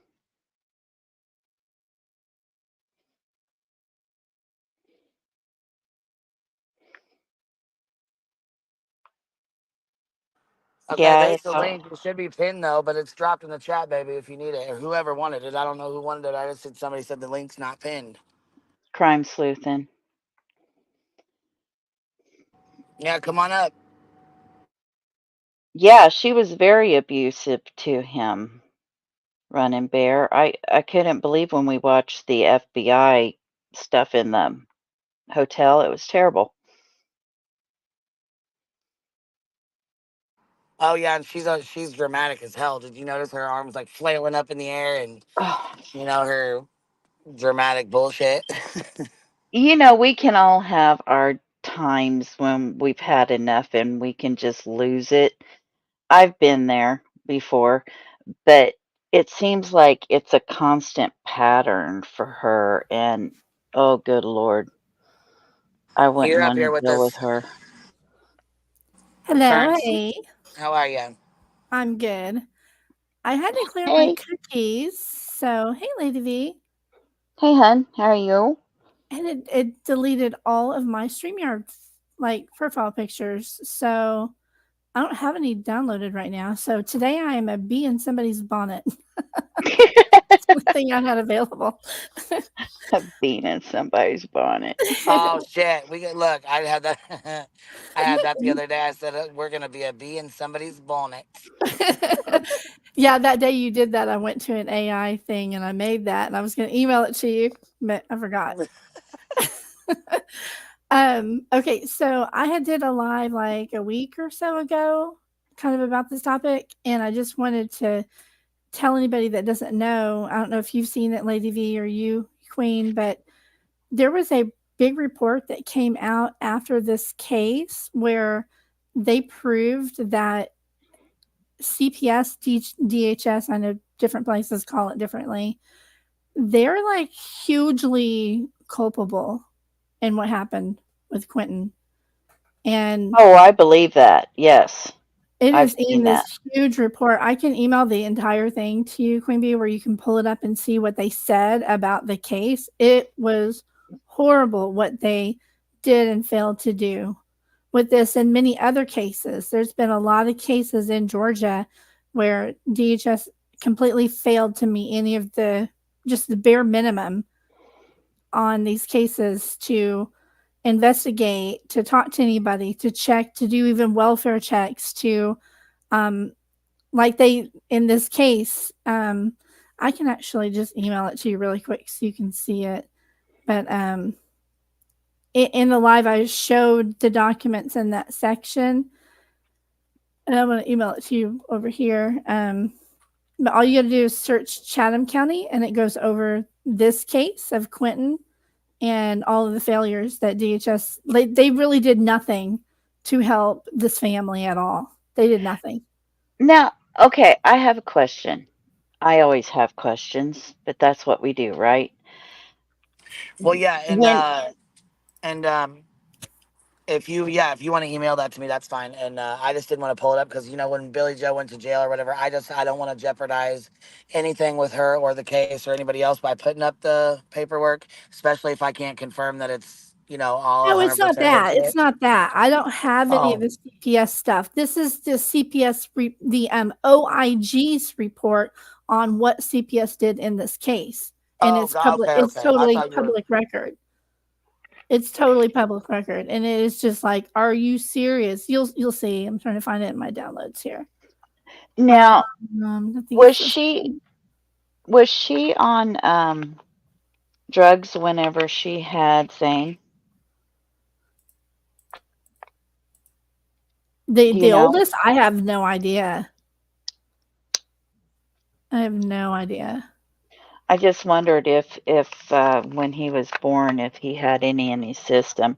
I don't understand. Usually Well, usually they investigate DHS and will investigate, and if somebody is right, willing to take CPS placement, here we go. I found them. They have to go through a rigorous check. right. But they didn't do any of that in this case. Here it is right here. Hold on. One. Okay, so Queen Bee, when you get this, I'm sending you all 8 of the documents, but it's the one where you can see the PDF file with the like 5 little pages on the left. Okay. Okay. Oh, So that you Queen, don't pull up any of the other stuff. they The said other they're stuff back in really isn't. session. Well, it's on. It'll pop on. It's on. It's on play. So whenever she Oh, comes okay. back, it'll play. Yep. Here we go. All right, so I just emailed it to you. I'd show it on my side, but my mic messes up when I share screen. So Aren't Yeah, they that's supposed okay. I just wanted to? to make sure I'm not. I don't want. You know what I mean? Before I share anything, I'll look at it, baby, just to be sure. yeah. But, Are you? I can read the little section of it because it is public record and everything. Send to print. Okay, here it is. There's only this one little paragraph that's really even, relevant in my opinion. Pull it back up. Hang on. Well, Oh, that okay. might That's answer my fine. question of why, if that baby had rugs in their system, why they didn't end up taking like Quentin. You know what I mean? If they didn't Yeah. investigate it. It says here, Chatham County, October 2022, child fatality. In this fatality case, the deceased child was staying with their grandmother as part of a safety plan since the child's mother had a history of substance abuse So we are and now an back open on the case. Do record. you want me to stop? Yep, they're back. Yeah, we're back on record. Okay. Yeah. All right. That's the one that I sent you, and it has a lot more information on it. But CPS is, in my opinion, responsible too in all this. Well, yeah, I feel like You'll see. all of them, Billy Joe included, failed Quentin, and I know she feels Everybody the same way. did. You know. Yeah. Yeah. All right. Well, yeah, just go over it and just I'm interested to hear what you have to say about that too, because it's just so sad. All right, I'm gonna Yeah, I hop on appreciate down. you. Thank you, baby. Bye, Lady V.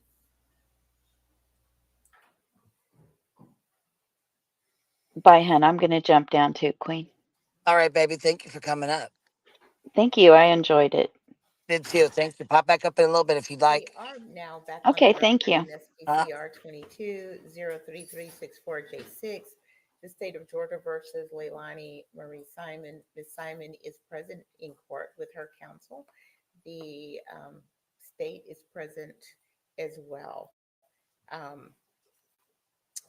So the issue came up on the text messages presented in State's Exhibit 83. The court had reviewed the issue on admissibility back pre-trial.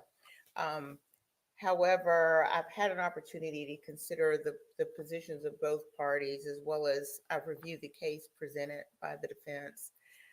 In light of the evidence that's been testified and admitted at trial at this point, and after applying the Rule 403 balancing test, the court finds that the text messages are admissible since the probative value outweighs any prejudicial effect to the defendant. So I'm handing State's Exhibit 83 back down to Madam Clerk. All right. Is there anything further to take up before we bring in the jury? Just so I don't have to keep popping up, Judge, just note for the record my objection, and I won't keep popping up whenever we get the that for you, if that's okay. Great job. Thank you. All right, Mr. Dean. We're ready, Ron. Okay. Please bring in the jury.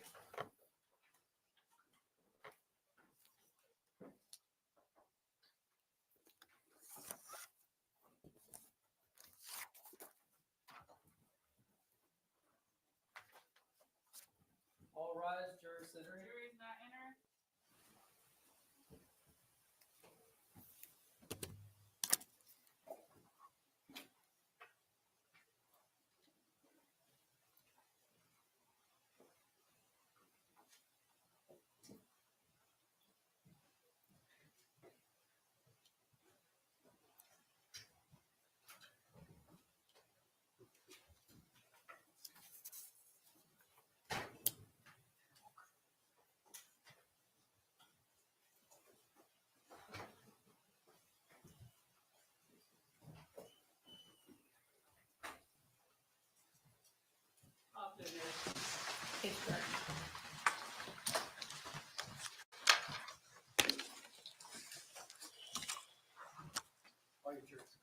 Thank you. Ladies and gentlemen, please have a seat. And welcome back. Thank you. I hope you had a good lunch break. We planned to start back a little bit earlier. We had to take up some issues out of your presence. We are going to resume now. Were you able to comply with the court's instructions not to discuss the case? Yes, Your Honor. Has anyone done any research? No, Your Honor. All right. Well, let's get ready to begin. The state may call its next witness. Dr. Amanda Fuentes.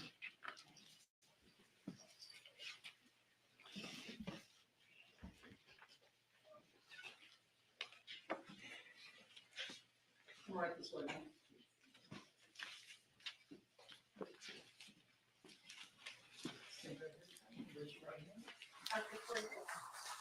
The evidence you shall give the court and the hearing of the trial of this issue shall be the truth, the whole truth, and nothing but the truth, so help you God.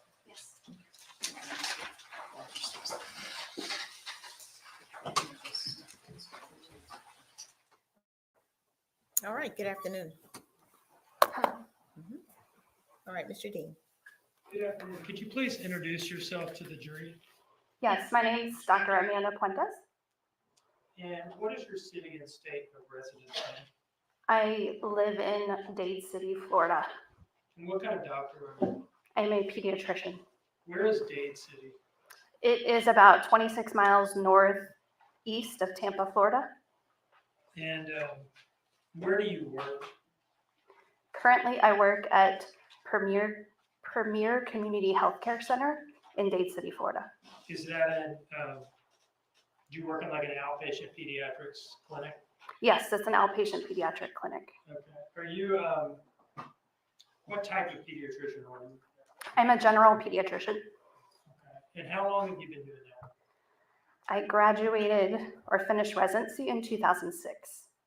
And you are here today, just to kind of put it out up front, because you were Quentin Simon's last pediatrician.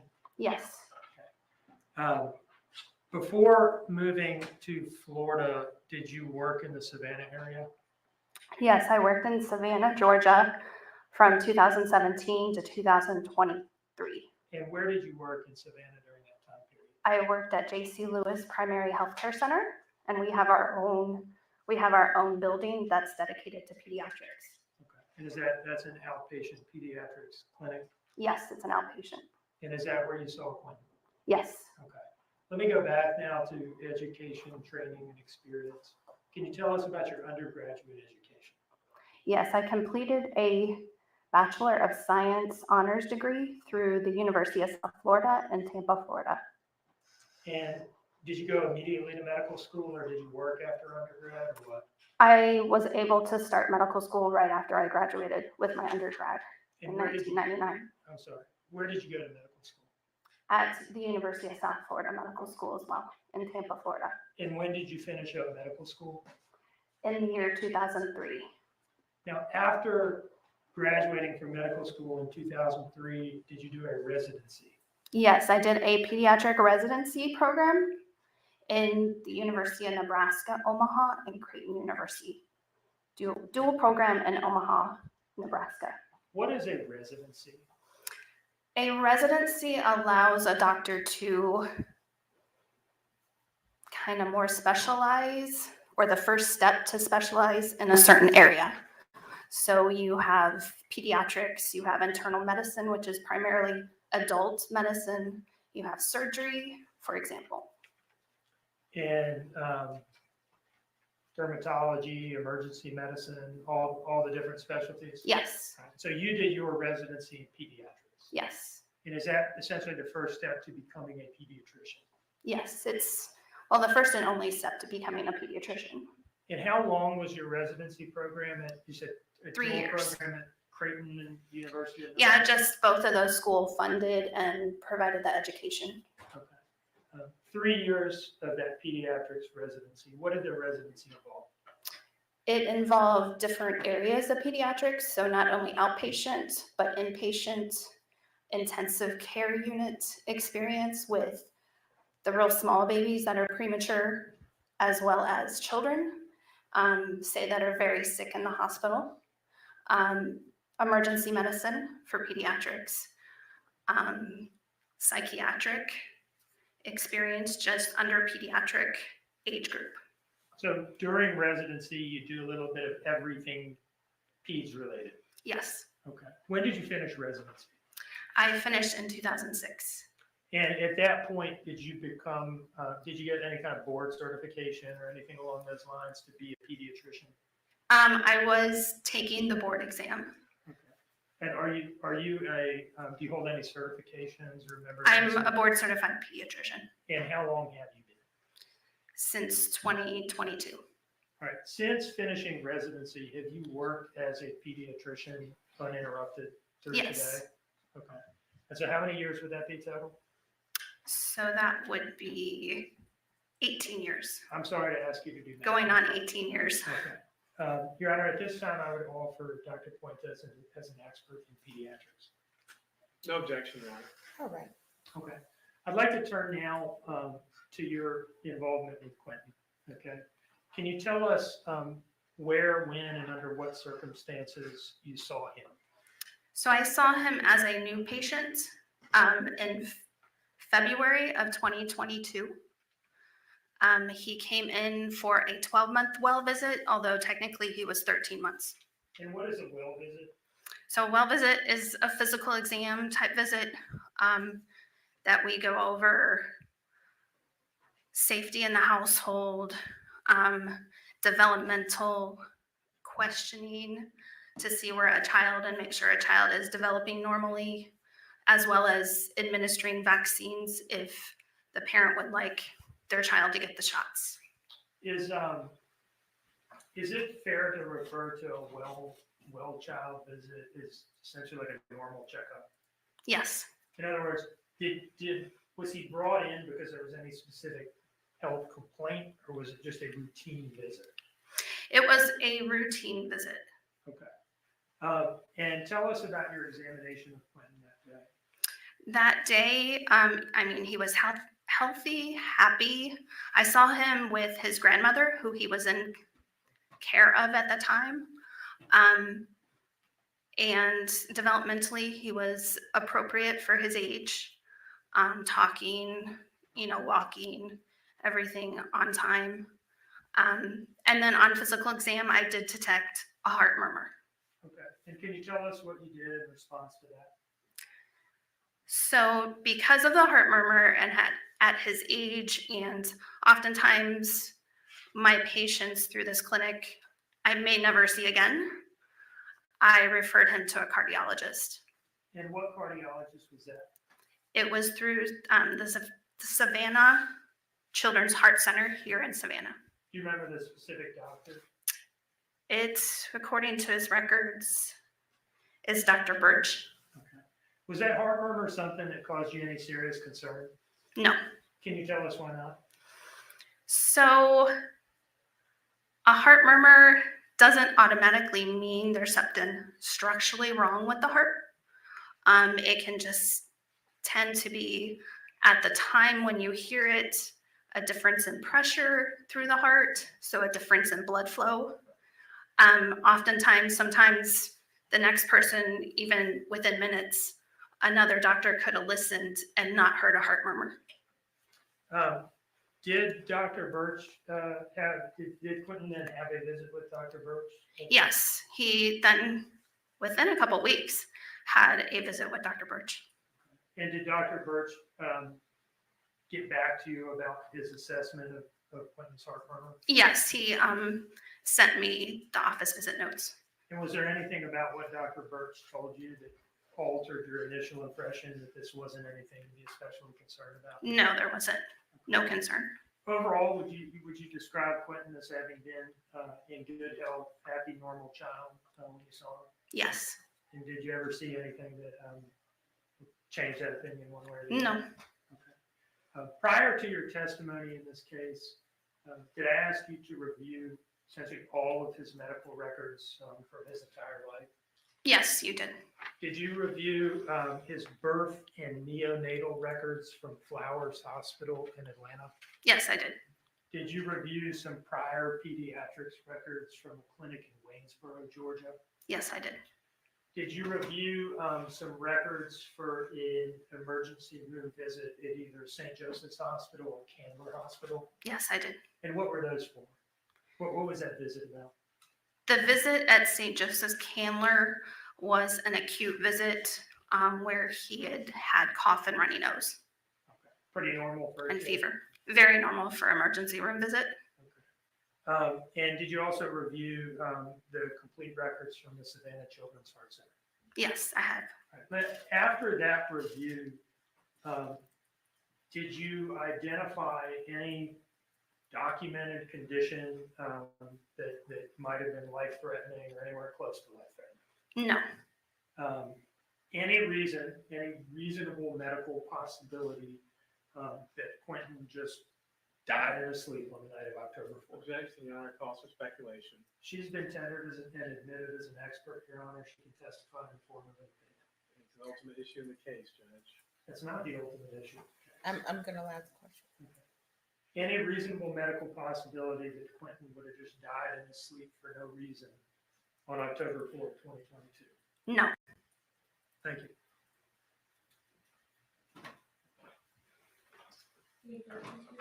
Yes. Dr. Quinn says, let's pick up where Mr. Dean just left off. Okay. Does anyone just die for no reason? No. Yes. Okay. Who? What would be the no reason that could occur where someone would die for no reason? There's reports of adults, elderly, that will get a sudden arrhythmia and lead to sudden death. But wouldn't the arrhythmia then be the reason for the death? Yes. Okay, so it's a nonsensical question, isn't it? There's always some reason for a death, correct? If it can be proven. Correct. What if it can't be proven? What if you don't know the manner, method, time? Does it mean someone's less dead? No, it doesn't, does it? No, they're still dead. Okay, so, but since you're a pediatrician, you're board certified, correct? Yes. And since Mr. Dean asked the question, I'll ask the question and take it a little bit further. Do you ever do postmortems on children? No. Okay. Have you ever done postmortems on children? No. It's not something you're trained in? No. Okay. The manner that you treat children, is it usually the health and wellness checks? Or have you ever done like emergency room visits or treatments? A little bit of both, because some of the acute care can be involved enough to even call the ambulance to come to the office. Okay. So, and whenever those children are in your treatment, okay, have any of those children died? No. Okay. So when you did treat them, it was usually something that required some sort of immediate intervention, correct? Yes. And you got it for them, correct? Yes. And then they recovered, correct? Yes. Okay. So let's talk about Quentin Simon in particular. You said you reviewed all of his wellness records and all of his medical records, correct? Yes. So the heart murmur was of concern and note, but you referred him to the heart center and treatment was followed up on, correct? Yes. And Dr. Birch, I believe it was, didn't seem to be concerned and neither did you, right? Exactly. Okay. So with regards to the Wayne County records, anything of note there? No. Okay. And I think you said you also reviewed the birth and neonatal records from Atlanta, correct? Yes. Anything of note there? No. Okay. Did you see anything in the birth or neonatal records that would raise your hackles or be of any concern to you with this child's health or well-being? No. Okay. Now, who was it that brought the child in to see you, I guess, in February of 2022, or do you not know? No, his grandmother did, along with what grandma referred to as a nanny. And that was in February, correct? Yes, 2022. And you also had a June 6th visit as well, or was that a different doctor? That was the emergency room visit. Okay, but that wasn't you. No, that wasn't me. But again, you reviewed those records, and again, nothing of any note or concern beyond, I guess it was a cough and runny nose, you said? Yes, no concern. Okay. And you're a mandated reporter, aren't you? Yes. Okay. Can you explain to the jury what that means? So I'm obligated to report a suspicion of child abuse or neglect. Any concerns, I'm supposed to report it to law enforcement. And is there any special training you go through to do this job, to be a mandated reporter, or is it just part of your normal medical training? It is, I guess, tutorials, a few hours of explaining mandated reporter, cases that it would come up or that might lead you to be suspicious in order to report, and then also how to report. At any point in time, did you report any suspected abuse or neglect on Quentin's side? No. That's all the questions I got.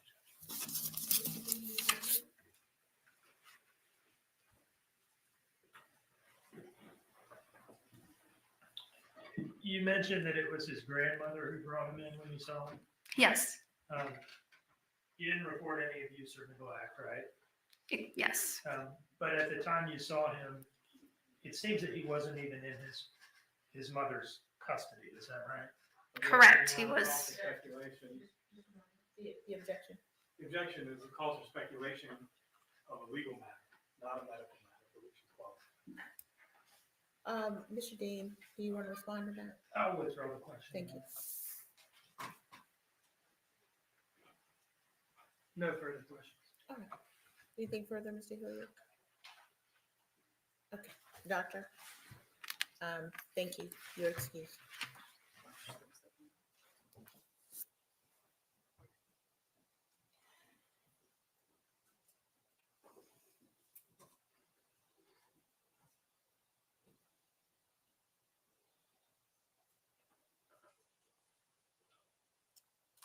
The state may call its next witness. Dr. Kenneth Birch.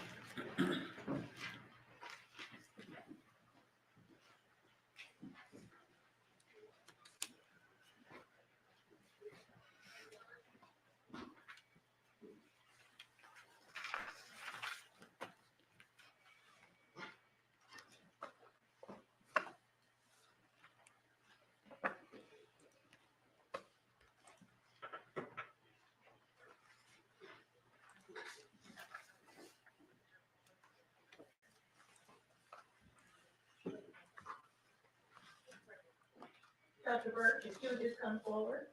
You come right this way, sir.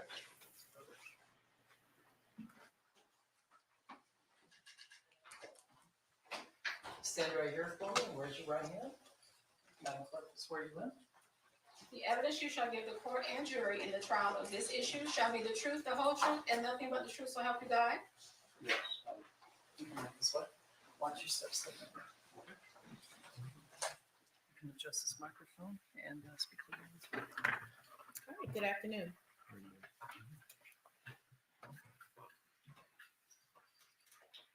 Good afternoon, sir. Could you please introduce yourself to the jury? Yes, Kenneth Birch, pediatric cardiologist And where do you work, sir? at Savannah Children's Heart Center in Savannah. Are you a medical doctor, sir? Yes, You said you're a pediatric cardiologist. that's correct. And are you here today because you briefly treated Quentin Simon, the victim in this case? Yes. Now, let me ask you a little bit about your education, training, and experience. Mm-hmm. Can you tell us about your undergraduate education? Undergraduate, I went to Augusta College in Augusta, Georgia. And For 4 years. I'm sorry to interrupt you. Mm-hmm. Just went 4 years, yeah. 4 years, okay. Did you go immediately to medical school? No, didn't. Had a year before I was accepted, and then I went to 4 years of medical school. Then I did 3 years of pediatric residency, and then 3 years of pediatric cardiology fellowship. Where did you go to medical school? Medical College of Georgia, And when did you graduate? 1982. You mentioned that you did was it a pediatric residency or a Mhm. cardiology residency? Well, a residency was general pediatrics. Okay. So I did 3 years of that at the medical college there. And then I was fortunate that they thought enough of me to go ahead and offer me a fellowship in pediatric cardiology there before I was halfway through my second year of residency. So I stayed and did 3 years there. Our last in witness, fellowship. Mhm. I'm sorry. Our last witness, Dr. Puentes, explained to us what a medical residency is, Mhm. but I don't think we've heard what a fellowship is after residency. Can you tell us what a fellowship is? Mhm. Well, in a residency, you sort of do a lot of different things, but when you do a fellowship, you're specifically focused on one particular subspecialty. In my case, it was pediatric cardiology. Is it fair to say that in your residency you gain your specialty, but in your fellowship you get a subspecialty? That's correct. Okay. When did you finish your pediatric cardiology fellowship? 1988.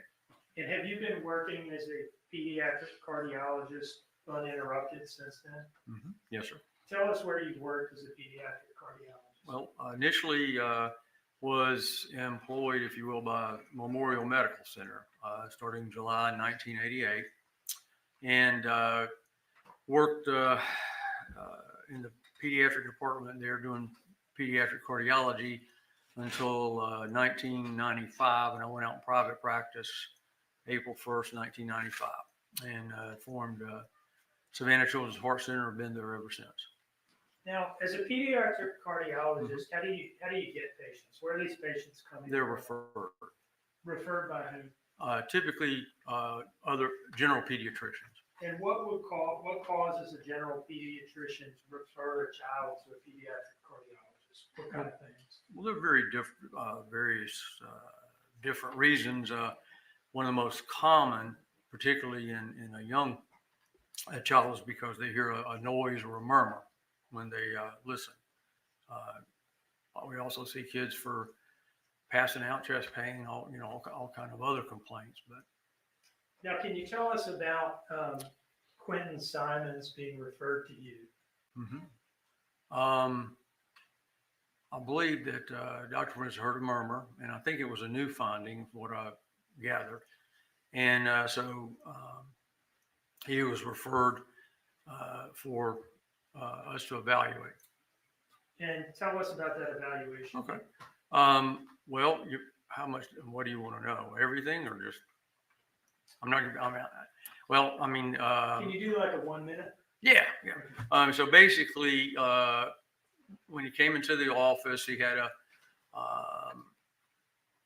EKG performed, which was normal. Then I went into the room, and he was there with his grandmother, and he looked fine. Respiratory rate was normal, heart rate normal. His weight was above the 75th percentile for his age. He looked like he was thriving, and so I listened to him and examined him. He had a soft little murmur. So then we went and did the echocardiogram where we actually look at the heart. And that's where we saw two minor things. One was a patent foramen and the other was a very small, what appeared to be a coronary artery fistula into the PA. The first thing you said was you said it really fast. Patent foramen ovale. PFO. Mm-hmm. What is that? Well, patent foramen ovale is a normal structure actually that all babies have before they're born. Okay, it's open in such a manner so that the blood that's coming up from the placenta, because mother's providing everything, is preferentially directed across that opening, if you will, to the left side of the heart. So most of it gets pumped out, to the body, as opposed to going back into the lungs, which are full of fluid and the vessels are constricted. And then after they're born and the pressures change in the heart, then it just sort of flaps shut, if you will. But very commonly, it doesn't necessarily meet like it's supposed to, and takes time to close up and go away. Typically, large patent foramen ovales, about 80% of them close, small ones 90-95%. But a small patent foramen ovale is restrictive, doesn't have a lot of shunting going from, because the shunt direction changes after they're born. Okay, the pressure in the lungs goes down, so now the left side of the heart has a higher pressure than the right side. Okay, it's got your blood pressure, i.e., in your pressure in your lungs is like a third of that. But anyway, so the direction of the shunt changes, and then what the criteria for intervening or closing it, or whatever you want to say, has to do with how big it is. You mean surgically? No, you can close it with devices. Okay. But sometimes it's surgically, it just depends. But if it's small and restrictive, and the right side of the heart is normal, you leave them alone, because you're actually probably going to do more harm than good, closing it, if you will. And his was very tight. Okay. And Mr. Before you go further, was that PFOFPL? PF, foramen, F-O, yeah. Okay, and Madam Court Reporter. I can help that. Yes, please. Is that spelled Patent? Patent. Mm-hmm. New word FORAMEN. Mm-hmm. New word OVALE. That's correct. All right. Look at it. Thank you, Mr. Okay. You're welcome. I can say PFO if you want me to.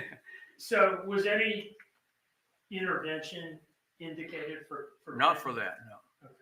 Okay. Would you consider this a minor issue? Mm-hmm. I would consider, you're talking normal activities, no limitations on activities, typically shouldn't have any effect on life expectancy. And like I say, he was only 13 months old when I saw him, so there was still a good or a high probability that it was going to close up anyway. By around what age? Usually, most of them close around 12, 15 months of age, but I've had some that were a little older, 2-3 years, that, some that you're looking at thinking, well, these may be large enough for us to do something about. And we typically, if we do need to do something, if they're large enough, we typically don't address that until they're 3, 4, 5 years of age. So Is that because you're waiting for it to just resolve? Waiting for it to resolve, as well as getting the child older, so everything is easier to do, particularly if you're going to do it with a device. Now, you mentioned, I think, also a coronary artery fistula that you observed. Can you tell us about that?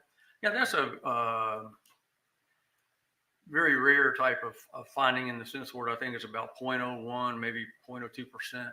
You see a congenital. Now, this is a congenital one. There are coronary fistulas that you may see in adults that are undergoing bypass surgery and other kind of things, but I'm talking about a congenital one. And basically, when the heart forms, basically it's a single tube actually when you first start, and then it involutes on itself and so forth. So a lot of the structures are very close to each other, and sometimes, most commonly, the left anterior descending coronary artery may not actually totally close up from the pulmonary artery. So you may have a connection there, and that's called a fistula. And the size of the fistula dictates what you do, meaning that If it's a small coronary fistula, less than like 1 centimeter or much less than the size of the coronary artery, I'll put it that way, then we just watch those. And most of those will even close up and go away on the run. Now, when you talk about larger ones, moderate to large, those are a little different. Those many times will need to be taken care of. But typically you'll see signs and symptoms with that. So it's not just looking and saying, oh, this is a small one. You're looking at other things as well. If it's a significant shunt, which means it's a big one, okay, into the point, then the left heart's going to be dilated. There's going to be increased flow to the lungs. The child's going to be short of breath. He's not going to eat well. He's not going to gain weight. You see what I'm saying? Yeah. And so forth. And obviously, though, and of course, one of the risks with it, if it's a large one, is that once they get up and start playing sports and so forth, that they could have an issue with ischemia or lack of oxygen to the heart. So you will repair those. Small ones, you watch. Sometimes they don't go away. So typically when they're 10, 11, 12 years of age, when they reach that age where they're going to be affected by peer pressure or parental pressure to continue to compete. Whereas when they're little, they get tired, they stop. When they get a little older, they try to run that extra lap or whatever. That's when you can get in trouble if you have an issue. So we'll exercise them and make sure everything is okay, depending upon the size of it. But I mean, I've had kids with small coronary fistulas that play, competitive athletics, high school, college, and so forth. What Never about have an issue. What about His was tiny. Tiny? Tiny. Okay. Would either now you You almost don't even want to mention it, but it's there, so you have to. Does that make sense? we called you in here just to cover all the bases. Okay. That's why you're here. Were either of these findings that you've described of any serious concern to you? No. And you say this as a pediatric cardiologist with 30-some years experience? That's correct. I've only had one coronary fistula that we've ever had to repair, and that was back in the 90s. The rest of them.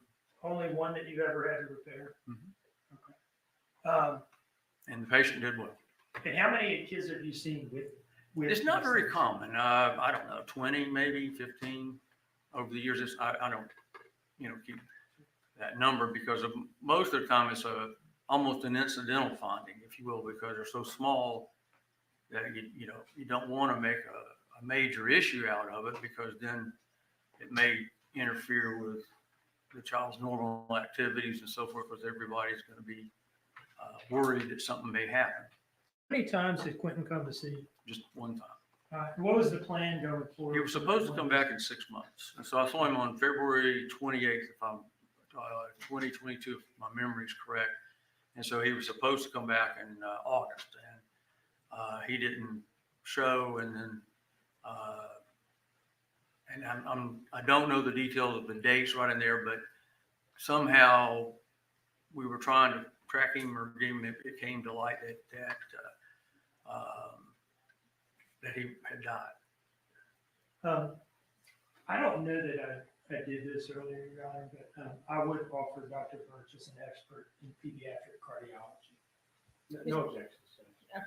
Thank you. In your opinion, is there any reasonable medical possibility? Well, let me ask you this. Were either of these conditions life-threatening in your view? No. Even remotely so? No, sir. Is there any reasonable medical possibility that they just caused his sudden death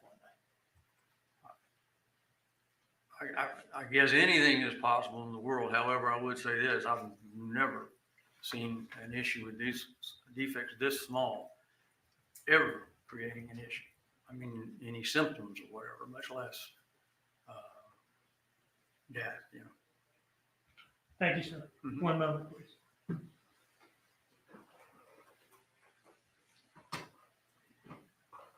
No further questions.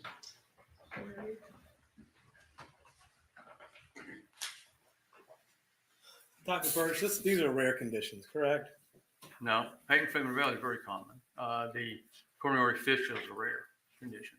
And it's not often I get to talk to a cardiologist, so I'm going to ask some questions. I know it's probably for you stuff you're used to dealing with, but just out of curiosity, you said the PFO. How common is that in children?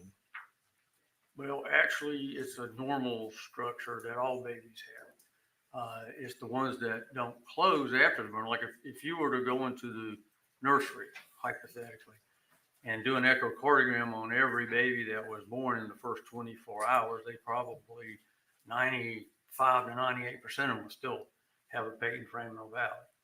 Okay. And let's talk about the fistula. How common is that? That's not common. It's like less than 1%.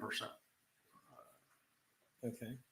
And since one is fairly common and one is not very common, the combination of the two, how common is that? I have no idea. I mean, have you ever seen it before? Oh, yeah. Okay. So I assume what you were talking about with Mr. Dean, I'm not trying to put words in your mouth, about the 15 or 20 times, I guess you would say, since one is something to that effect. I mean, you know, like I said, I could go back and probably look it all up for you, but it's not very common. It's not a very common thing. Okay. Although I will say this, it's becoming more common because our technology is a lot better. When we look with the echocardiograms and the color flow, then you're seeing more things now that you didn't see previously. Does that make sense? And so, you know, so you're seeing them, but still, it's not necessarily, you know, anything that you would certainly do anything about unless it's, you know, moderate to large in size. It's making me sleepy. So technologies, you've been a pediatrician now, I believe, since the 80s. So probably 40 years now, right? 82. Okay. So, and I assume technology advancing does help in the diagnosis and treatment of a lot of these disorders, correct? Yes, sir. So I guess, you know, 40 years ago, these things wouldn't have been diagnosed or as common as they are now, correct? The moderate to large, you would probably hear them, okay, because it'd be more of a continuous murmur. And if you got one large enough, then you'll hear it. I mean, I have a patient that has one that you can definitely hear, but hemodynamically, it's not significant enough that, I mean, I referred her to be considered for having it closed, and they did the catheterization, looked at it, came back and said that it wasn't large enough to warrant intervention at this time. Okay. So, well, and let's talk about, what was it, the fistula that you said that could become an issue later on if it didn't close or do what it's supposed to do? No, I didn't. Or is it a PFO? No, not the PFO. Okay. As you can tell, I don't know much about this. No, it's okay. Okay. The PFO typically will either close them, go away, or stay the same size. They don't typically get bigger. Okay. The coronary fistula, the real small ones, like Quentin had, typically close up and go away, or mainly stay the same size. Okay. The moderate to large ones, they can increase in size over time. So that's why you would address those sooner.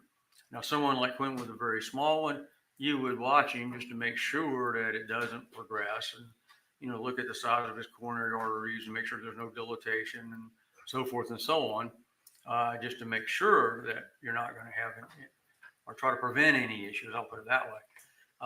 But unless you're seeing some significant shunning and so forth, these are typically, patients are typically asymptomatic.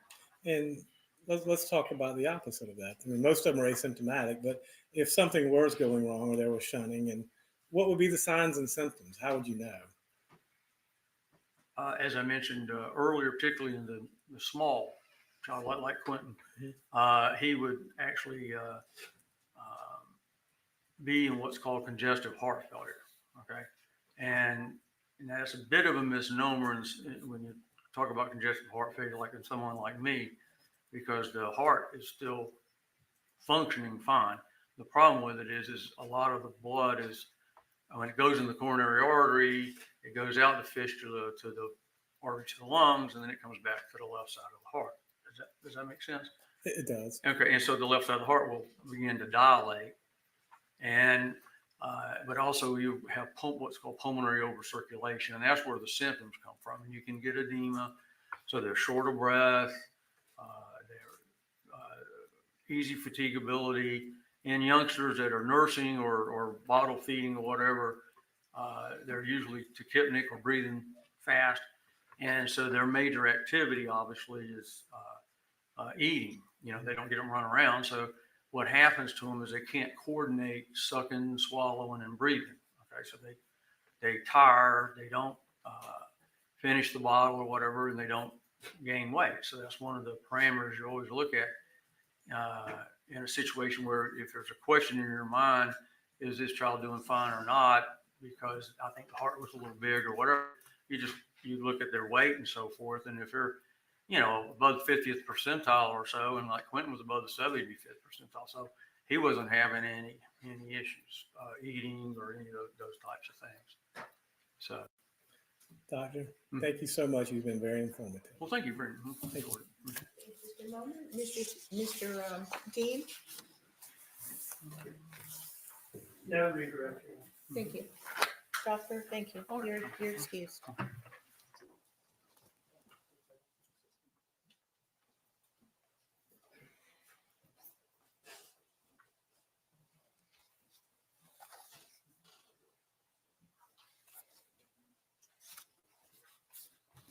Okay, the state may call its next witness. Paul Simon.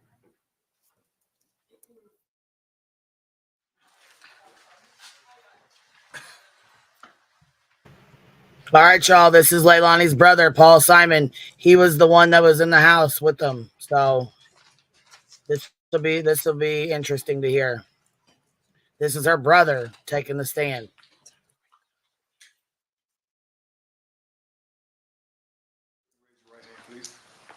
The evidence you shall give the court and jury of the trial of this issue shall give the truth, the whole truth, and nothing but the truth. So, step this way.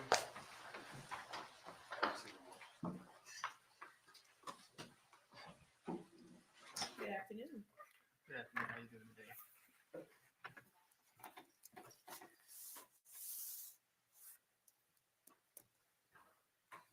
Good afternoon. How are you? Doing good. How about you? Doing pretty well. Could you please introduce yourself to the jury? I'm Paul Simon. And you are the defendant's brother? Yes, sir. All right. Do you mind if I call you Paul? No, sir. Go ahead. If you prefer Mr. Simon, let me know. No, you I'll can do call me that. Paul. Okay. How old are you, Paul? 23. And what is your city and state of residence? Where do you live now? I live in Eden, Georgia. Do you work? Yes, sir. What do you do? I do construction, and I'm a manager at AutoZone. Did you grow up in the area? Yes, sir. Where'd you go to high school? New Hampstead. I want to draw your attention to fall of 2022. Do you remember the general time period I'm talking about? Yes, sir. Okay. Where were you living in the fall of 2022? 535 Buckholder Road. And whose house is that? My mother's. Okay. And where were you staying in that house during that time period? Upstairs and towards the back side of the house. When had you started living there? 3 to 4 months prior. Prior to what? Prior to the incident. Okay. Now, where did you live before that? With my aunt. Okay. What's her name? Jackie. Okay. So you lived with your Aunt Jackie and then you moved back in with Mom at some point? Yes, sir. Were you working in that time period? Yes, sir. I was working at a warehouse. I can't remember the name. It was Eclipse, I believe. Okay. Was it the same place that your sister and Danny worked? Yes, sir. Okay. Tell me about a normal day there. What did you do? We loaded packages up onto trailers and moved them around the warehouse into different trailers all day. Just packing them and wrapping them and sending them off. Now, when you moved into your mom's house a couple months before what you described as the incident, were your sister and Danny and the 3 kids already living there? Yes, sir. Had Sky already been born at that point? Yes, sir. Okay. Tell me, what was it like living there with everybody in that house? Well, pretty much every day from, what I heard and saw, it was just arguing every day. I mean, not between the kids or nothing like that, but it was between Leilani and Danny. Okay. What about your mom? Whenever my mom was there, they did argue quite a good bit. And who's that? Leilani and my mom. Okay. Let's go to the morning of, well, let me ask you this. Tell me about the kids, the three kids, Zane, Quentin, and Sky. Zane, hyper, want to be in everybody's business. Well, I mean, that's average for his age, you know what I mean? Mm-hmm. And then Quentin, he was an angel. Like, you could change his diaper. He'd lift his butt right up for you. No problem at all with it. You put the diaper, you tell him to lower his butt. He'd lower it, let you clean them all up. No problem at all. Zane, that boy had crap all up his head one time, and Leilani made me clean it in the back of the car. Man, that was a whole, I don't know how I managed that one. Can I ask you this? Oh, Did you wow. Look at her participate reaction in, to her brother. in child care at all during your time living in the house? Kinda. It was on and off. It was whenever they needed me. Yeah. Tell us about your interactions with the kids. So a few times I had to take them to doctor's appointments, which wasn't a problem because, people was at work, and I happened to have the day off or whatever, So I'd take them to the doctor's appointment because I didn't have to be at work till 2. And then I'd drop them off at the babysitter. And then whenever Leilani would need me to watch them, I'd watch them upstairs. I'd bring some toys upstairs into my room and let them play with it. Tell them, hey, that's your area. Don't mess with none of my stuff.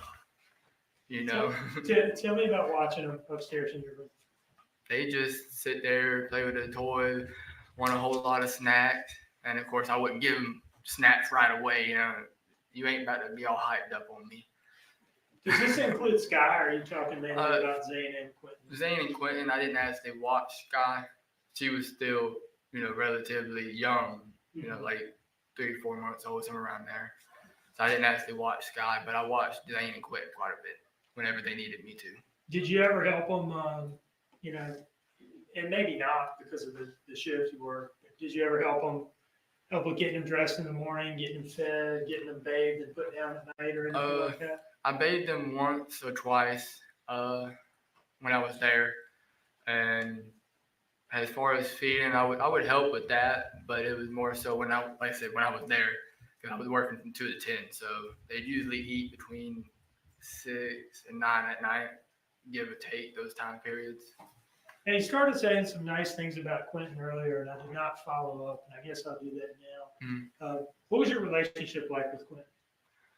Well, he loved me. I mean, he'd come up to me, he'd put his arms over my knees, and I'd just sit there and bounce him for a good hour or two till my legs got tired. He weighed a good 20, 30 pounds. But, I mean, I loved him. I mean, I'd tell him to shut up. But, I mean, that was about as mean as it got towards him with me, you know what I mean? Kids don't want to stop talking. What did your during the time period that you're working at Eclipse and working the 2 p.m. shift that you've mentioned, what did a normal day look like for you?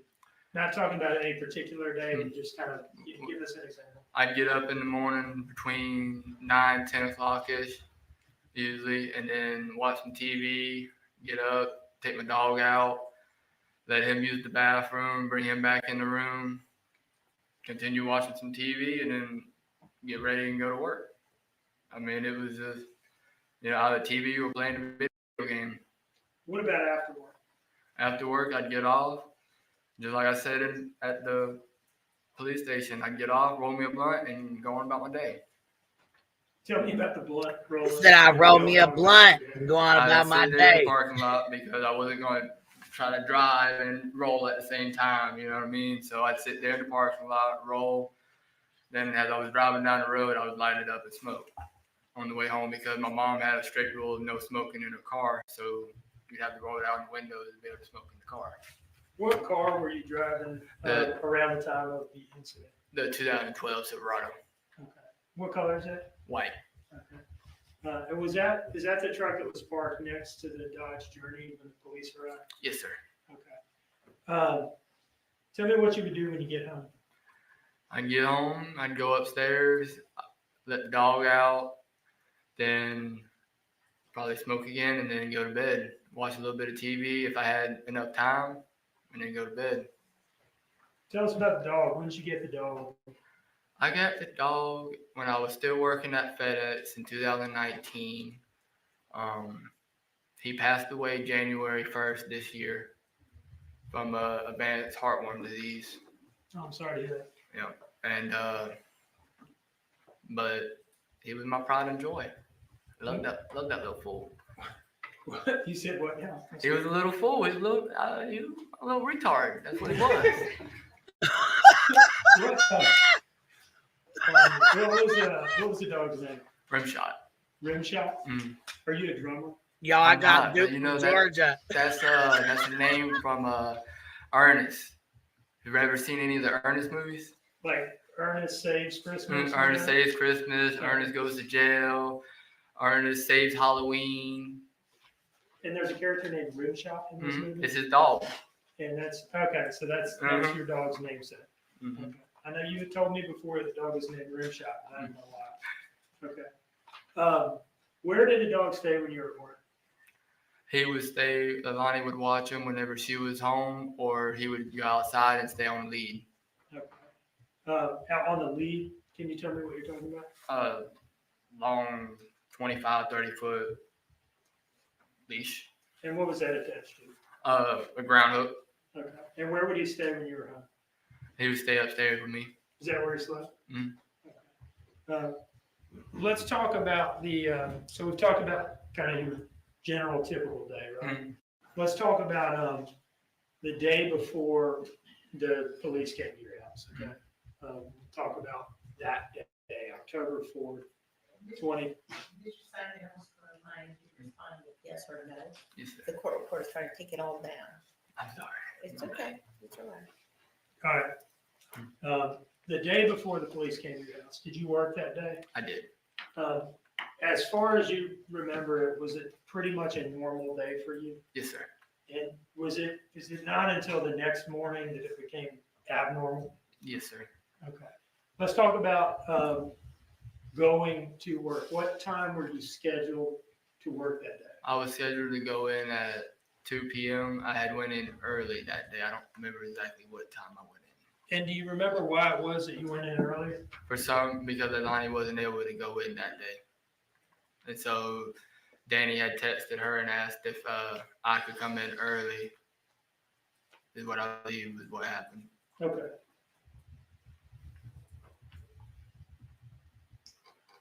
Your Honor, I'd like to approach with what I've marked as State's Exhibit 88.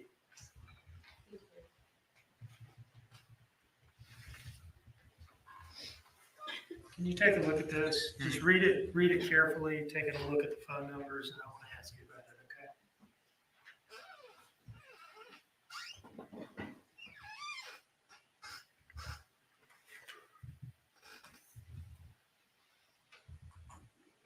That's my old number, and that was Danny's number. The document that I've just handed you, is that the text message exchange between Danny Young and you Yes, sir. from October 4th of 2022? Yes, sir. Does it fairly and accurately depict the text messages that you exchanged? Mm-hmm. Your Honor, I would offer this as State's Exhibit 88. No objection. Now, the first message on there is from who to whom? The first message is from Danny to me. And what's the time of that message? 10 in the morning, Okay. 10:15. And what did Danny say to you? He said, yo, Dave wanted to know if you'd go in at 12. I'm at the dentist with Leilani. She just got her tooth pulled. Yo, Dave wanted to know if you would go in at 12. Mm-hmm. Is that Dave Mullins? Or Yes, sir. Mullen? It was the GM that was running Eclipse. Okay. Was he your boss, or at least one of your bosses? He was the morning shift boss. Okay. And did you respond to that message from Danny? Yes, sir. I said I'd be in. And what time did you send that message? 20 minutes after I received it. Okay.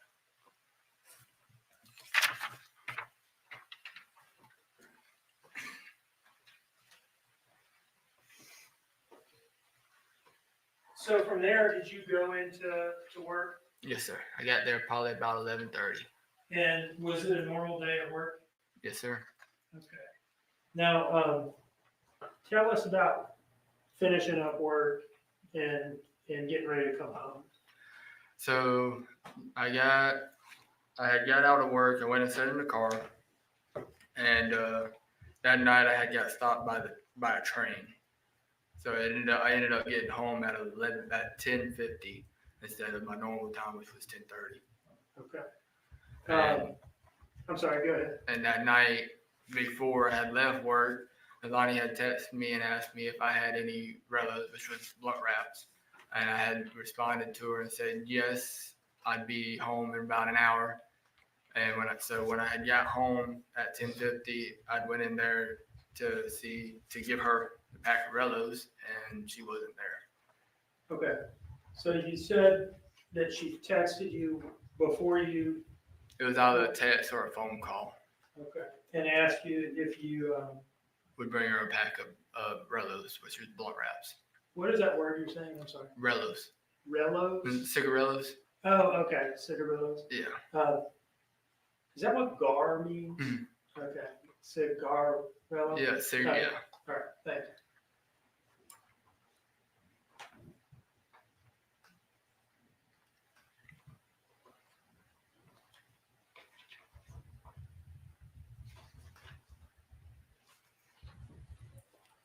Your Honor, I'd like to approach with what I've marked as State's Exhibit 89.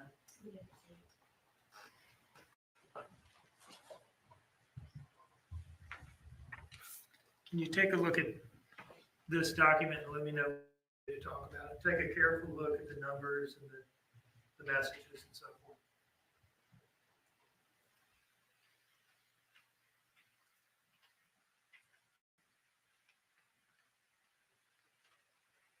Yes, sir. Flip to the second page here, if you would. My bad.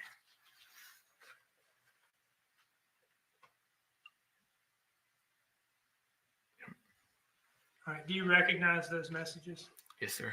Are those messages between you and your sister on the night of October 4th? Yes, sir. Do they fairly and accurately depict the messages that you exchanged with each other? Yes, sir. And around the same time, because at that time it took me about 30 minutes to roll. So I was sitting there in the parking lot for 30 minutes. Your Honor, I would introduce this as State's Exhibit 89. No objections.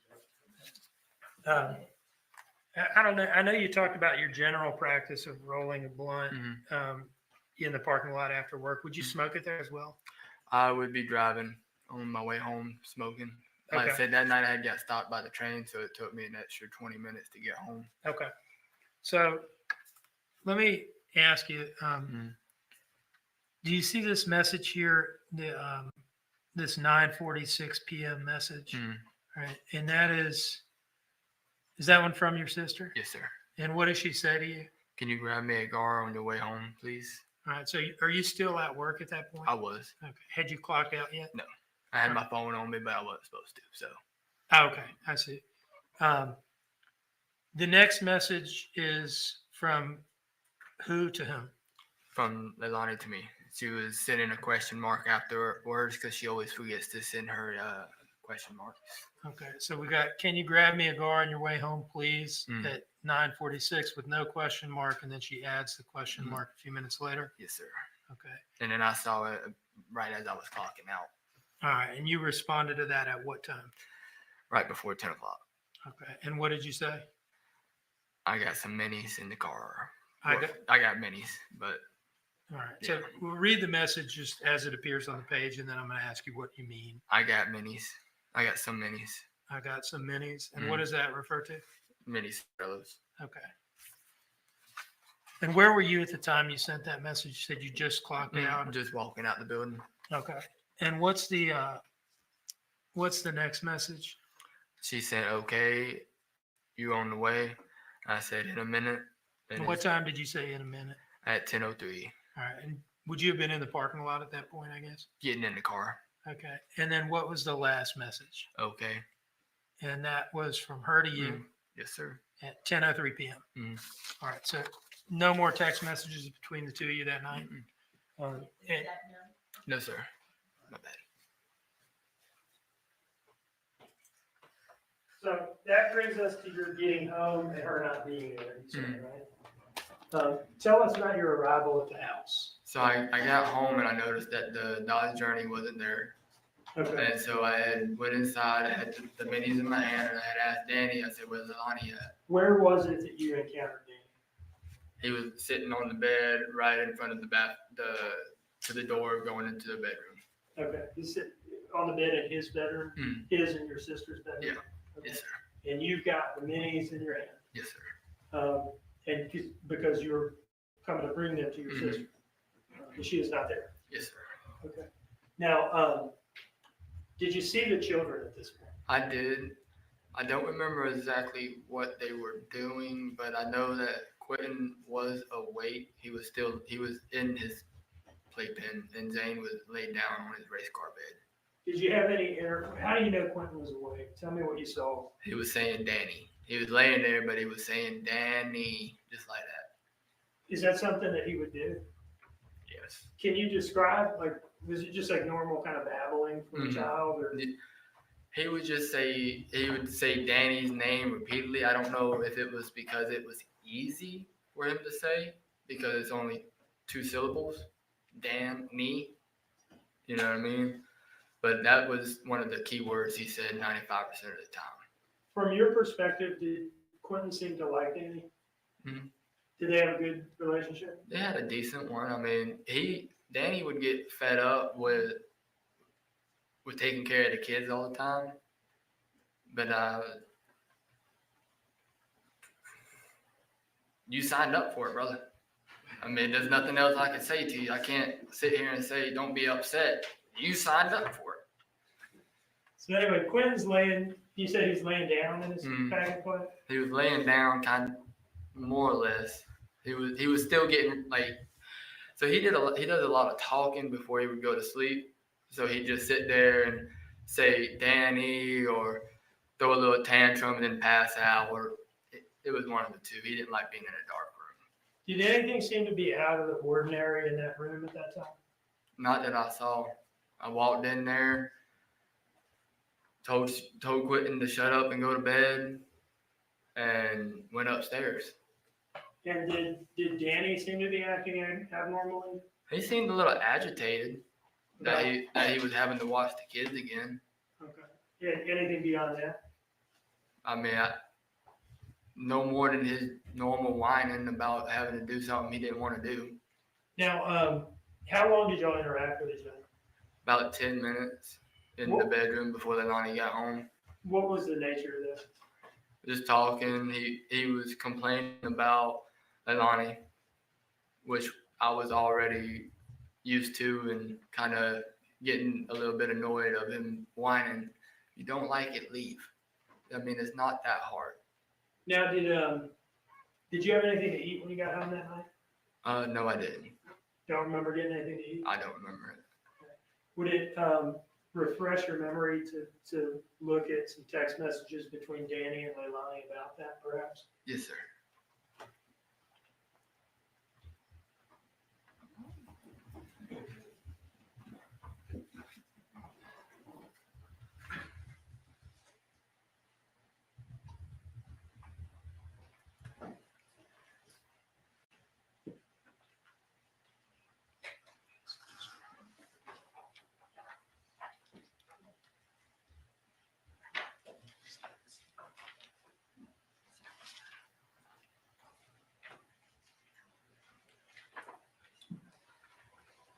Madam Clerk, do you have Stacy's at 86 somewhere?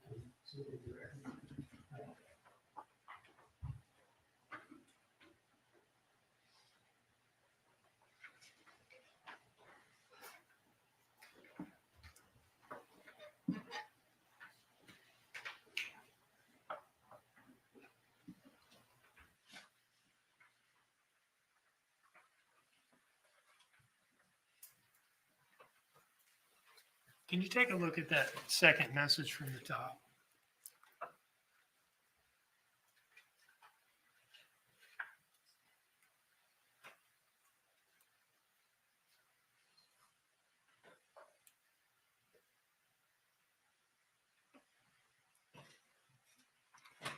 You good?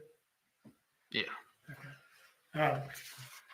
And if it doesn't, it doesn't. But does that refresh your memory as to whether you had anything to eat or drink that night? I probably grabbed some Hawaiian punch. Okay. Leilani was a little stingy about the kids' drinks and food now.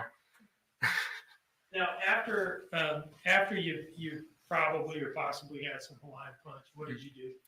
Went upstairs. I watched the episode of One Piece. What is that? One Piece is an anime.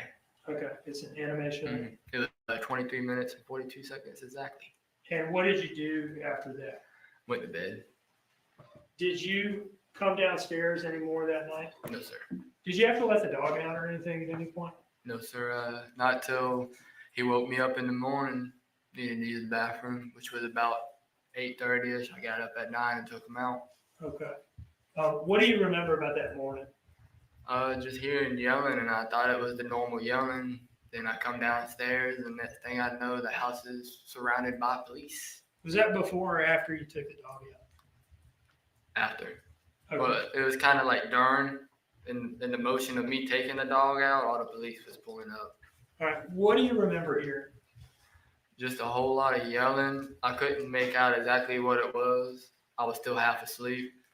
And I just kind of laid there until I heard it kind of die down or move away from where I could hear it. And then I got up and took the dog out. Did you have any interaction with your sister that morning? Not before she told me that Quentin was missing. And where were you when she told you that, as far as you know? Downstairs in the parking area. Out in the driveway? Yeah, next to the driveway, next to the garage. Okay. And what she look like at that point? Complete mess, complete wreck. Trying to figure out where her baby was. And what happened from there? She had called the babysitter over to see if she saw anything, if she knew anything. And then the police was showing up at the same time as the babysitter had just showed up. And then the next thing I know, Danny's showing up. Did you help look for Quentin? Didn't get a chance to. What do you mean? By the time that everything was going on, we all got told we had to go down to police annex, and we was interrogated for over 17 hours by the FBI. Did you 17 hours? Yes, I kept track of it because they were supposed to get me pizza. I'm still mad about my pizza 2 years later. I think we saw you on some video bringing your sister some food at some point. Yeah, didn't they call the pizza afterward? Okay. So you got some food that day in any case? Yeah, because I bought it. Okay. Because you bought it? Yeah.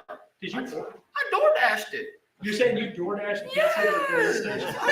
So after 12 hours of sitting there being interrogated, people get hungry. Okay. So, regardless of whether you had a good time there that day, did you cooperate with the police questioning? Yes, the sir. FBI questioning? Anything they asked me, I told them whatever I knew. Okay. And did that continue to be the case over the coming days and weeks? Yes, sir. Even while they hooked me up to the lie detector test and everything. One moment, please, Your Honor.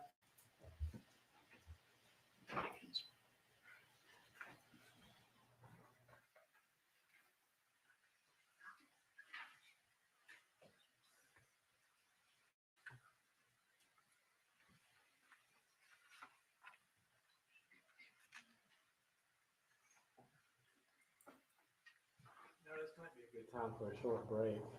Matt, just finish up a couple of things, Your Honor. Yes. Okay.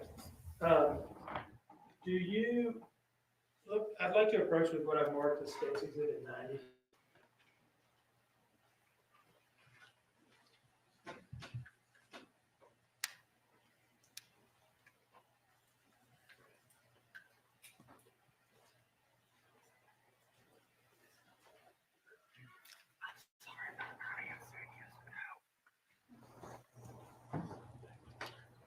All right, I'm showing you what I've marked as State's Exhibit 90. Okay. And let me just say, just so that everything can be on the record. So Mr. Simon just apologized for not responding yes or no, and that's fine. Okay. Okay. Can you take a look at these messages starting from the back, actually, and tell me if you recognize them? Oh, I guarantee the jurors are awake now. If they wasn't before, they are now.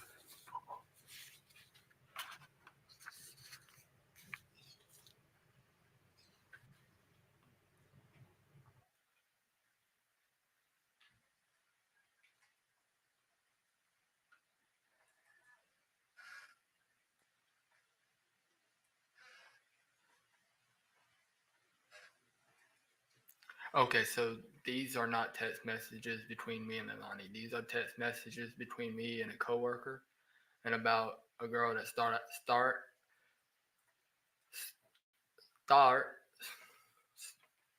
thought that I was making a rumor about her, and I wasn't, and she threatened to hit us with her car. So we all kind of dipped out of there really fast. Is this something that happened at work on the 4th? Yes, this was nothing related to Leilani or Danny or anything like that. I wouldn't. Yeah. Okay.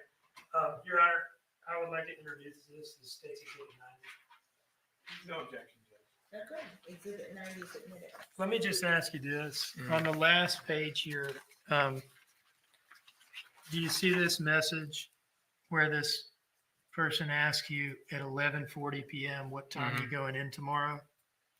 I said 12 because I was already planning on going in early regardless because I needed the extra money. And that response from you was at 11:40 p.m. That's why I was already getting up. But then when they asked me to come in, it made it even easier to come in without asking for permission from the boss. Okay. And this was on the night of October 4th, right? Yes, sir. Were you already up in your room at this point? Yes, sir. He had texted me after I had laid down to go to bed. Okay. And was this your last phone activity that night? Yes, sir.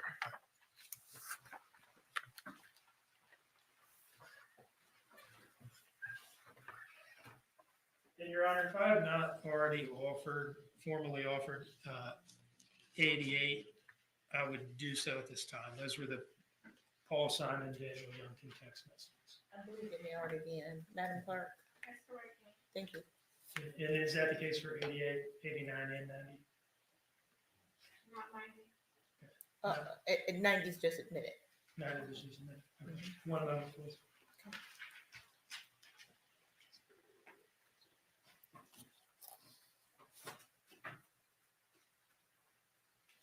No further questions, Your Honor.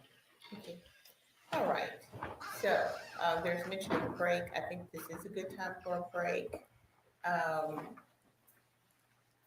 The time is 3:13. Let's come back at 3:30. Jury's exiting.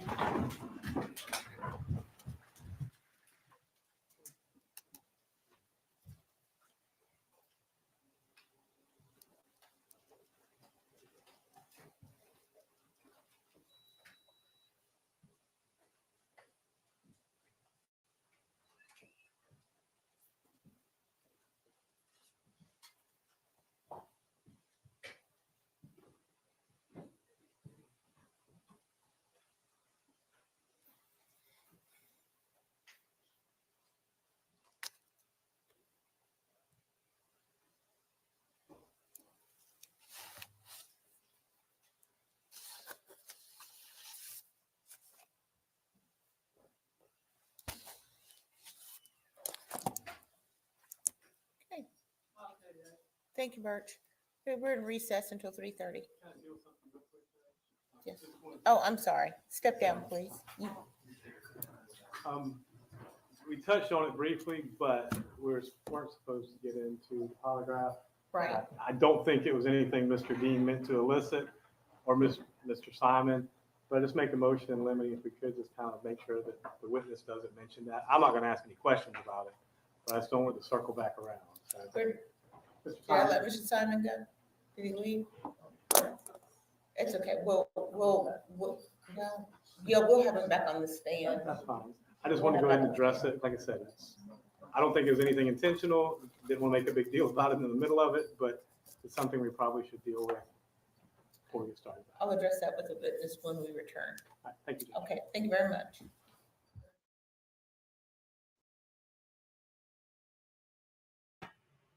Hey, Petty, what's up, baby? Hi, you're right. Huh? Are you alright? Can you not hear me? Am I all right? Yeah. Yeah, I'm all right. You all right? Yeah, I'm good, thank you. Okay. I love What's the up? What you sweetness. doing, I think baby? he's doing great. Oh, her brother? Yeah. Yeah, you can tell he's a very honest kid. You know what I mean? So He's genuine. he's a little overly honest. Yeah. I couldn't even imagine what he's been through. Right. I can't be mad at him for laughing. And him and Quentin, they got along really well. From my understanding, they were like best buds. Yeah. It's sad, really, but if it humours his way of coping, I don't blame him. I'm the same. I don't like seeing people sad. I'd rather cheer them up. Right. Well, and there's a lot of people that get nervous. They have a nervous anxiety, or they nervous laugh, or you know what I mean? Yeah. And I Not just think good. that's what's going on with him. I mean, I think he, I don't think he's being disrespectful in any way, shape, or form. I just think it's difficult for him. He's still yeah, young. He's it's like, only a baby. well, yeah, not only that, but he's testifying against his sister over his nephew being murdered, allegedly by Yeah. her, and he was one of the only other ones in the house besides Danny. Yeah. I don't know. It's just difficult. Seeing no comments saying that he's being disrespectful and he's being horrible. It's just. He's Yeah, I probably don't think just he was really being horrible at upset. all. I don't think he was being shitty or disrespectful in any way, shape, or form. I just think that's his way of trying to cope with what's going on. Yeah. So I don't even know where I'd start to cope.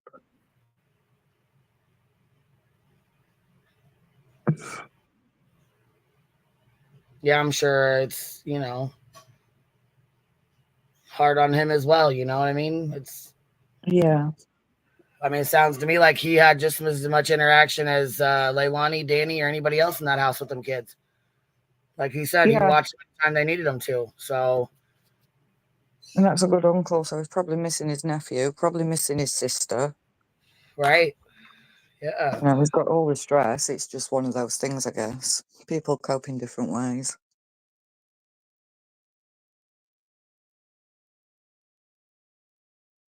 How Well, long have they I gone just think for? he's like an introvert. He's kind of awkward as it is. You know what I'm saying? He watches the Yeah. animes and, you know what I'm saying? He seems like he's pretty quiet and, not really one of those that, you know what I mean? Like gets all bent out of shape. Yeah, it seems like he's a good laugh, though. Bet he'd have a good laugh on a night out or something. He'd never get bored.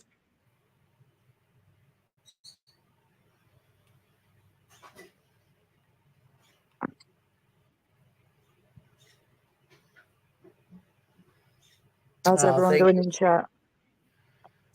What, baby? How's the chat doing? You know what? I'm not sure. I'm looking at this paperwork that was sent. Oh, I don't know what paperwork that is. Yeah, Crime Sleuth had sent it over, so I was looking. She told me to check my Oh, email. yeah. I remember that, yeah. I've been here all day. I'm just really quiet because I had a bit of a mad one today.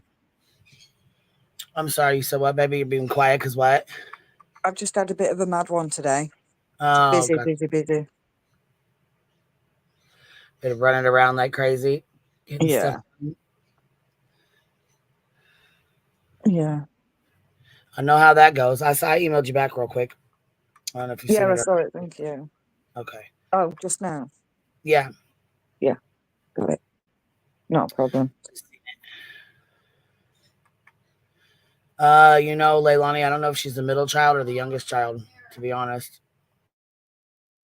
She's not the youngest because Paul's the one on the stand is 23. I'm sure he said he was 23.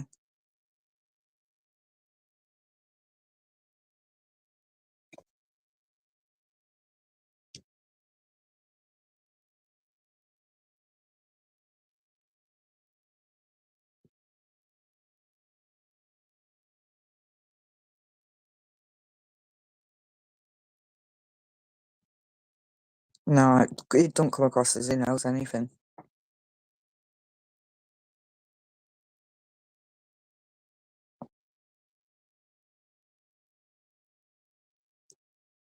I agree, beautiful disaster. He is very young to have to deal with this. Very, very young. I feel for him.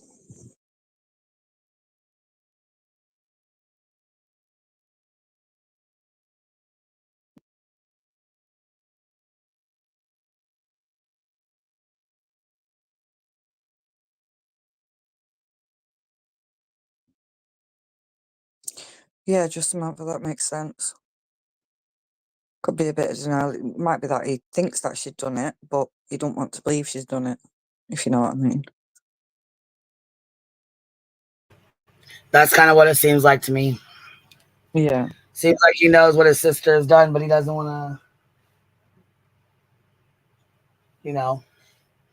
You just don't want to come to terms with it, I don't think. You don't want to think of it. Yeah, Poor that's. kid. It'll probably be rough on him for a while, I'd imagine. Yeah. You know. You know, it's still fresh for him as well. It were only 2 years ago. Yeah, he's like, I'm still mad about my pizza from 2 years ago. I had to DoorDash my own pizza because we were there 17 hours, which I do believe that. I do believe they were interrogated like that because they were, again, the only 3 in the house. So yeah. Somebody's got to know something. There's 3 of y'all that's living here. There's 3 of y'all that was here. What the fuck's up? Yeah. I think we should start a chat for him to get his pizza back. Well, and with the boys saying they don't know, and Leilani lying her fucking ass off, I'm sure them detectives were probably a little bit irritated. Yeah. They were like, we don't give a fuck about that pizza. We're looking for this little boy. Yeah. And they called in and said he was kidnapped. So did you see all the services they had, like helicopters, drones, people on foot, dogs, 4-wheelers, you know what I mean? 4x4s, like they were fucking on it. They were not fucking around. No, and that's it. I can understand the police's frustration. I mean, imagine rolling up to somebody's house where there's 3 or 2 known drug users or rug users, and then You the got a baby's missing baby. missing. Yeah. I can't imagine it, but I don't want to. I can't put myself in that position, if you know what I mean. It's just really rough. Yeah, believe it or not, there's a lot of people that it's too hard for your mind to even think about something like that happening, you know? Yeah.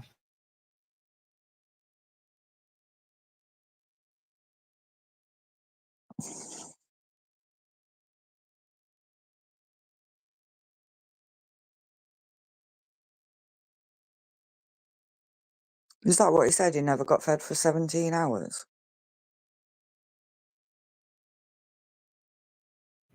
Sorry, we had company come in. Yeah, he said that basically he was interrogated for 17 hours. But Leilani got fed. She got food. That's weird. Yeah, that's what he said. They said, well, Leilani got food. He goes, I know. And I had to order my own. Oh.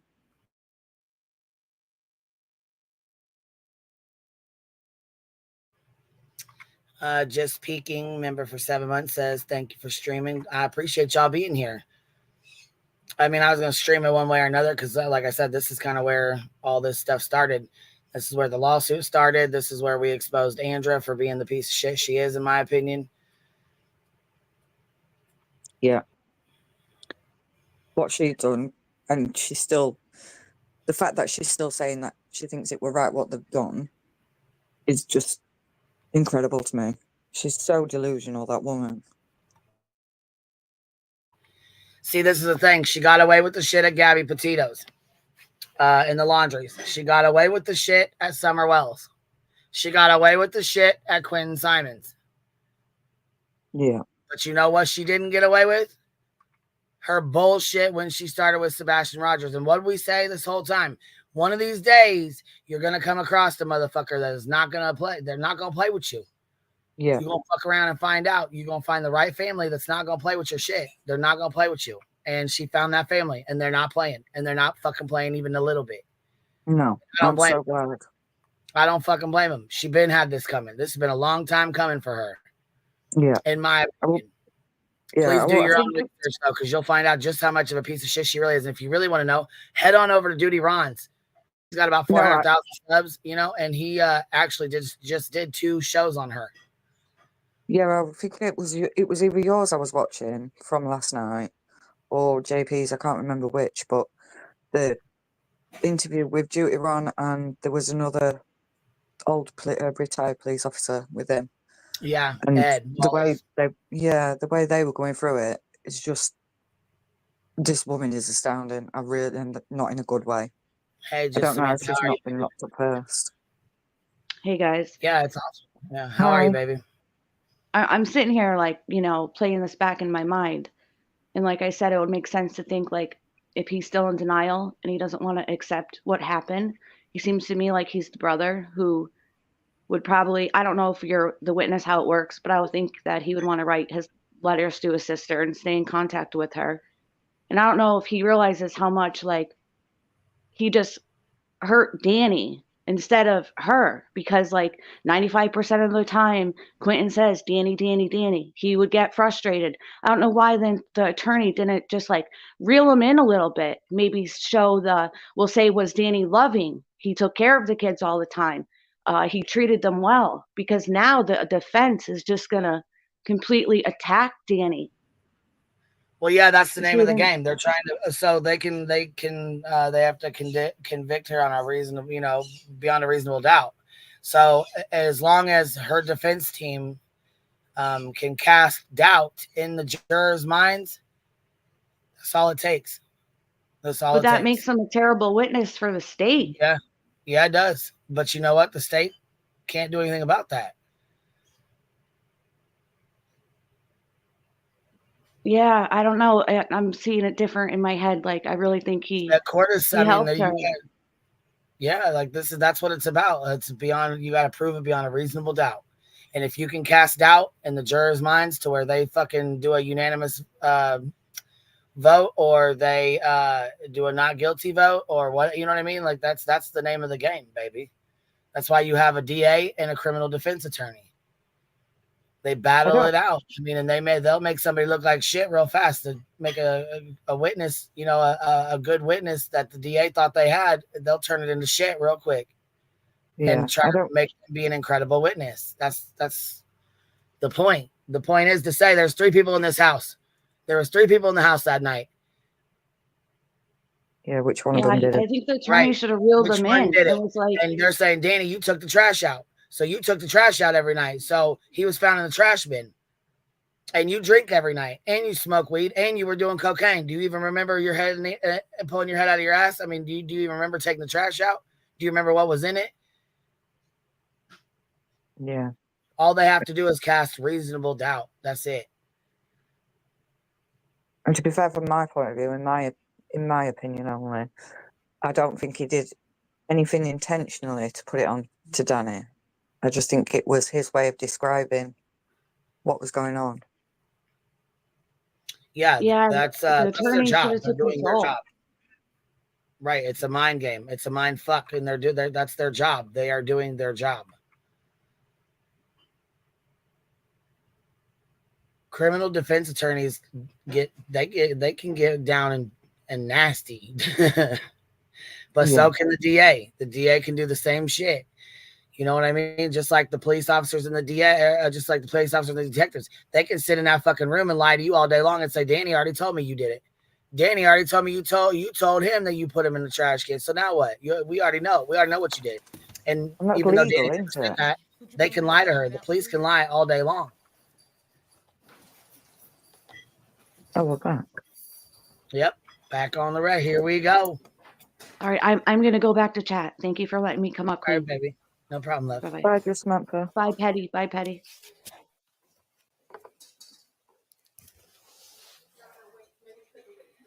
Yes. Thank you, Ms. Parker.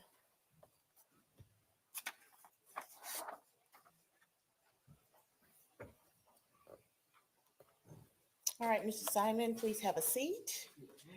And you are still under oath. Mr. Simon, I'm sorry. Go ahead and have a seat, Ms. Simon. So we're back on the record now in SPCR 22-03364J6, the state of Georgia versus Leilani Marie Simon. Mr. Simon has taken his place once again on the stand. He understands he's still under oath.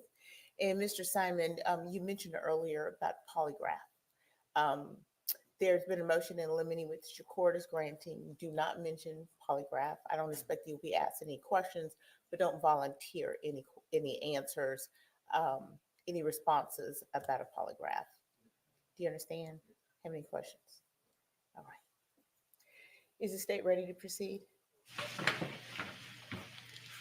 The stage is ready, Your Honor. Is the defense ready to proceed? The defense is ready, Judge. That was a no-no. You're fine, Mr. Simon. Thank you very much, though. You Mr. Hilliard, I believe you have Mr. Simon on cross.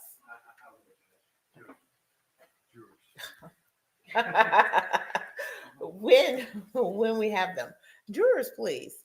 Thank you, Solomon.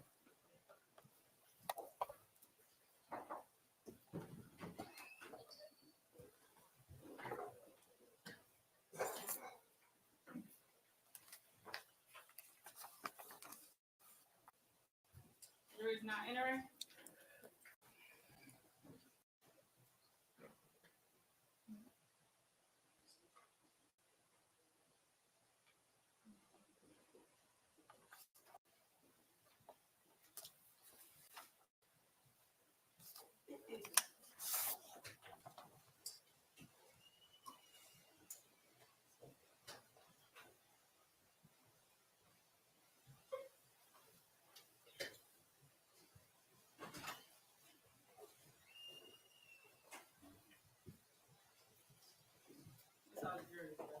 Can you, Birch?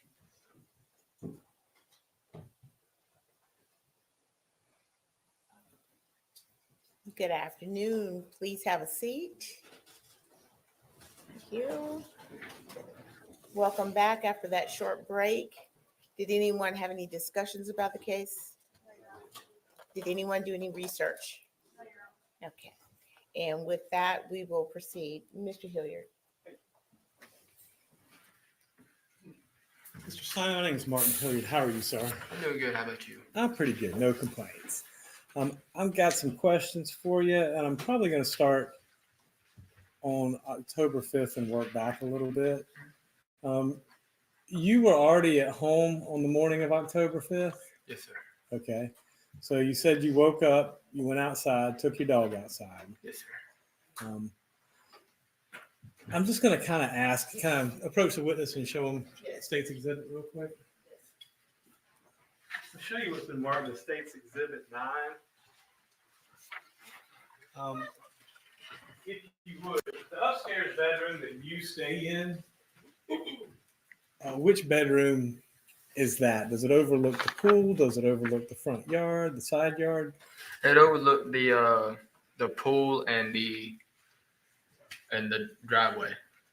Okay. Because the way the bathroom was faced was towards the outside driveway. Okay. Then the room I was in faced towards the inside of the driveway. All right. So based upon what you're looking at right there, would it be above the dining room or the living room or somewhere in that area? By the living room. By the living room? Right above it. Okay. And so you could look out over the pool and the patio and the parking area, correct? Yes, sir. All right. And this other bedroom right here? Look towards the front. Towards the front. Yes, sir. Just trying to get an orientation. All right. So you were at home that night around the night of October 4th, around 11:40. Was a text message between you and your coworkers that Mr. Dean was just talking about, correct? Yes, sir. You remember sending that? Yes, sir. Were you awake? I was trying to go to sleep, so I was trying to end the conversation pretty fast. Okay. You know what I mean? Because I was already laid down at 11 to go to sleep, and so when a text message came through, it kind of woke me up a little bit. Okay. And so I was just trying to get it done and over with, but yeah, I was a little bit awake. All right. Well, let's just talk about that. So you were a little bit awake. Did you hear any doors opening or closing, or a ruckus, or anything going on at that point in time? No, sir. Okay. And I don't know because I don't know anything about the house, but if the door for the living room or the dining room open or closed, can you hear that from upstairs or no? You can hear a car door shut, but you can't really hear the door shut unless it's slammed. Okay. So if the dining room door, the living room door are shut, you wouldn't necessarily hear it. No, sir. And I'm not trying to put words in your mouth, but if there's a car door outside slammed, you would definitely hear that. Yes. Okay. And so did you hear that at any point in time that evening? Around about 11:20, I heard a car door shut, and it was Leilani coming back in from getting cigarillos. And I just kind of laid there and ignored it because I just finished my episode and I was heading to bed. Okay. So about 11:20, you heard the car door shut. Now, in the morning times, do you hear when anybody leaves for work? No, sir. Being passed out, I don't. After work, and I don't really hear a whole lot. Understandable. So you slept through the morning of October 5th till about 9:30, correct? I woke up about 8:30, but I laid there until 9. Okay. And you, at that point in time, had you heard anything? I heard a little bit of yelling, but like I said, that was an everyday thing, so I just didn't pay no attention to it and laid there until I heard it move away where I couldn't hear it. Then I got up and let the dog out. And that was about 9 o'clock was when I got up. And you said you heard some yelling. What yelling did you hear? I just heard Leilani screaming, but I didn't know what she was screaming about or nothing like that. I just heard screaming.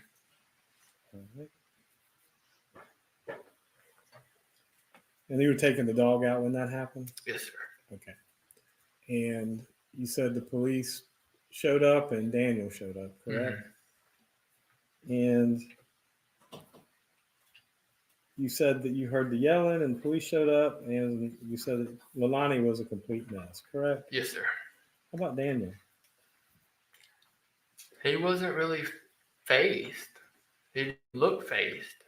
He left work in a hurry, but other than that, the whole time he was more worried about what was going to happen to him throughout the whole thing, from what I saw.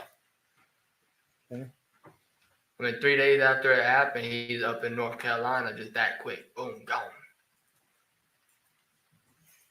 I mean, that just strikes me as not good, not right behavior when you're supposed to be. When they make an objection, you have to say. Yeah. Just a moment, I'm sorry. Was there an objection? There was an objection, Judge. So. Mr. Dean? Non-responsive. Suspend. Mr. Simon, Just a moment. you have to let me ask the questions and you have to answer them, okay?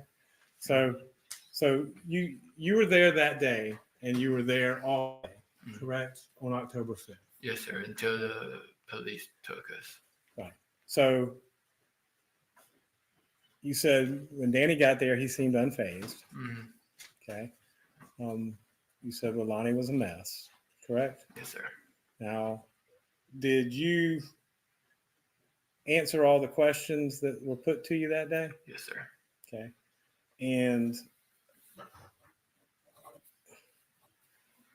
I'm curious, how at this point in time, how long had you known Daniel Youngkin? About 4 months. All I really knew about him before that was that he was one of Leilani's baby daddies. That's all I knew about him before that. All right. So, and when did you move into the house on Buckalter Road? In about April, right after my birthday. So, April of 2022? Yes, sir. Okay. And this was in October of 2022, right? Yes, sir. So, and I guess when you moved in, Danny and Leilani and the kids were already there. Yes, sir, they were. Okay. Now, did you ever notice Danny and Leilani either using drugs or drinking? Danny drunk every day. Right. He'd be riding down the road drinking a Fireball, little shot, consistently every day. All right. And you know, not being judgmental, but And Leilani smoked. Yep, smoke weed. And you did too. Mhm. Did you ever see him do anything else? No, sir. Okay. And if anything else was done, I would have told my mom. okay. So that was not something you knew about. No, sir.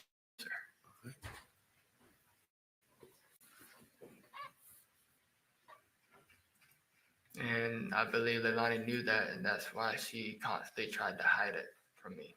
That she was doing something that she didn't want me to know of. Okay. And same thing for Danny, correct? Mm-hmm. Oh. Yes, sir. Yes, ma'am. So was it uncommon for the back door? Again, if you don't know, that's fine. But how did you normally come in and out of the house when you? Through the back door. Okay. And was that pretty much how everyone entered the house? Yes, sir. And was it uncommon that those doors would be unlocked? Normally, since I was the one that got off work, the last one to be home, it would be locked whenever my stepdad would be home. But if it was everybody else, I would be the one that locked the door before I went up to bed. So, and that's kind of what I was getting to. Normally, you were the one who locked the door when you came in at night, Yes, right? sir. And do you have any recollection doing so this particular night, the Yes, night sir. of October 4th? I locked it when I came in, and I had went in and talked to Danny, and then went to bed. And again, not being judgmental, but you smoke blunts. Do you smoke cigarettes, Paul? I used to. Okay. When did you quit? About 3 years ago when I started vaping. So you gave up cigarettes and started vaping. Yes, sir. How about Leilani? She smoked cigarettes? Yes, sir. And how about Danny? Yep. Okay. And whenever they were smoking at the house, where would they normally go to smoke? Either the front or the back. There's ashtrays out there? There was ashtrays in the back on the back porch, and there should have been one on the front porch. But Leilani started smoking after a few months of them moving down in that room. Now, you said you came in the night of October 4th, and you saw Quentin, Zane, and Sky. Guy was in the little swing thing where that's where she kind of just slept in that. Mm-hmm. Zane was in his race car bed in the corner of the wall, and Quentin was right at the foot of the bed in the playpen. And they were all good at that point in time? Yes, sir. Okay. And had you ever seen, you said Danny seemed agitated when you got home. Mm-hmm. Anything abnormal, or was it just his normal?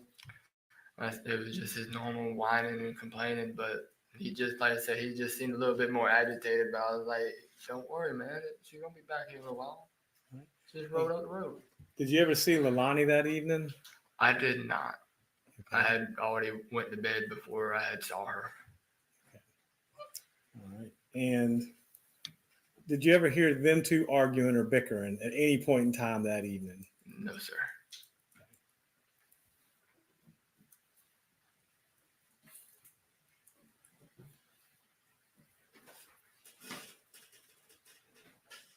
That's all the questions I got, Jess. Thank you, Mr. Simon. Yes, sir. Mr. Dean, any redirect? One moment, please.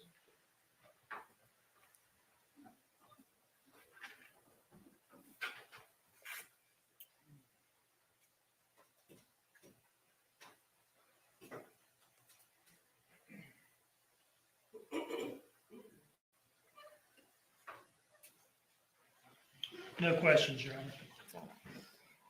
Mr. Simon, is there any reason not to excuse Mr. Simon? Not on behalf of Ms. Simon, no. No, Your Honor. Mr. Simon, you are excused, sir.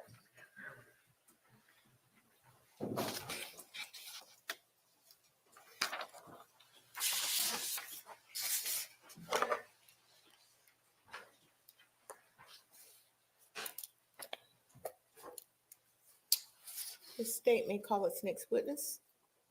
Melanie Bowling, Your Honor. Okay.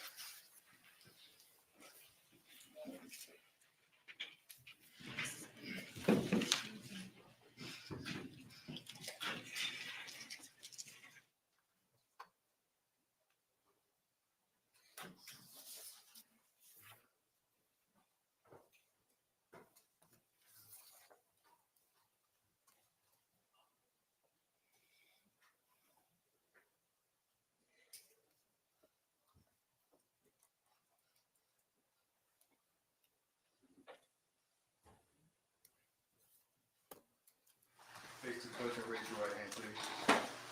The evidence you shall give the court and jury in the trial of this issue shall be the truth, the whole truth, and nothing but the truth, so help you God. This way, ma'am.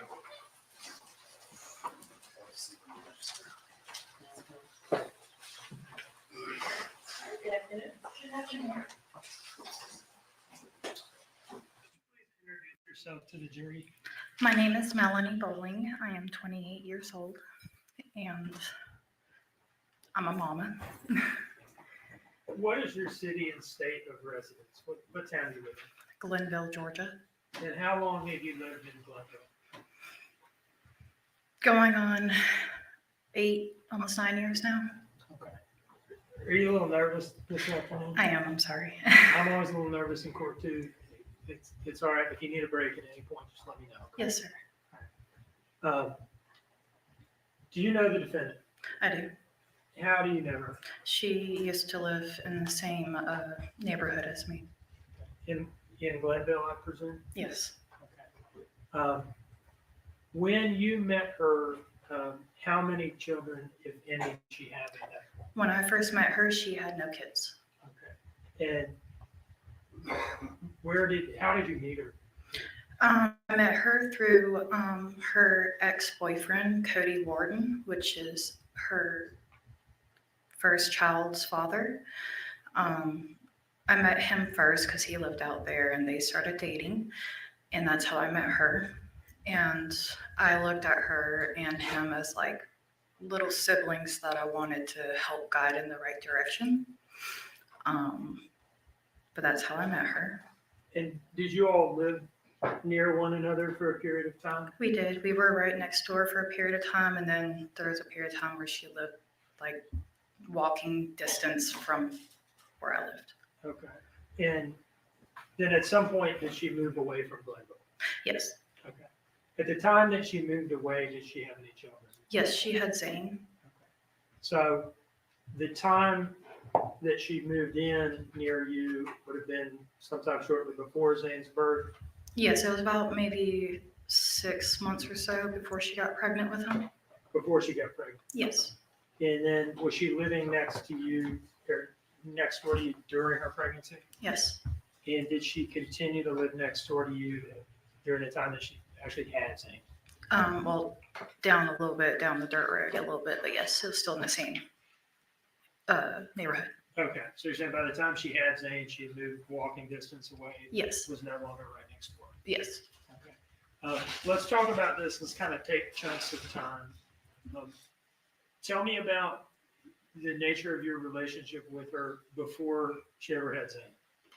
Well, I mean, like I said, Cody, I met him first and he was going through a hard time. So like my husband and I took them in as, took him in as like a little brother to help guide in the right direction. She started dating him and, I got good vibes from her at first. I never suspected anything bad, and I kind of try to guide her in the right direction too. She ended up falling pregnant, and when she did, she was young, and I can relate to that because I was a teen mom myself.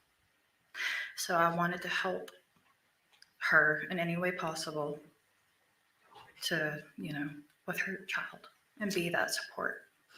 Were you friends with her during her pregnancy with Zane? I was.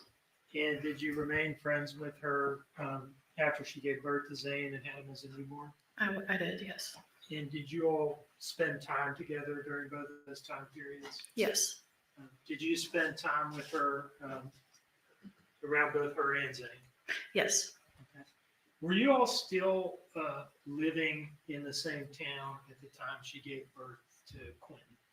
No. I was, but she wasn't. Okay. Can you tell me where she was and when she had left in relation to when she had Quentin? So I know her and Cody moved to Alabama. That happened. And then I guess they broke up.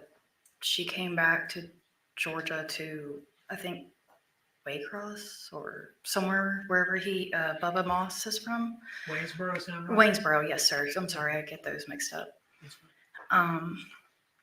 And she came back and she was staying with him in a camper, and she fell pregnant. They split up and she went back to Alabama, and Cody helped her. And during you've talked about your contact with her during the time she lived near you. Yes. Right? In the same town. Yes. Did you all have daily or near daily contact at that point?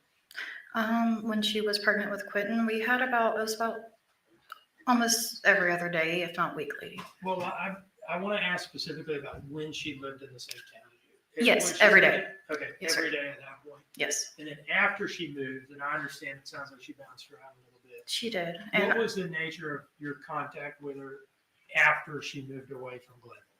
text message and phone call, FaceTime. And how frequently did you say that you would have contact with her? So when she got with Bubba, it kind of drifted off a little bit. And I don't know why. I can't tell you why, but we drifted off a little bit. And then she would, we contact out the blue. She called me, I text her, I call her, she texts me, vice versa, just to see how we are doing, I always checked in on her to see if she was doing okay, if the kids were okay, how they're doing, how big they are getting, stuff like that. Did you talk to her on the phone regularly during her pregnancy with Quentin? Yes. About how often? She updated me with every appointment that she had. Did she talk to you during those phone calls about things that were going on in her life? Yes. And tell me again how you viewed the nature of your relationship with her. I viewed her, like I said, as a little sister that I wanted to help guide in the right direction. So you're close? Yes. During her pregnancy with Quentin, well, you're having this regular telephone contact with her. Mm-hmm. Did it include calls? Yes. Did it include text messages? Yes. Did it include FaceTime?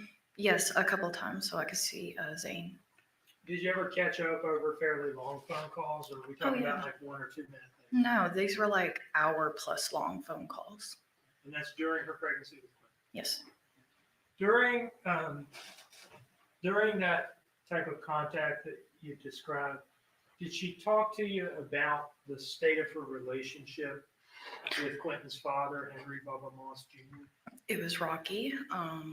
They were fighting a lot. Then was a time where they did break up, and she was depressed. Made some comments to me that were concerning, but they fought a lot. Like what kind of comments? Comments which I, at the time, wanted to think maybe she was depressed and going through something. That was my thought process, but thinking of it now, I don't know. But she would say how she wished maybe if I didn't have Quentin, if I would have had the abortion like Bubba wanted me to, he would still be here. Now, is that something she said to you after Quentin had been born? She has mentioned it after and while she was pregnant, yes. Okay. And how did you react to those kind of comments? It shocked me. I mean, I was like, what? Coming with, I have 3 kids myself. I'm not the one to judge, someone on abortions and stuff, but she didn't want to have one, and that's on her, okay? But I did not. It was really shocking. I didn't agree with it, in my opinion. That's my opinion. I want to ask you a couple more questions about those kind of remarks. Yes. You said that she made those remarks, but before Quentin was born and after Quentin had been born? Yes.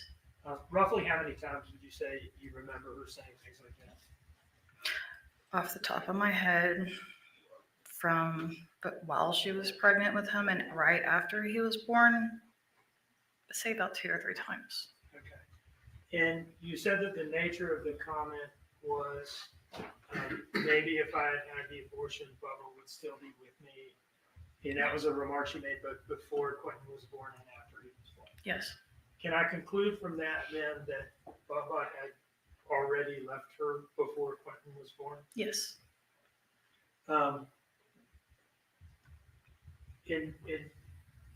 There's at least, sounds like 1 or 2 times where she said this, like, while Quentin was a newborn.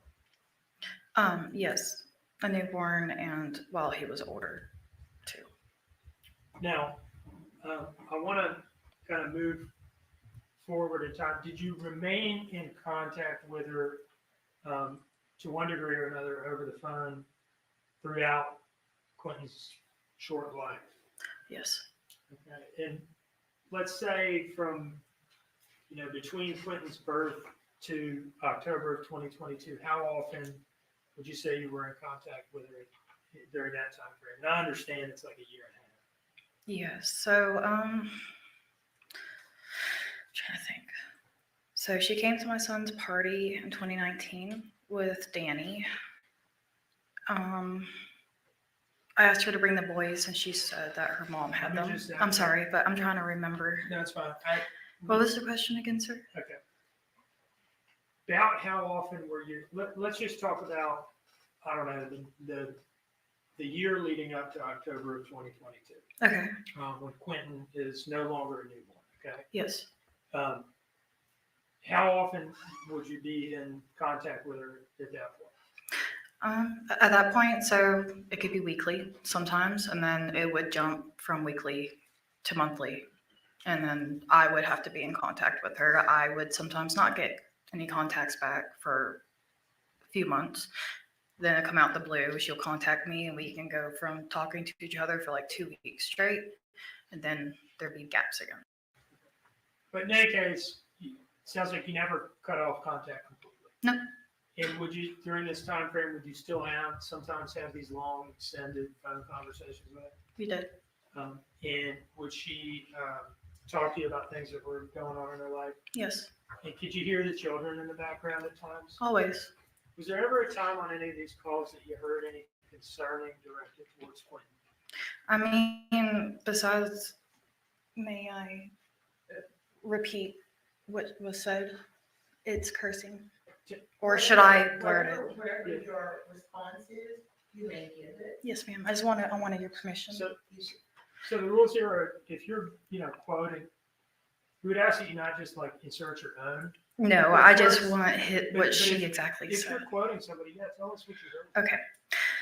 There's been times when she has been getting on to Quentin, saying, "Will you get the fuck down, you stupid little shit?" She will call them assholes, you little assholes. I told you to go do this. Now go do what the fuck I said before I beat your ass. Called him a bastard child out of anger. I guess he was doing something like climbing on the table, and she told him to get down several times. And she's like, this is why I wish I never had you, wish I would have aborted you, and stuff like that. And I just want to make it clear the circumstances in which you're hearing this. Are you physically present with her when you're hearing these things? No, sir. Right. You're on the phone with her. Yes. And you hear her saying these things. I feel like she telling whoppers. Let's kind of Maybe she ain't, but I don't know. I feel like some of that's a little bit Something about extended. her calling him a bastard child and saying Yes. something about his dad. Yes. Tell us what you remember about that. I know when she would get really frustrated with him that she can be unpredictable and say things very harshly that a normal mother would not say. And about, I wish I never had you. Wish I would have had an abortion. So I wish I never had your dad. Got with your dad, so I would have never had you. Stuff like that. And are you sure she was referring to Quentin? Yes. And how do you know that? Because she would yell, "Quentin, what the fuck did I just tell you?" And then go on with what I just said. I think you also mentioned asshole or something. Yes, asshole. For him acting like a 15-year-old acting, or a 15-month-old acting like an asshole. Could you tell over the phone what he was doing, or if anything, or what was going on that caused cause for him these outbursts?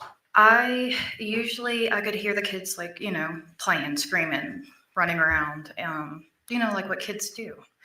I have 3 kids myself, 2 boys and a daughter. So boys being boys, they get rough with each other. And, that happens. Okay. But instead of like, hey, you guys can keep your hands to yourself, time out, separate them or whatever, she would start cussing and snapping and yelling and calling names. Why am I getting Avery vibes? No. I believe she might have called him an asshole or probably talked some shit, but it's hard for me to just, because I mean, he's such an innocent, beautiful baby. And I would hope that she would never say something like that. I really would hope in my heart, I hope she did not tell him that. How would you react, if at all? I don't know whether you. I was speechless, sir. I mean, I would try to be like, hey, calm down. You're just mad. You don't need to be saying those kinds of things. You don't mean it, thinking, she didn't mean it. That was my assumptions. Okay. But I would try to calm her down and be like, hey, chill out. Like, take a breather. They're just kids. They're little kids. Like, this is going to happen. Did you ever hear anything that sounded? I mean, you've talked about what you've talked about to this point. Would you characterize it as verbal abuse? So wait, she hasn't actually seen Leilani since she had Zane, y'all. She didn't see that much on a few FaceTime calls. In my opinion, I'm sure she called him an asshole, but I feel like she's being a little extra. Amber, I feel the same way. I do feel like she probably did call him an asshole or say, he's a bastard child or something along them lines. But I feel like it's being exaggerated a little bit, especially if she hadn't seen him since she had Zane, which Zane was the older one. So it's hard to believe everything that she's saying, but it could be true. It could not be. She took an oath to tell the truth. So, I mean, let's hope she's telling the truth. I just hope that Leilani didn't say that to him. That's awful. Yes, and I've heard her whip them, but I can't, like I said, I mean, it's whoopings, so I don't know if she's using her hand or butt. I don't know what she's using. It's on the phone call. Okay, so for that, you're saying you can't say whether it was or was not reasonable parental discipline. Exactly. But you've heard stuff like that. Yes. Okay. Did overall, based on all your interactions with her and all your observations, did you develop the impression that she felt differently about Quentin than she did about Zane? Yes, because every time I would speak to her, she would always speak highly about Zane and her youngest one after she was born, but never about Quentin, even though he was the sweetest little thing ever. What kind of things would she say about Zane? Talking about how well he is, how smart he is, how he knows his ABCs, 1, 2, 3s, so on and so forth. The potty training, stuff about.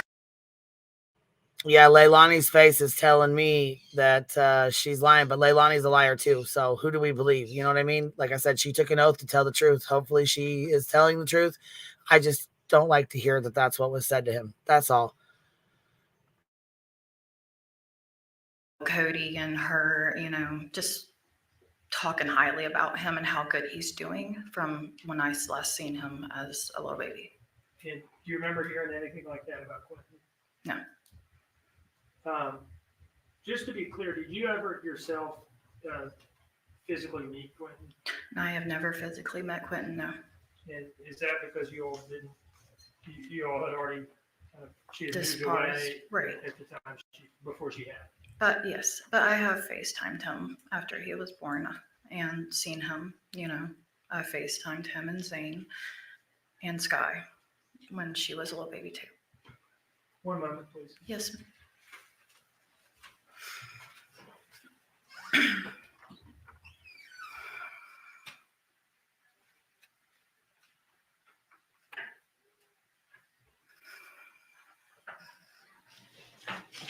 No further questions.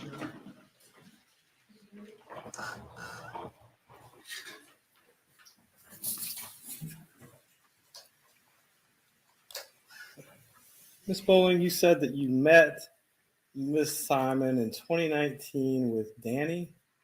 No, I met her in 2017, 2018 when she was dating Cody.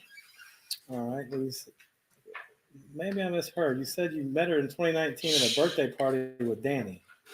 She brought Danny to my son's birthday party that I invited her and her children to come to in 2019.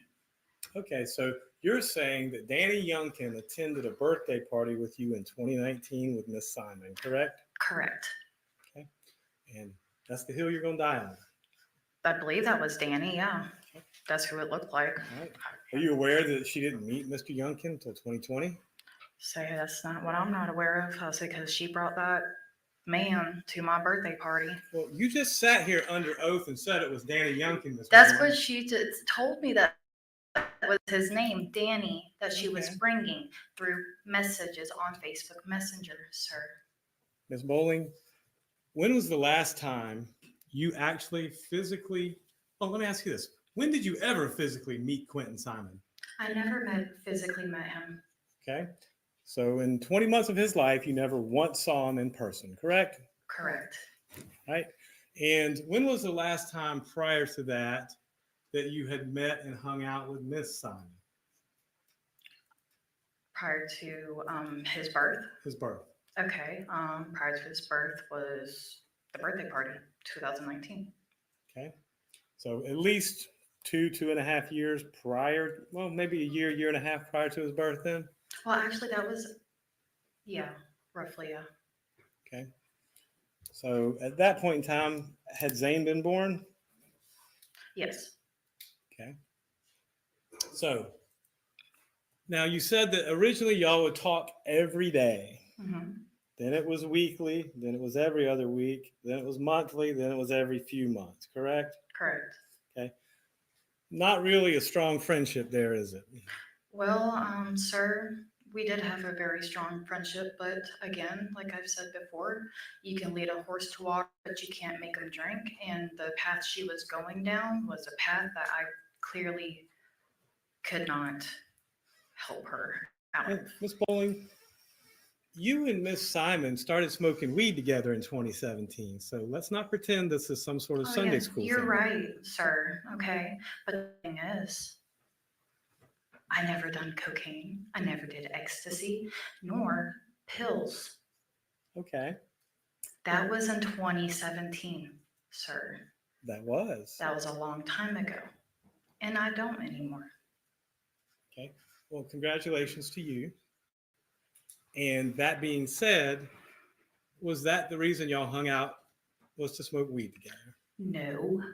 The reason maybe for her, because she likes to use people. But to me, it was, hanging out with Cody, helping him get back on his feet because of what he had to endure and go through at that time, which is a different matter from this court. You have some rather unique beliefs, don't you, Miss Bowling? Beliefs. Yes. Can you define that, please? Or elaborate it for me, please? I can. Do you remember meeting with Mr. Dean on August 13th of this year? Yes. Okay. Do you remember telling him about some experiences you had on August 13th and conveying those to him? Yep. Okay.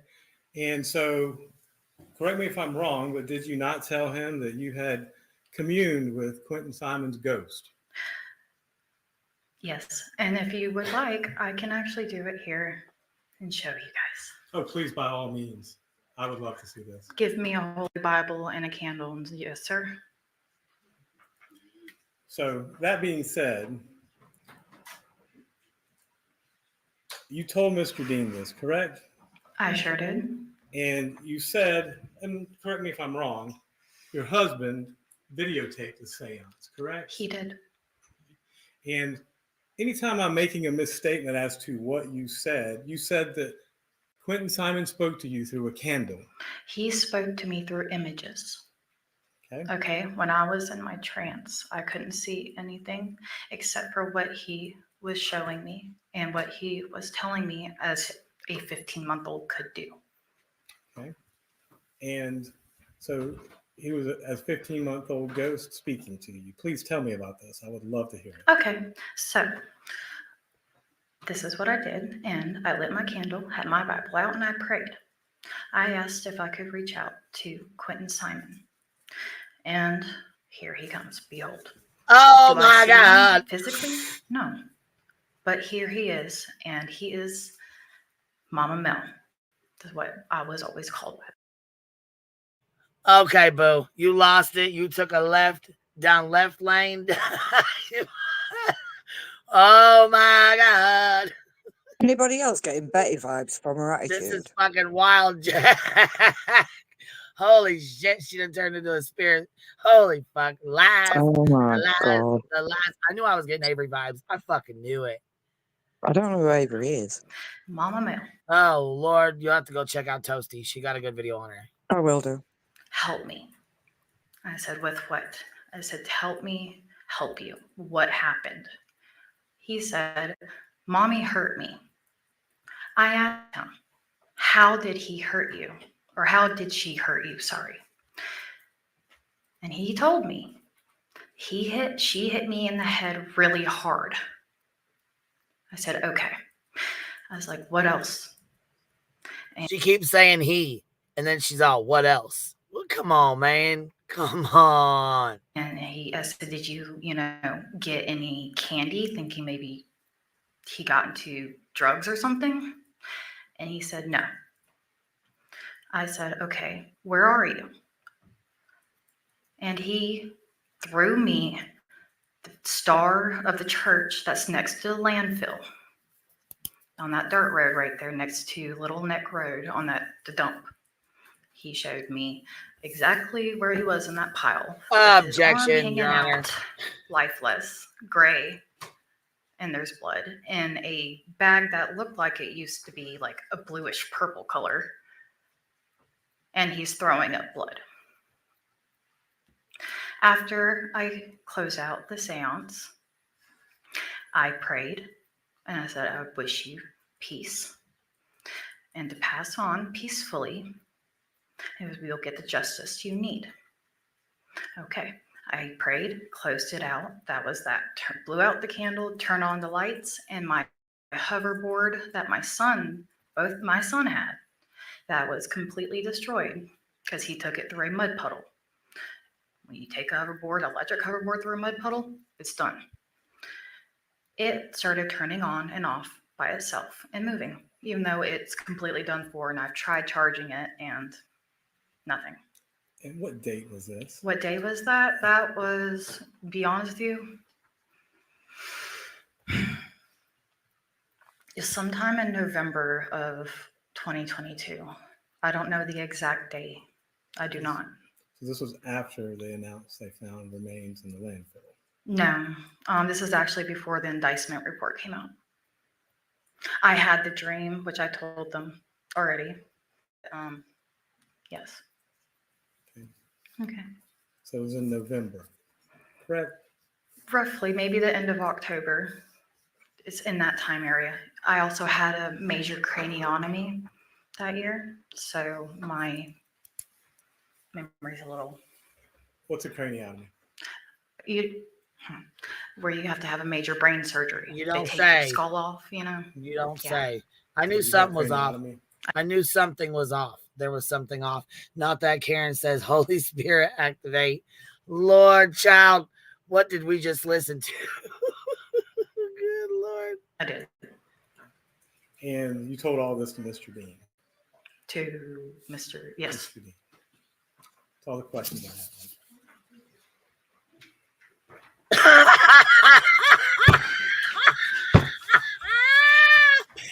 Traded. He said, hold on. You told all this to the DA, Mr. B? She said, yeah. He said, that's all the questions I got. I'm done, son. Melanie, is it fair to say that I brought you into my office Wow. to talk about concrete Wow. things that you heard the defendant say over the years about Quentin? Yes. Okay. And that you volunteered the information about the seance, right? I did. Because I don't know if you guys recognize that kind of stuff or not.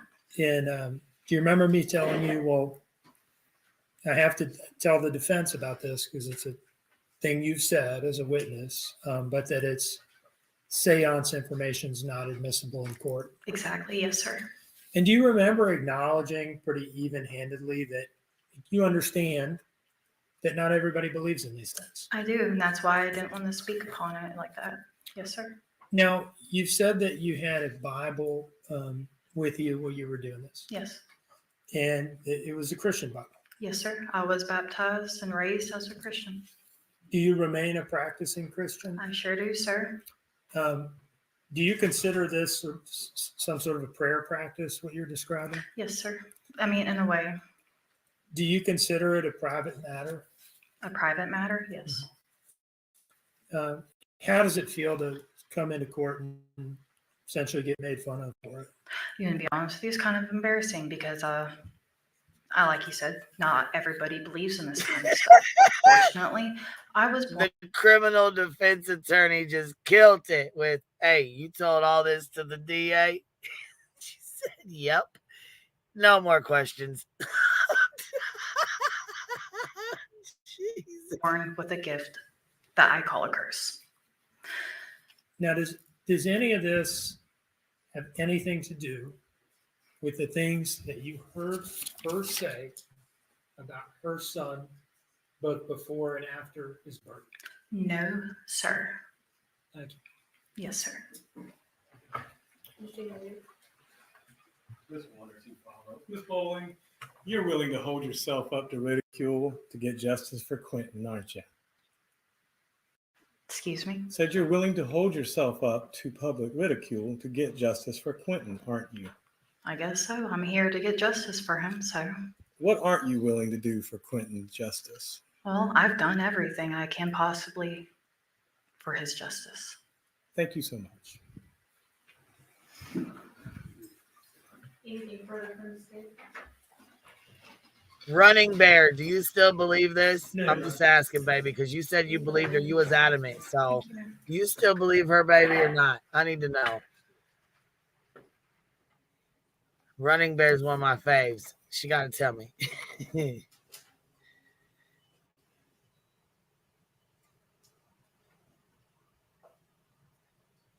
I have questions too, Petty. Wow, boy, that's a wrap on that one. Has it been about an hour? Yeah, I was thinking that. Getting a sign for timeout, and I was thinking we've been going at it for a while now. You're probably due for a break. Ms. Parker. I'm just going to let the court know that our next witness may be lengthy. She's here, we can call her, but I wanted the court to be aware that it may require us to go after 5 o'clock. So Oh, let the wow. court know to decide timing. Wait, there's a woman I'm prosecutor. inclined to hear this witness today, but let's take a break. It's 4:16. Let's break until 4:30.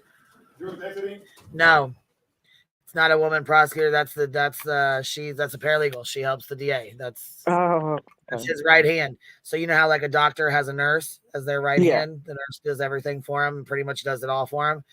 Yeah, that's pretty much what these girls what they do too. You know what I mean? I bet she chose that witness as well. I mean, in my opinion. I mean, I don't know. What do you guys think about this? Like, we need to discuss this. Oh, geez, Louise. I've got too many words. What are you guys thinking? Where is B-Tim?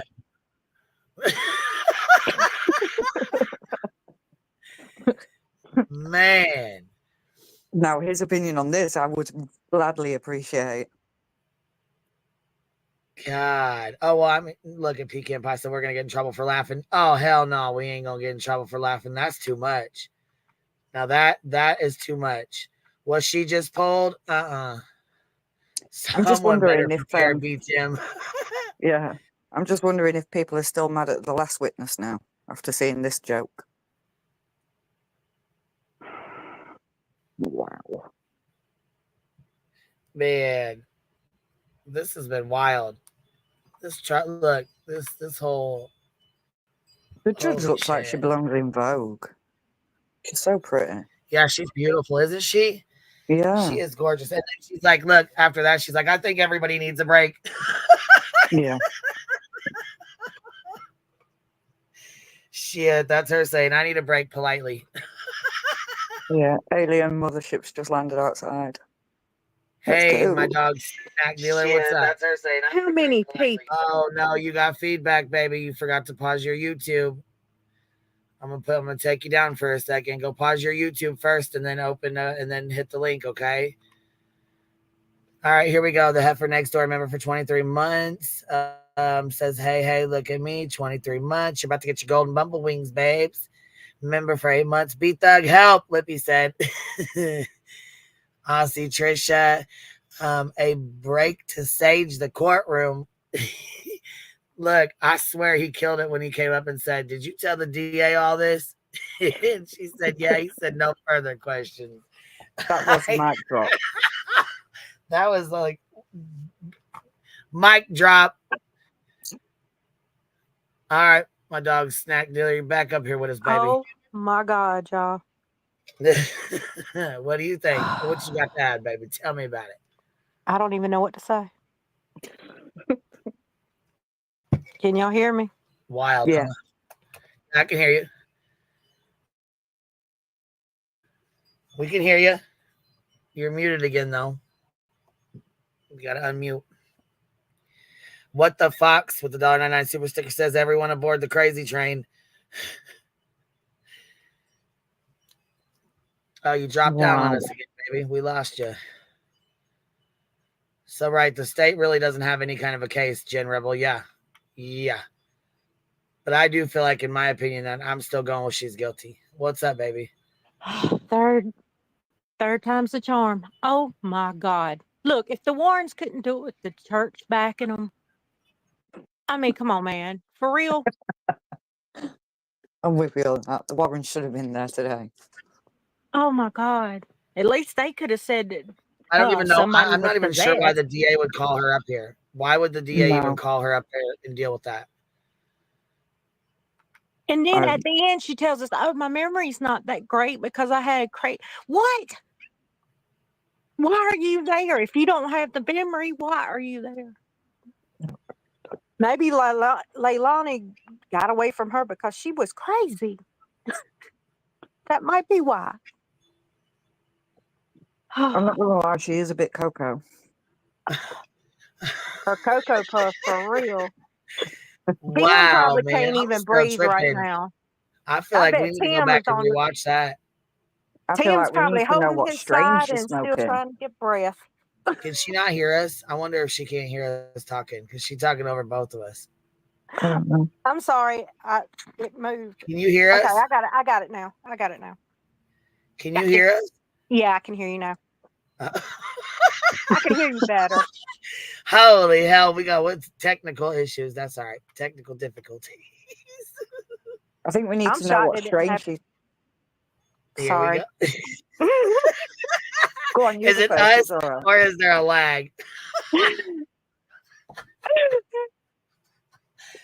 Oh, You go man. first. Stop it. Don't pick on me. Pick on the crazy chick that was on the TV. I need to know what strain she's smoking. Oh, God. I didn't even think about that. She's on something stronger than any kind of strain. I do not believe that's something that was grown. I think that was something manufactured. Oh, God. Where are Like you from? I lithium or love your something. accent. I'm from South Carolina. I I'm a love your crazy accent. redneck. And you think back, Queen. Wow. Okay. That took What's a up, hard baby? left. What the actual fuck did we just watch? That's what I put on there. Welcome Girl, to the Twilight I Zone. have been sitting down today just working away because my cricket's loud as fuck. And I legitimately stopped my cricket and sat here and went, what? What did she just say? Here, you know what? We're gonna do a poll. I'd say I need to know where the chat stands with this. Oh, now I'm like, what? I fully thought that she were a Betty until she opened her mouth about seeing his spirit. Oh my God.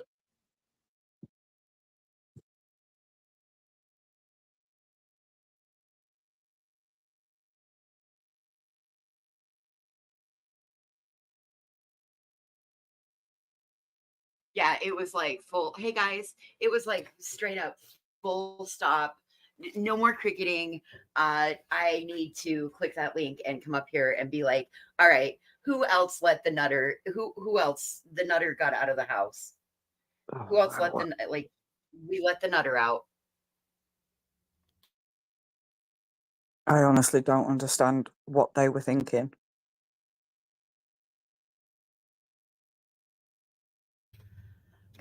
I mean, the fact that the woman thought that it was going to benefit the state's case, and whoever said that looks like they're making a case against Danny, dude, it made me wonder.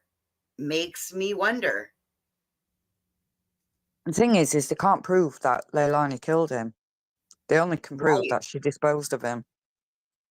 Right. So she might actually get off. I hope not, but she might.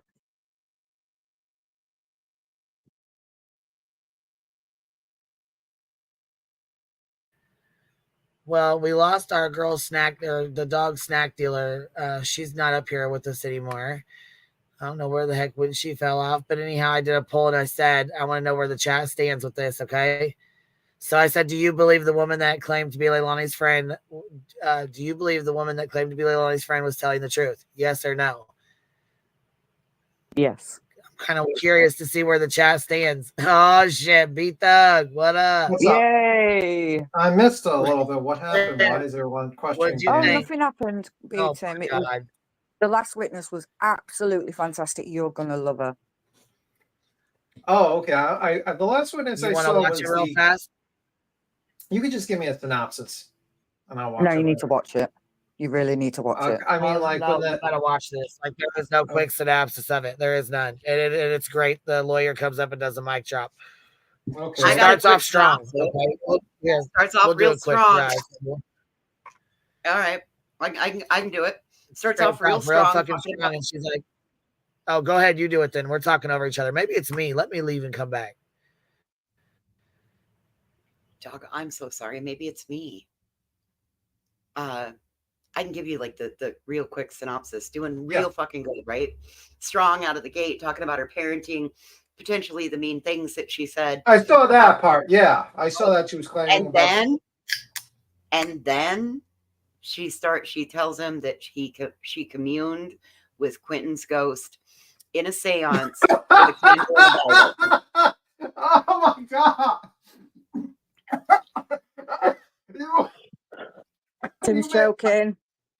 I'm eating a frozen banana, just like you choked me. I'm sorry. Are you serious? Yes, communed with his ghost with a candle and a Bible. She did a seance, and she said that she lit a candle and asked Quentin what happened. Yep. And she was in a trance, and Quentin come and smacked her on her head. But she's never met Quentin at all. She's never even met him at all. But on the phone, she said on the phone that Leilani said she hated him. She wished she never gave birth to him. That she wished she would have aborted him. What else did she say? There was all kinds of shit. Called him a bastard. Called him an asshole. If Quentin wasn't there, then Bella would still be there. Yeah. Oh my God. Oh my. Oh, and then she told us at the end that she had brain surgery. This is the prosecution's witness? Yep. Come to find out, this woman told the prosecution this, and the prosecutor said, well, I'm going to have to tell the defense this. And she said, well, you're going to have to do what you got to do. But this is my convictions and my beliefs. She believes. And the best question goes to the attorney defense walks attorney. up and says, Leilani's attorney walks up and says, you told the DA all this? She goes, Yeah, and he goes, no further questions, Your Honor. He walked away. I'm like, oh, fuck. Even the judge was like, right, okay, we need a break now. Oh my God, that's unreal. Yes, So, and then we went on break. Communing with Quentin's ghost. Yes. Yep. That wasn't on my bingo card. I just need to let it go for a moment. Oh my God. Matter of fact, it was so fucking ridiculous. To me, in my opinion, here, I gotta rewind. Let me rewind this so you can hear a pinch of it.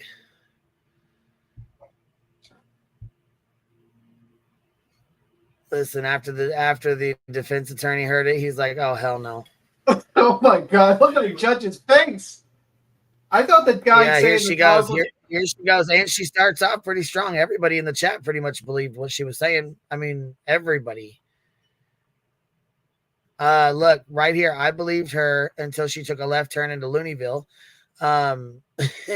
Straight up, everybody in the chat. Everybody in the chat believed her. I Running thought the Bear. guy. I mean, there was a lot of people.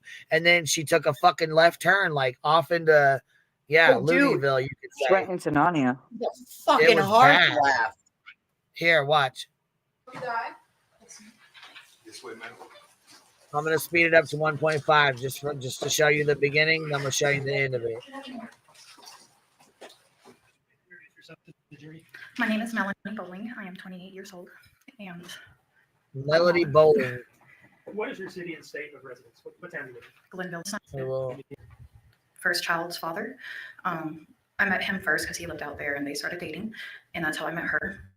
And I looked at her and him as like little siblings that I wanted to help guide in the right direction. But that's how I met her. And did you all live near one another for a period of time? We did. We were right next door for a period of time. And then there was a period of time where she lived like walking distance from where I lived. Okay. And then at some point, did she move away from Glenville? Yes. Okay. At the time that she moved away, did she have any children? Yes, she had Zane. So the time that she moved in near you would have been sometime shortly before Zane's birth? Yes, it was about maybe 6 months or so before she got pregnant with him. Before she got pregnant? Yes. And then was she living next to you, or next door to you during her pregnancy? Yes. And did she continue to live next door to you during the time that she actually had Zane? Well, down a little bit, down the dirt road a little bit, but yes, it's still in the same neighborhood. Okay, so you're saying by the time she had Zane, she had moved walking distance away? Yes. Was no longer right next door? Yes. Okay. Let's talk about this. Let's kind of take chunks of time. Tell me about the nature of your relationship with her before she ever had Zane. Well, I mean, you know, like I said, Cody, I met him first and he was going through a hard time. So like my husband and I took them in as took him in as like a little brother to help guide in the right direction. She started dating him and, you know, I got good vibes from her at first. You know, I never suspected anything bad. And I kind of try to guide her in the right direction too. She ended up falling pregnant. And when she did, she was young, and I can relate to that because I was a teen mom myself. So I wanted to help her in any way possible to, you know, with her child and be that support. Were you friends with her during her pregnancy with Zane? I was. And did you remain friends with her after she gave birth to Zane and had him as a newborn? I did, yes. And did you all spend time together during both of those time periods? Yes. Did you spend time with her around both her and Zane? Yes. Okay. Were you all still living in the same town at the time she gave birth to Quinn? No. Well, I was, but she wasn't. Okay. Can you tell me where she was and when she had left in relation to when she had Quinn? So I know her and Cody moved to Alabama. That happened. And I guess they broke up. She came back to Georgia to, I think, Waycross or somewhere, wherever Bubba Moss is from. Waynesboro, sound right? Waynesboro, yes, sir. I'm sorry, I get those mixed up. And she came back and she was staying with him in a camper, and she fell pregnant. They split up and she went back to Alabama, and Cody helped her. And you've talked about your contact with her during the time she lived near you. Yes. Right, in the same town. Yes. Did you all have daily or near daily contact at that point? When she was pregnant with Quentin, it was about almost every other day, if not weekly. Well, I want to ask specifically about when she lived in the same town.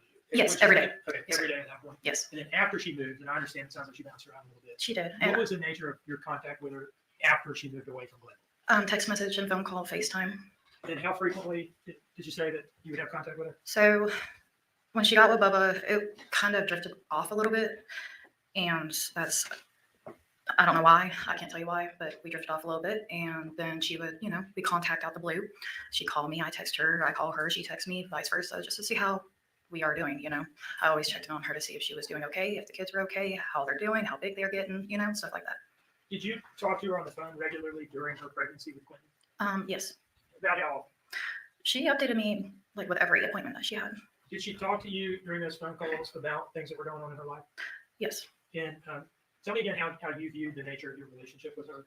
I viewed her, like I said, as a little sister that I wanted to help guide in the right direction. So you're close? Yes. During her pregnancy with Quentin, when you're having this regular telephone contact with her, did it include calls? Yes. Did it include text messages? Yes. Did it include FaceTime? Yes, a couple times so I could see Zane. Did you ever catch up over fairly long phone calls, or are we talking about like 1 or 2 minutes? No, these were like hour-plus long phone calls. And that's during her pregnancy with Quentin? Yes. During that type of contact that you described, did she talk to you about the state of her relationship with Quentin's father, Henry Bubba Moss Jr.? It was rocky. They were fighting a lot. Then was a time where they did break up, and she was depressed. Made some comments to me that were concerning, but they fought a lot. Like what kind of comments? The comments that,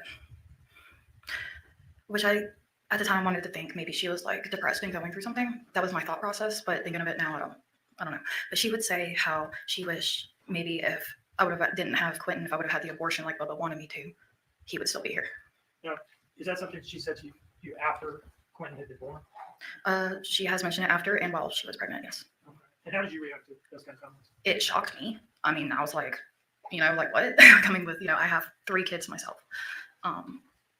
I'm not the one to judge, someone on abortions and stuff, but she didn't want to have one and that's on her. Okay. But I did not. It was really shocking. I didn't agree with it, in my opinion. That's my opinion. I want to ask you a couple more questions about those kind of remarks. Yes. You said that she made those remarks. I get really frustrated with him that she can be unpredictable and say. Okay. This is where she starts telling where she was where she was cussing him on the phone and shit. Hey, Brianna, how are you, baby? Things very hard. Oh, sorry. Brianna, you up here with us? Bray, you up here with us? Muted, Brianna, by the way. You muted yourself. Yeah, unmute yourself. All right, maybe she does not hear us. Here we go.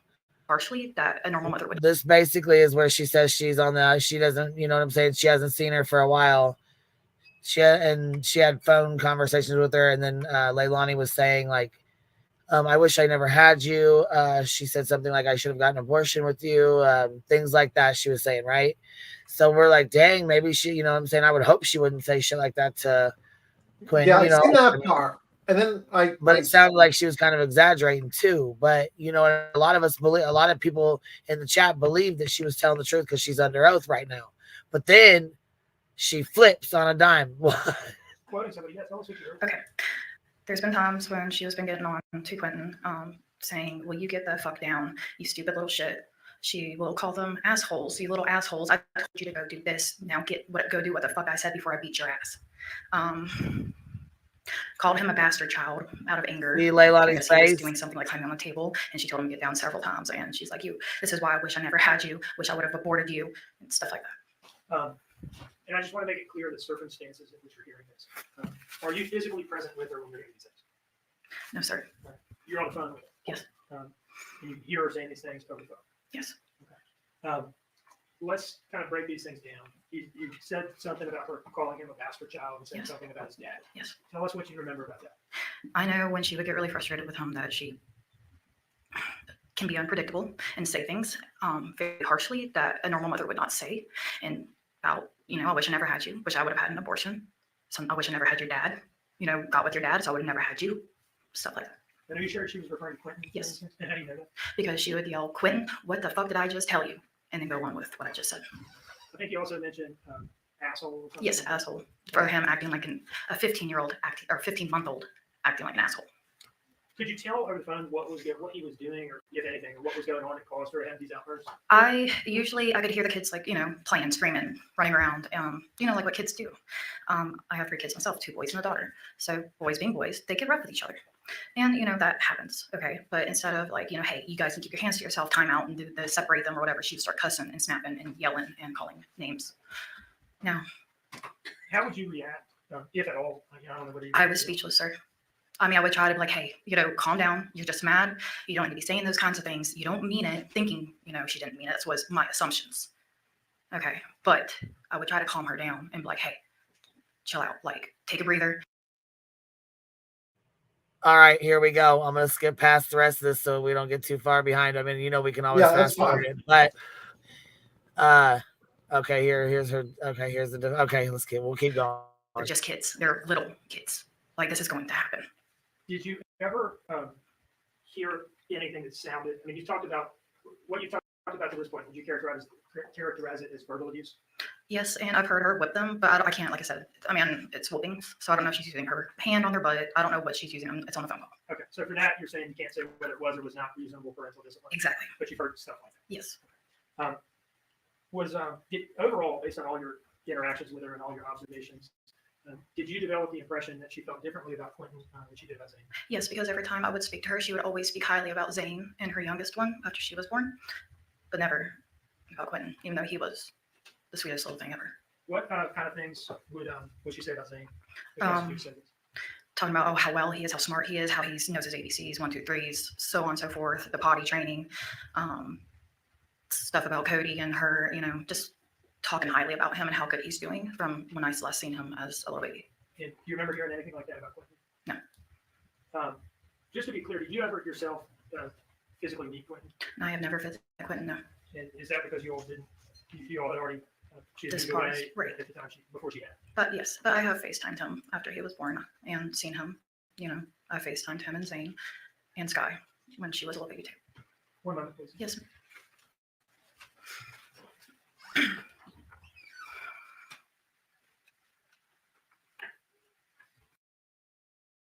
She got to cool off because here comes the story. Okay, Here it comes. So we're gonna.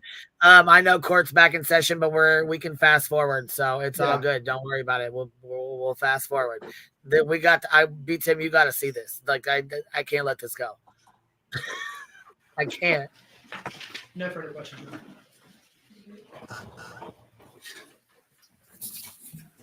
It's one of those. I wish Cletus was on panel to This say, one, you "Oh said that my God." You missed Simon in 2019 with Danny. No, I met her in 2017, 2018 when she was dating Cody. All right, maybe I misheard. You said you met her in 2019 at a birthday party with Danny. She brought Danny to my son's birthday party that I invited her and her children to come to in 2019. Notice how her tone changes immediately. Okay, She don't like this guy. Danny Youngkin attended a birthday party with Nope, you in this is 2019, Leilani's lawyer. Correct. And that's the hill you're gonna die on. I believe that was Danny. Yeah, that's who it looked like. Did you catch that? He said, "Okay, so that's the hill you gonna die on."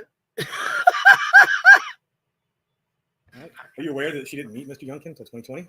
Say that's not what I'm not aware of. I said because she brought that man to my birthday party. Well, you just sat here under oath and said it was Danny Youngkin. That's what she told me. That was his name, Danny, that she was bringing through messages on Facebook Messenger, sir. Ms. Bowling, when was the last time you actually physically? Well, let me ask you this: when did you ever physically meet Quentin Simon? I never physically met him. Okay, so in 20 months of his life, you never once saw him in person, correct? Correct. Right. And when was the last time prior to that you had met and hung out with Miss Simon? Prior to his birth. His birth. Okay. Prior to his birth was the birthday party, 2019. Okay. So at least 2.5 years prior. Well, maybe a year and a half prior to his birth then. Well, actually, that was, roughly, yeah. Okay. So at that point in time, had Zane been born? Yes. Okay. So you said that originally y'all would talk every day. Mm-hmm. Then it was weekly. Then it was every other week. Then it was monthly. Then it was every few months. Correct? Correct. Okay. Not really a strong friendship there, is it? Well, sir, we did have a very strong friendship, but again, like I've said before, you can lead a horse to water, but you can't make him drink. And the path she was going down was a path that I clearly could not. Look at his face. Look at his face. Brianna, you're up here with us, baby. I apologize profusely. I came out That's to hop okay. up.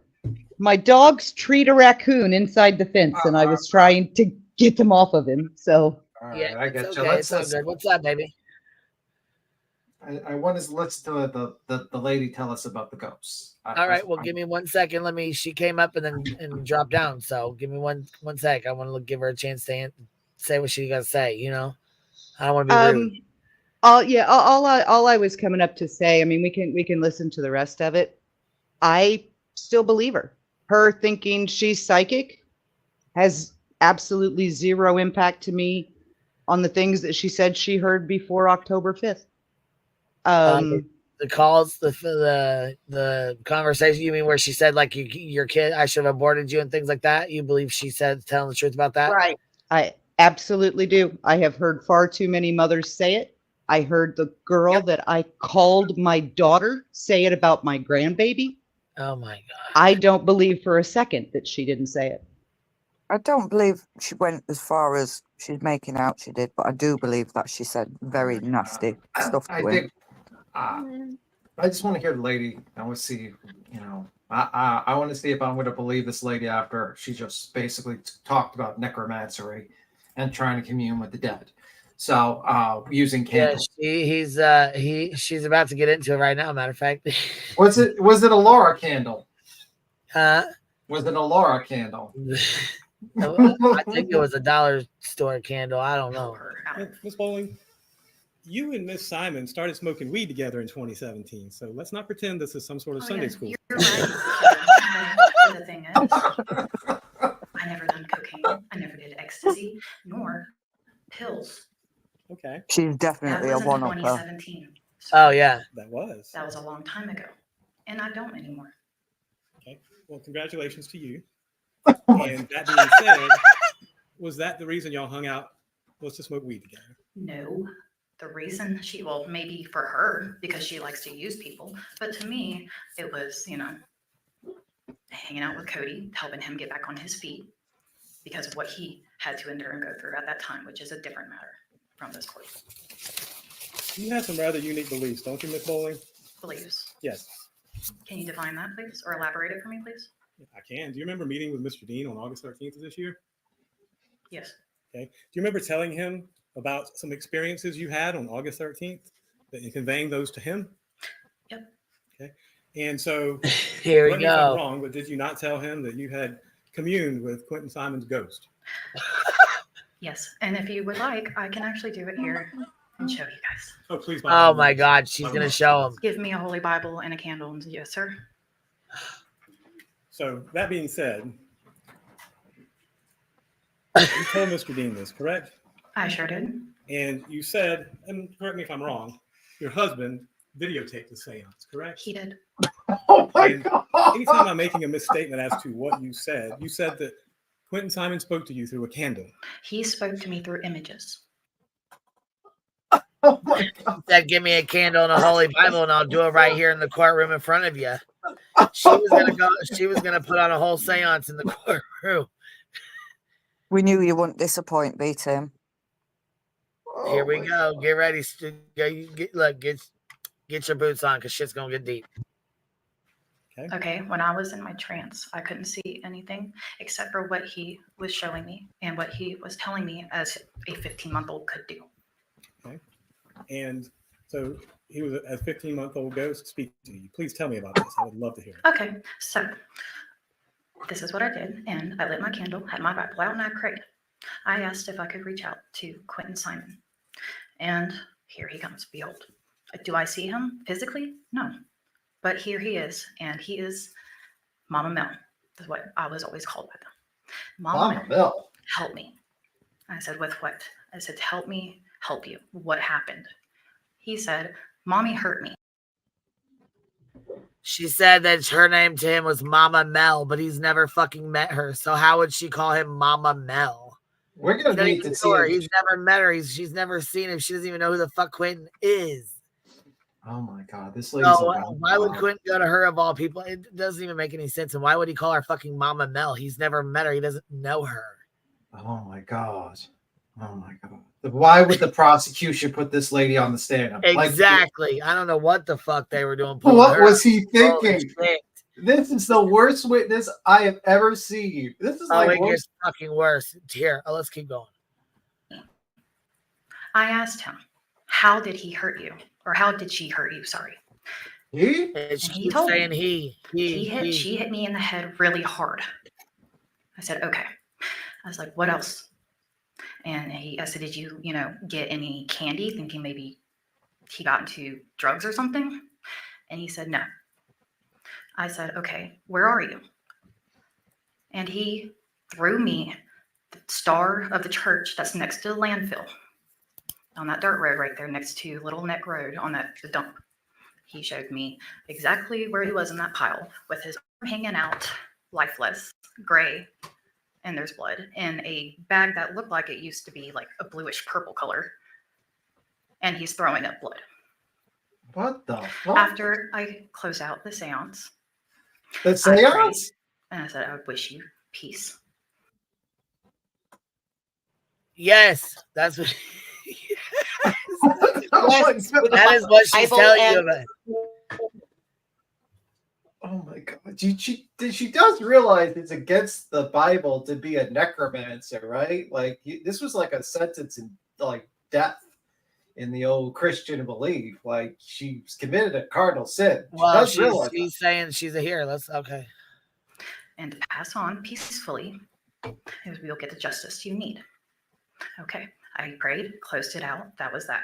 Blew out the candle, turned on the lights, and my hoverboard that both my son had, that was completely destroyed because he took it through a mud puddle. When you take a hoverboard, electric hoverboard through a mud puddle, it's done. It started turning on and off by itself and moving, even though it's completely done for, and I've tried charging it and nothing. And what date was this? What day was that? That was, be honest with you, sometime in November of 2022. I don't know the exact date. I do not. This was after they announced they found remains in the landfill. No, this is actually before the indictment report came out. I had the. He said, "Is this when they were in the landfill?" And she goes, "No, it's when the indictment instead of indictment." She says indictment. this is testimony for a murder trial of a child. This is crazy. It's when the indictment came out. I've never heard anybody call it an indictment. Skirt. Back it up, Turlin. Back it up. You took a hard left down the wrong road, baby. I think I told them already, but What? I think she might have been watching Dolly's stream when Quentin, like when he claimed Quentin was a ghost behind him, chasing him. Maybe she was like This a is sub. wild. This is fucking wild as hell, and she's under oath. She might be under something else, some other substance. We might need. We might need, in your opinion. allegedly, in my opinion. yes. Okay. So it was in November, correct? Roughly, maybe the end of October. It's in that time area. I also had a major craniotomy that year, so my memory's a little. What's a craniotomy? That explains it. Where you have to have. Listen, did you see how she reacted? Let me slow it the fuck down for this, because look at how she reacts when he asks her what it is. Watch her face. End of October. It's in that time area. I also had a major. This is in real time. Watch her fucking face and how cocky she sounds like because he doesn't know. She acts like he's stupid. Craniotomy that year, so my memory's a little. What's a craniotomy? Where you have to have. And she looks away like you don't know what that is. You know what I mean? But Yes. your memory's a little whacked out. I would say your memory's real whacked out, baby. You probably need to be going to get that. I think Dolly's got a new sub. Major brain surgery. They take your skull off, Yeah. So you have craniotomy? I do. This one seems like more of an MMO tarot lady. Yes. That's all the questions I have. That's all the questions I have. I don't even know what that means. Oh my but- god, she's staring Melanie, upwards. is it fair to say that I brought you into my office to talk about concrete things that you heard the defendants say over the years about Quentin? Yes, Okay. And that you volunteered the information about the seance, right? I did. Um, Because I don't know if you guys recognize that kind of stuff or not. and do Recognize you remember me that. telling you, well, I have to tell the defense about this because it's a thing you said as a witness, but that it's seance information is not admissible in court. Exactly, yes, sir. And do you remember acknowledging pretty even-handedly that you understand that not everybody believes in these things? I do, and that's why I did. Oh my God. Oh my God. Right. He's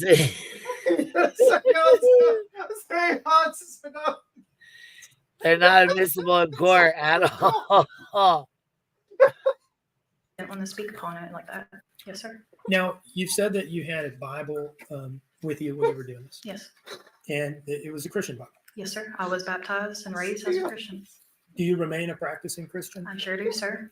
Do you consider this some sort of a prayer practice, what you're describing? Yes, sir. I mean, in a way, Do you consider it a private matter?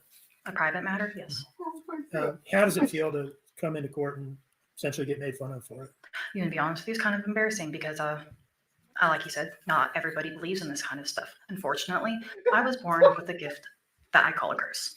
Now, does any of this have anything to do with the things that you heard her say about her son both before and after his birth? No, sir. Thank you. Yes, sir. That last look she gave was Amber Heard all over again. Ms. Bowling, you're willing to hold yourself up to ridicule to get justice for Quentin, aren't you? Excuse me? Said you're willing to hold yourself up to public ridicule to get justice for Quentin, aren't you? I guess so. I'm here to get justice for him. So, What aren't you willing to do for Quentin's justice? well, I've done everything I can possibly for his justice. Thank you so much. Oh my God. Seances are not admissible. No. Fucking wild, huh? She flipped on a dime. I All right, had to now. explain to her that seances are not admissible. Okay, we're on the break, and so we can power through the break. This is awesome here. We don't even got to worry about waiting.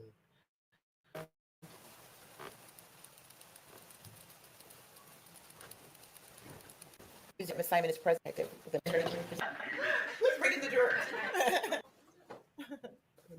Bring in the juror, baby. All right. Do you have any discussions with, let's begin. The state may call its next witness. I would be laughing too. Uh-oh. Did you just hear what they said? What? They said McCarta. I don't know if it's Diana McCarta or the daughter. Let's see. Let me hear this. Oh shit! She's gonna talk about our cooking channel. Hold on. I just heard. Hold on, B10. Let me hear this. Let's begin. The state may call its next witness. Tia McCarta must be the daughter. Thank you, clerk. Raise your right hand. And as we begin, this is the point at which we want the cameras diverted from from the witness's face, from Mr. Carter's face. The evidence you shall give the court and jury and trial this issue shall be the truth, the whole truth, and nothing but the truth, so help you God. Okay, this is the babysitter's daughter. I believe the one that was watching the kids. I just can't. Good afternoon. And before we begin, are we good on camera angle? Yes. But we got here when she was being sworn in because we didn't know that was the witness that was sensitive. So we'll have to tell everybody not to use it. All right. Thank you, Grace. All right. All right, Mr. B. Good afternoon. How are you? Good. How are you? I'm doing well. Thank you for asking. Could you please introduce yourself to the jury here? Hi, I'm Talia McCarta. And how do you spell your first name? Talea And your last name? MCCARTA. Where do you live? What city and state? Not the address. Savannah, Georgia. Do you live on Buckhalter Road? Yes, sir. And did your family used to provide babysitting services for the defendant's 3 children? Yes, sir. Have I asked you how old you are yet? I'm sorry. No, sir. How old are you? I'm 17. Are you in school? Yes, sir. Where are you in school? School. Okay. And what grade are you? I'm 10. Sorry, I'm nervous. Okay. That's all right. If you need a break at any point, just let me know. Okay? Sir. I understand you're starting a new job tomorrow. Yes, sir. Where are you going to do work? At Larry's Giant Subs. Is that your first big girl job, I guess? Yes, sir. Okay. Congratulations. Thank you. Did you know Quentin's son? Yes, sir. How did you come to know him? Through my mom and them and Miss Sandra. And tell us about, well, who's Miss Sandra, first of all? Miss Sandra is Tommy, Billy Joe's husband's sister. Okay. And how do you, when you say you know him through Miss Sandra, what do you mean by that? Miss Sandra went to church with us, and she just came up to my mom and sister and asked if my sister could babysit them. Okay. And is that how the babysitting stuff started? Yes, sir. Tell us about the beginning of that. How did it play out? Miss Sandra had came and knocked on the door and asked if my mom could babysit some kids, and my mom said, "Well, I'll be working, but I can ask my daughter." And my sister said yes. And what's your sister's name? Maritza McCarta. Is she older or younger than you? She's older than me. How old is she now? 19 years old. Okay. So yes, her sister was supposed to be babysitting the kids, but Diana's the one that got paid for it. So going forward from that, did you all start babysitting kids? Yes, sir. Okay. And between the two of you, you and your older sister, did one or the other have responsibility for one or the other kids? It's kind of a confusing question. Do you understand what I mean? Yes, sir. My sister really had most of the responsibility, but I would be there to play with Quentin stuff and Zane. Were you and your sister, were you or her closer to Quentin than the other? It was both of us. Yes, sir. We really loved both of us. Tell us about spending time with Quentin. Where would you spend time? Throughout the whole house, Quentin, he would open the door, like when it was cracked, he would push it open with his hand. He'll come in there and he'll love on you. What door are we talking about here? The bedroom door. In your house? Yes, sir. And what do you mean by you come in and love on you? Like, he'll run to you, open his arms, and just throw himself on you and give you a kiss on the cheek. Did you like spending time with Quentin? Yes, sir. Now, was there ever a time where you spent time around Quentin and Leilani together? Yes, sir. And during those times, did you ever see her treat him in a way that upset you? Yes, sir. Can you tell us about any of those times? With the console, like the PlayStation remote control, when she said that Quentin had got a hold of it, and it was the night before, and I guess she still got mad talking about it, so she pushed him down. Okay, let's break that down a little bit. Where were you when this push happened? She was by the tiki bar, and I was by closer towards the pool where the little step is. Okay, so whose house were you at? Billy Joe's. Okay, you're out back between the tiki bar area and the pool. Yes, sir. Okay, and what was it that caused Leilani to push Quentin? She got mad because he had supposedly broken the controller to her PS4. And how did this come up? When I walked up, I asked her if I could get Quentin, and she said, yes, please take him. And then she just led off the conversation because he got a hold. I'm pretty sure she said it was her brother controller, and he was going to be mad at her. What time of day was this? I'm going to say around 2. In the afternoon, I presume? Yes, sir. You said you came up. Where were you coming from? I was coming from my mom's house. And where was Leilani? Leilani was outside. Okay. In the back there? Yes, sir. And where was Quentin? Quentin was inside. Okay. And you said you were coming over to see if you could get Quentin. Yes, sir. What do you mean by that? I know the night before her and Danny was arguing or something, and she had called my phone to see if I could come get him, and it was like around 4 a.m, and I told her I wasn't allowed at the house that late, and I didn't want to wake my mom up. She had work the next morning, but I would be over there the next day to grab him for my sister. Did you say she called you or she texted you? I didn't catch that. She called me. Okay. She called you at like 4 a.m. and asked you to come take Quentin? Yes, sir. And why did she want you to do that? She was getting aggravated with him. Okay. So it's the next day that you went over to get him? Yes, sir. And what were you going to do with him? I was going to grab him and take him over to our house. All right. And is that something that you would do from time to time? Come get him, just take him? Every day. Okay. Yes, sir. Was he like your buddy? Sir. Was he like your buddy? Yes, sir. Okay. So you come up, you said Quentin's inside, and Leilani is out back by the pool, right? Yes, sir. And you're there to get Quentin. Yes, sir. And at some point she pushed him. Yes, sir. At what point did he go from being inside to outside? He had walked up to the door. You could see through it. So he had walked up and put his hands and his mouth against the door, and he was happy. And she opened the door. She put the door handle and she pushed it open. And she was telling me the story. And Quentin started saying bubbles. He wanted bubbles. And she pushed him, took her hand and pushed the middle of his chest and pushed him. And what was the bubbles thing about? You said he wanted bubbles? He loved bubbles. Okay. Are you talking about like soap bubbles that you blow? Yes, sir. Okay. When she pushed him, what did she use to push him with first? Her hand. And where did she put her hand on his body? Right here. In the middle. And at that point, her hand's on his chest, and what does she do? She pushes him. And what happened to him when she pushed him? He falls on his butt. And what did he do? He looked at me and held his arms out and started crying. And I told Leilani that upsetted me. And what did you do with it? You okay?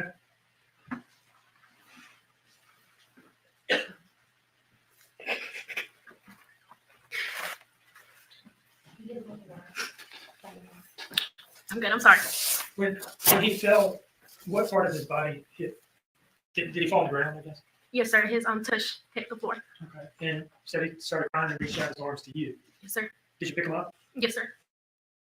And did you say anything to Leilani? I told her that wasn't necessary because it happened last night, but she should have talked to him first. And what happened from there? I took him. I walked home with me. I don't know what she did after. So you talked about that one push. Was there anything else that you remember that was like that? The pool incident. What's the pool incident? It was me and my sister, and I believe 2 of my nephews with me over at her pool swimming. And Zane had got in the pool, and Quentin wanted in there. And I was fixing to go grab Quentin and put him in there. But instead of her listening to me tell her, hold on, let me get his floaty on, she just full on pushed him in the pool. Push him with what? Her hand, And where on his body did she make contact with him? the back, Like middle of the back, upper back, lower back? the middle. Yes, Okay. sir. And she just pushed him in the pool? Yes, sir. And he didn't have any floaties on, it sounds like? No, sir. Okay. Was he able to swim at this point? No, sir. What happened once he was pushed into the pool? He went underwater. When he came back out, he caught his breath, trying to catch his breath, and then he started crying. Was he coughing or anything? Yes, sir. And how did Leilani react to that? She said she really didn't care because if Zane could learn how to swim, then Quentin needed to be as smart as Zane. Now, what did you do when Quentin came up and was coughing and crying? I looked at my sister and I told her I'm going home. And then that's when I asked Leilani, I said, can I take Quentin home? She said, yes, I don't care. And how were you feeling at that point? I was mad because wondering in my head how she could push him in the pool knowing without any floaties and knowing he can't swim at all. How was Quentin as you were walking home? Did you dry him off or anything first? Or? I did dry him off. I wrapped him in a towel and he laid his head on my shoulder. And what happened when you got home? When I got home, I had put a pull up on him and he went and laid on the couch with his teddy bear. And did you lay on the couch with him or did you just leave him alone or what? I went to go fix him some juice and then I laid on the couch with him. How long did y'all lay there? About 2 hours because he had fell asleep. Yes, sir. Did you take a nap there with him? No, sir, because I was afraid I was going to squish him if I fell asleep with him. Anything else you remember that was like those two things? Other than her getting mad at him with the stairs and stuff. Tell me about that. It was one night when I went over there and she was smoking. She had went upstairs and she was talking to me about Quentin's father. And she said she don't know how Quentin could look so much like his dad when she's the one that gave birth to him. And I said, well, I don't know because I didn't want to really get into that kind of stuff. It wasn't my problem. And she just kept going on about it. And Quentin was down the stairs. And I said, Leilani, he needs help down the stairs because I had Sky in my hands. And she said, he's a big boy. He can do it. I said, no, he can't because her stairs in Billy Joe's house was kind of weird. And I said, he needs help. She said, no, he doesn't. And Quentin just continues to roll. Are you talking about the stairs to the second floor? Yes, sir. You said Quentin continues to roll. What do you mean? When he tripped on the first one and he starts rolling down. And I hand her Sky and I grab Quentin. How was Quentin when you picked him up? He was fine. He really didn't cry. Okay. Anything else you remember that was like that? No, sir. You mentioned that incident started with her asking or wondering how he could look so much like his father. What was her tone of voice like when she was saying that? Did she sound happy, angry, sad? She sounded angry. Do you remember if you seem like a pretty mild-mannered person? Yes, sir. But if I asked you to tell me what it sounded like when she said it, would you be able to do that or not? Yes, sir. You want the whole, just how she said it? Yeah. When I walked in, she was like, hey, I got a question. I said, yes. And she said, how the F could Quentin look just like his daddy? I'm the one that gave birth to him. And I said, I don't know, Leilani. I really don't know. She said, Zane's been my number one since he was born, and Quentin's just sitting there and useless. Anything else? No, sir. Do you remember telling us last week about an incident where Leilani hit Quentin in the face? I think backhanded was the word you used. Yes, sir. You remember telling us about that? Yes, sir. Can you tell us about that now? From the beginning, correct? Yeah. Zane and Quentin was out in the street. I was walking to the shed because that's where our laundry room that is. Were you at your house at this point? Yes, sir. Okay. And you said you have a laundry room in the shed. Yes, sir. So what were you walking out to the shed to do? Do my chore, which was transfer the clothes from the washer into the dryer. And at what point did you see Zane and Quentin? When I was going towards the shed. And what were they doing? They were by the mailboxes on the other side of the road, going inside the ditch. Okay. Were they in the road or next to the road or what? They were in the road. Okay. And were there any adults with them? No, sir. What time of day was this? It was a little bit in the morning. I was say around 11 or 12. Okay. And when you saw him out there, what did you do? I ran. Ran where? To get Quentin and Zane. What happened next? As I was going to get them, there was a white car passing with a lady inside of it. I'm sorry to stop you. I don't mean to interrupt you because you asked from the beginning and I did say yes, right? Yes, sir. But I don't want you to tell us anything about what anybody said to you other than things that the defendant said to you. Okay? Yes, sir. So let's skip the white car part, all right? So after the white car drove by, what happened next? I took the kids back to my mom's house. My mom told me to take them to Leilani's. So, don't testify about anything anybody else said. Okay? All right, thank you. Okay, so you went back to your house and you said at some point did you take them back to Leilani's house? Yes, sir. And why did you do that? My mom told me to. Okay. And where did you take them when you took them back? I took them when it was behind where the pool part is, the back. So you walked around the back? Yes, sir. And you had both of the kids with you at this point? Yes, sir. What happened from there? I kept knocking on the door. Leilani would not answer. And I kept banging and banging. I just continued to bang until she answered. She came outside. And I said, Leilani, Quentin them was on the road and she was asleep. And instead of her taking knowledge of what she had done and wasn't awake with them, she just backhanded Quentin in the face. Can you describe that in a little more detail? What did it look like? She raised her hand all the way back and she just backhanded him. When she did, his head hit the concrete. Where on his face did her hand hit him? Right here. And you're gesturing, I gotta say this for the court reporter and transcript and all that, you're gesturing towards like your cheekbone? Yes, sir. Okay. And you said that this knocked him down? Yes, sir. Did she hit him hard? Yes, sir. And when he fell down, what happened? I looked at her and then he started crying. He got up. When I lifted him up, he got up and he ran to me and he started pointing to my mom's house. Did you say that his head hit the concrete out there? Yes, sir. Okay. And he ran to you and you said he started pointing? Yes, sir. Pointing directions to my mom's house. Were you holding him at that point or was he still on the ground or what? I think it was after a minute I did pick him up. Yes, sir. Okay. And his pointing towards your house, what did you take that to mean? I knew he wanted to go with me, but Leilani wanted him to stay. Did you take him home? I believe I took Quentin home because she didn't want me taking Zane home. Were there any other incidents you remember that involved the defendant, Leilani, pushing him, hitting him, or anything like that? No, sir. Okay. Was there anything that you heard, other than what you've already mentioned, and you've talked about some of this stuff, was there anything that you ever heard her say that caused you to believe that she didn't like Quentin or didn't feel the same way about him that she felt about Zane? Yes, sir. Can you tell us about those things, that if the ones that you haven't mentioned yet? Yes, sir. She would call me over there and ask if she could talk to me. And I would go over there and she would just complain about Quentin, how Quentin wasn't like Zane. He wasn't smart like Zane. And that the only reason that she loved Zane and she didn't love Quentin is because Zane's been through everything with her and Quentin hasn't been through nothing. Did she ever point blank tell you anything about whether she had any feelings of love or affection towards Quentin at all? Yes, sir. She told me she did not love him at all. She said that. Yes, sir. Where was that when she said that? We was on the back porch. He was in like on the back porch. There's like a play area with a gate. Is that with the brown couch in it and slide and stuff like that? Yes, sir. Okay. And who was you were out there? Was Quentin out there? I was in the play thing with Quentin and she was by the tiki bar. Okay. How did that come up that she's saying that about Quentin at that time? She was mad at Danny. Okay. Yes, sir. And how did it get on to Quentin and saying that about Quentin? Because Quentin was making noises with his mouth and saying he was calling out for Danny. He kept saying Danny, Danny, and she kept getting mad about that. She was mad at Danny at the time? Yes, sir. Is that what you're saying? Yes, sir. And Quentin was calling out for Danny? Yes, sir. And that's what led up to her saying that thing about Quentin? Yes, sir. Did Quentin ever stay the night at your house? Oh, yes, sir. Can you tell us about that? Yes, sir. We would have Quentin for weeks at a time at our house. She never called to check on Quentin. But we never complained about it because we really enjoyed Quentin being at our house, being able to love on him. And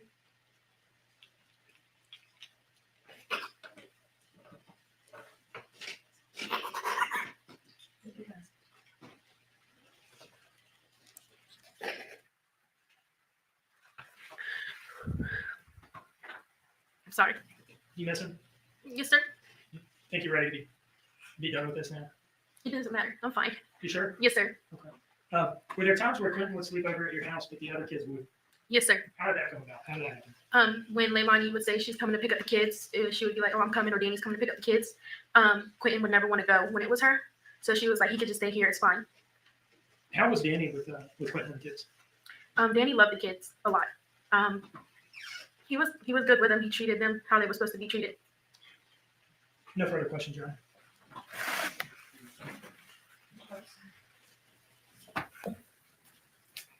Kim, the last time you were asked to talk about these incidents with us, you noted that these incidents happened in May, June, and July of 2022. Is that correct? I didn't say. I said I didn't know the exact months. Okay, well, the different incidents we've talked about, Yes, sir. all the incidents that you named, can you tell me when they happened? No, sir, I cannot. Okay. And when you saw them happen, the things that you've described here in court, did you call anybody like the police? No, sir, I did not. Did you call anybody like DFAX to report Leilani? No, sir, I did not. The PlayStation controller push you described, he fell back on his bottom. Yes, sir. Okay. Did you see any kind of a bruise or a mark or a cut or anything on Quentin as a result of the push you say you saw? Not at the time, no, sir. And the pool incident, obviously that was in the warmer months, but you can't say when that happened either, can you? I know it was in summer sometime, but I don't know the exact month. Okay. And in Savannah, summer can be a pretty long time. Yes, sir. Same question as before. Did you call the police about it or DFAX or any authority to report Leilani Simon? No, sir, I did not. The stairs incident, I think he went down the stairs and you got to him, but he didn't cry, did he? Not for long. He didn't really let out a long one. And you didn't see any marks or injuries or bruises. Yes, sir, I did. Okay. What kind? It was a bruise on right here by his head. Okay. Now the roadway incident. Yes, sir. Okay.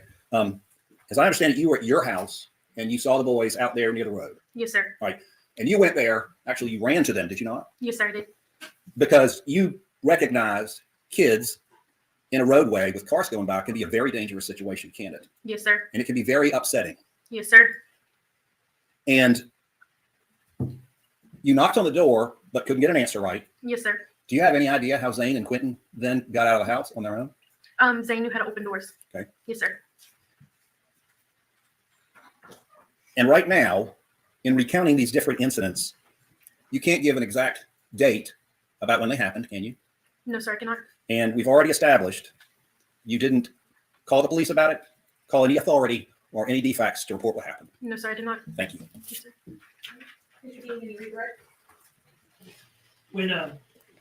When these things would happen, was there anybody you tell?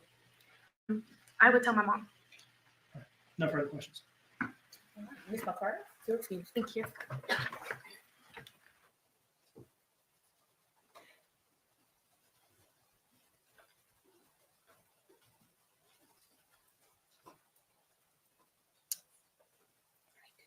Mr. Dean, you may call your next witness. Is this a witness that's expected to take some time? Yes, ma'am. On second thought, maybe we'll take a stop. So, ladies and gentlemen, I am going to excuse you for the evening. We're going to reconvene tomorrow morning at 9:00 a.m. I think by now you know the routine. I will instruct you not to discuss the case, not to do any research, not to allow anyone to discuss the case around you. Please do not consume any media regarding this case. All right. And with that, you're excused. Your deputy.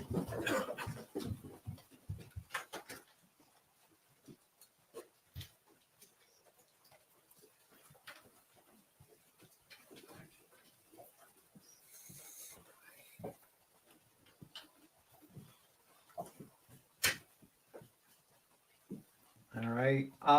Very interesting. Very ups and downs.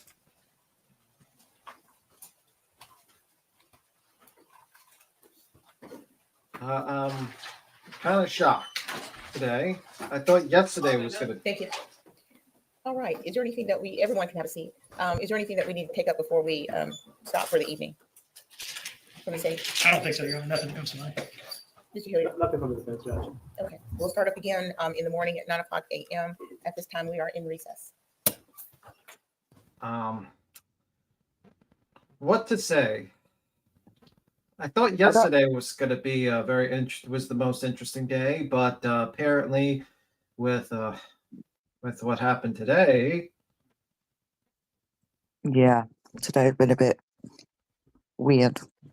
Yeah, I never thought I'd be watching court TV and the prosecution attorney calls a witness and has to explain that how seances were not admissible in court.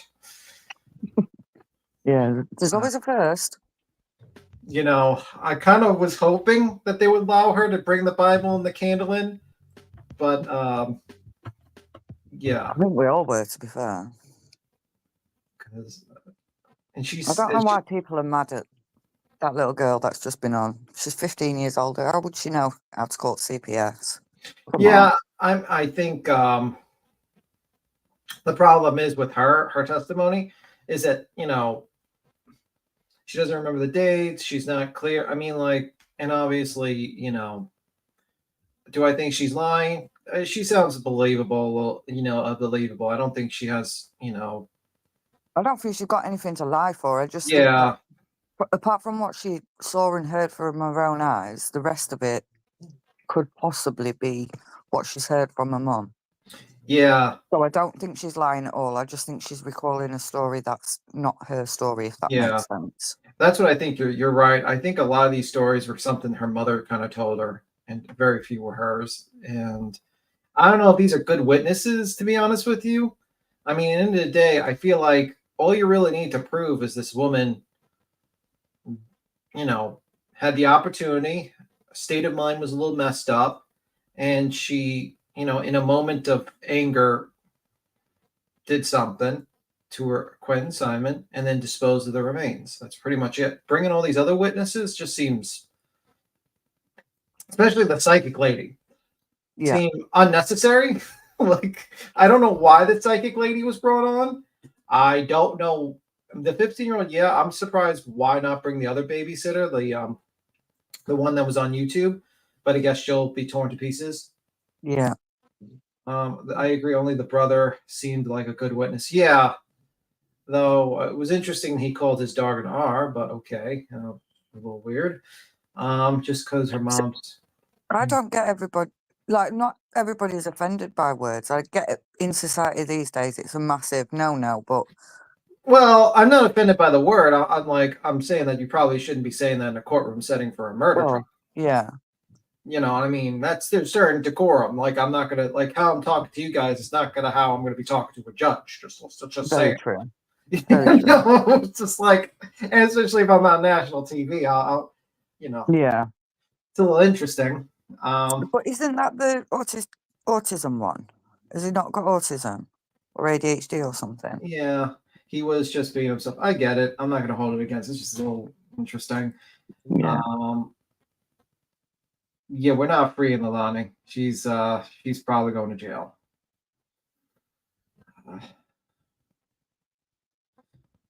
But I mean, if the prosecution had the last two witnesses like this one,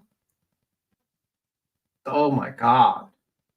Do you not think that she might walk then? If these witnesses like this, if this is the highlight of their case, because usually you want to end like in a crescendo. You start off slow and then you do a bang. You ended on a bang. Why the hell are that lady, those two, like that lady was there? I think it makes them look foolish. It actually kind of undermines the prosecution's case because he says in his opening, oh, it's based on rumors. Well, you just put a psychic on there and a kid and a young kid that's basically saying that her mother told her this, Yeah. I don't think it was a smart move, man. I think you need to keep your case simple. So man. what can she be convicted of then? Because if they can't prove the murder, but they can prove the disposal. What could she be? She could be convicted of lying to the police, disposal, another, like, I think disposal. And I think the murder charge that's going to be, I think they have enough for it, but I'm not, you know what I mean? But it's a reasonable doubt for me. Yeah, the problem is the prosecution's kind of dropping the bag. They started out really strong, and they had the police officers and everyone really strong, and her lying. Yeah. And now they're dropping it a little bit with some of these witnesses. It's not good, in my opinion. It's not a good idea.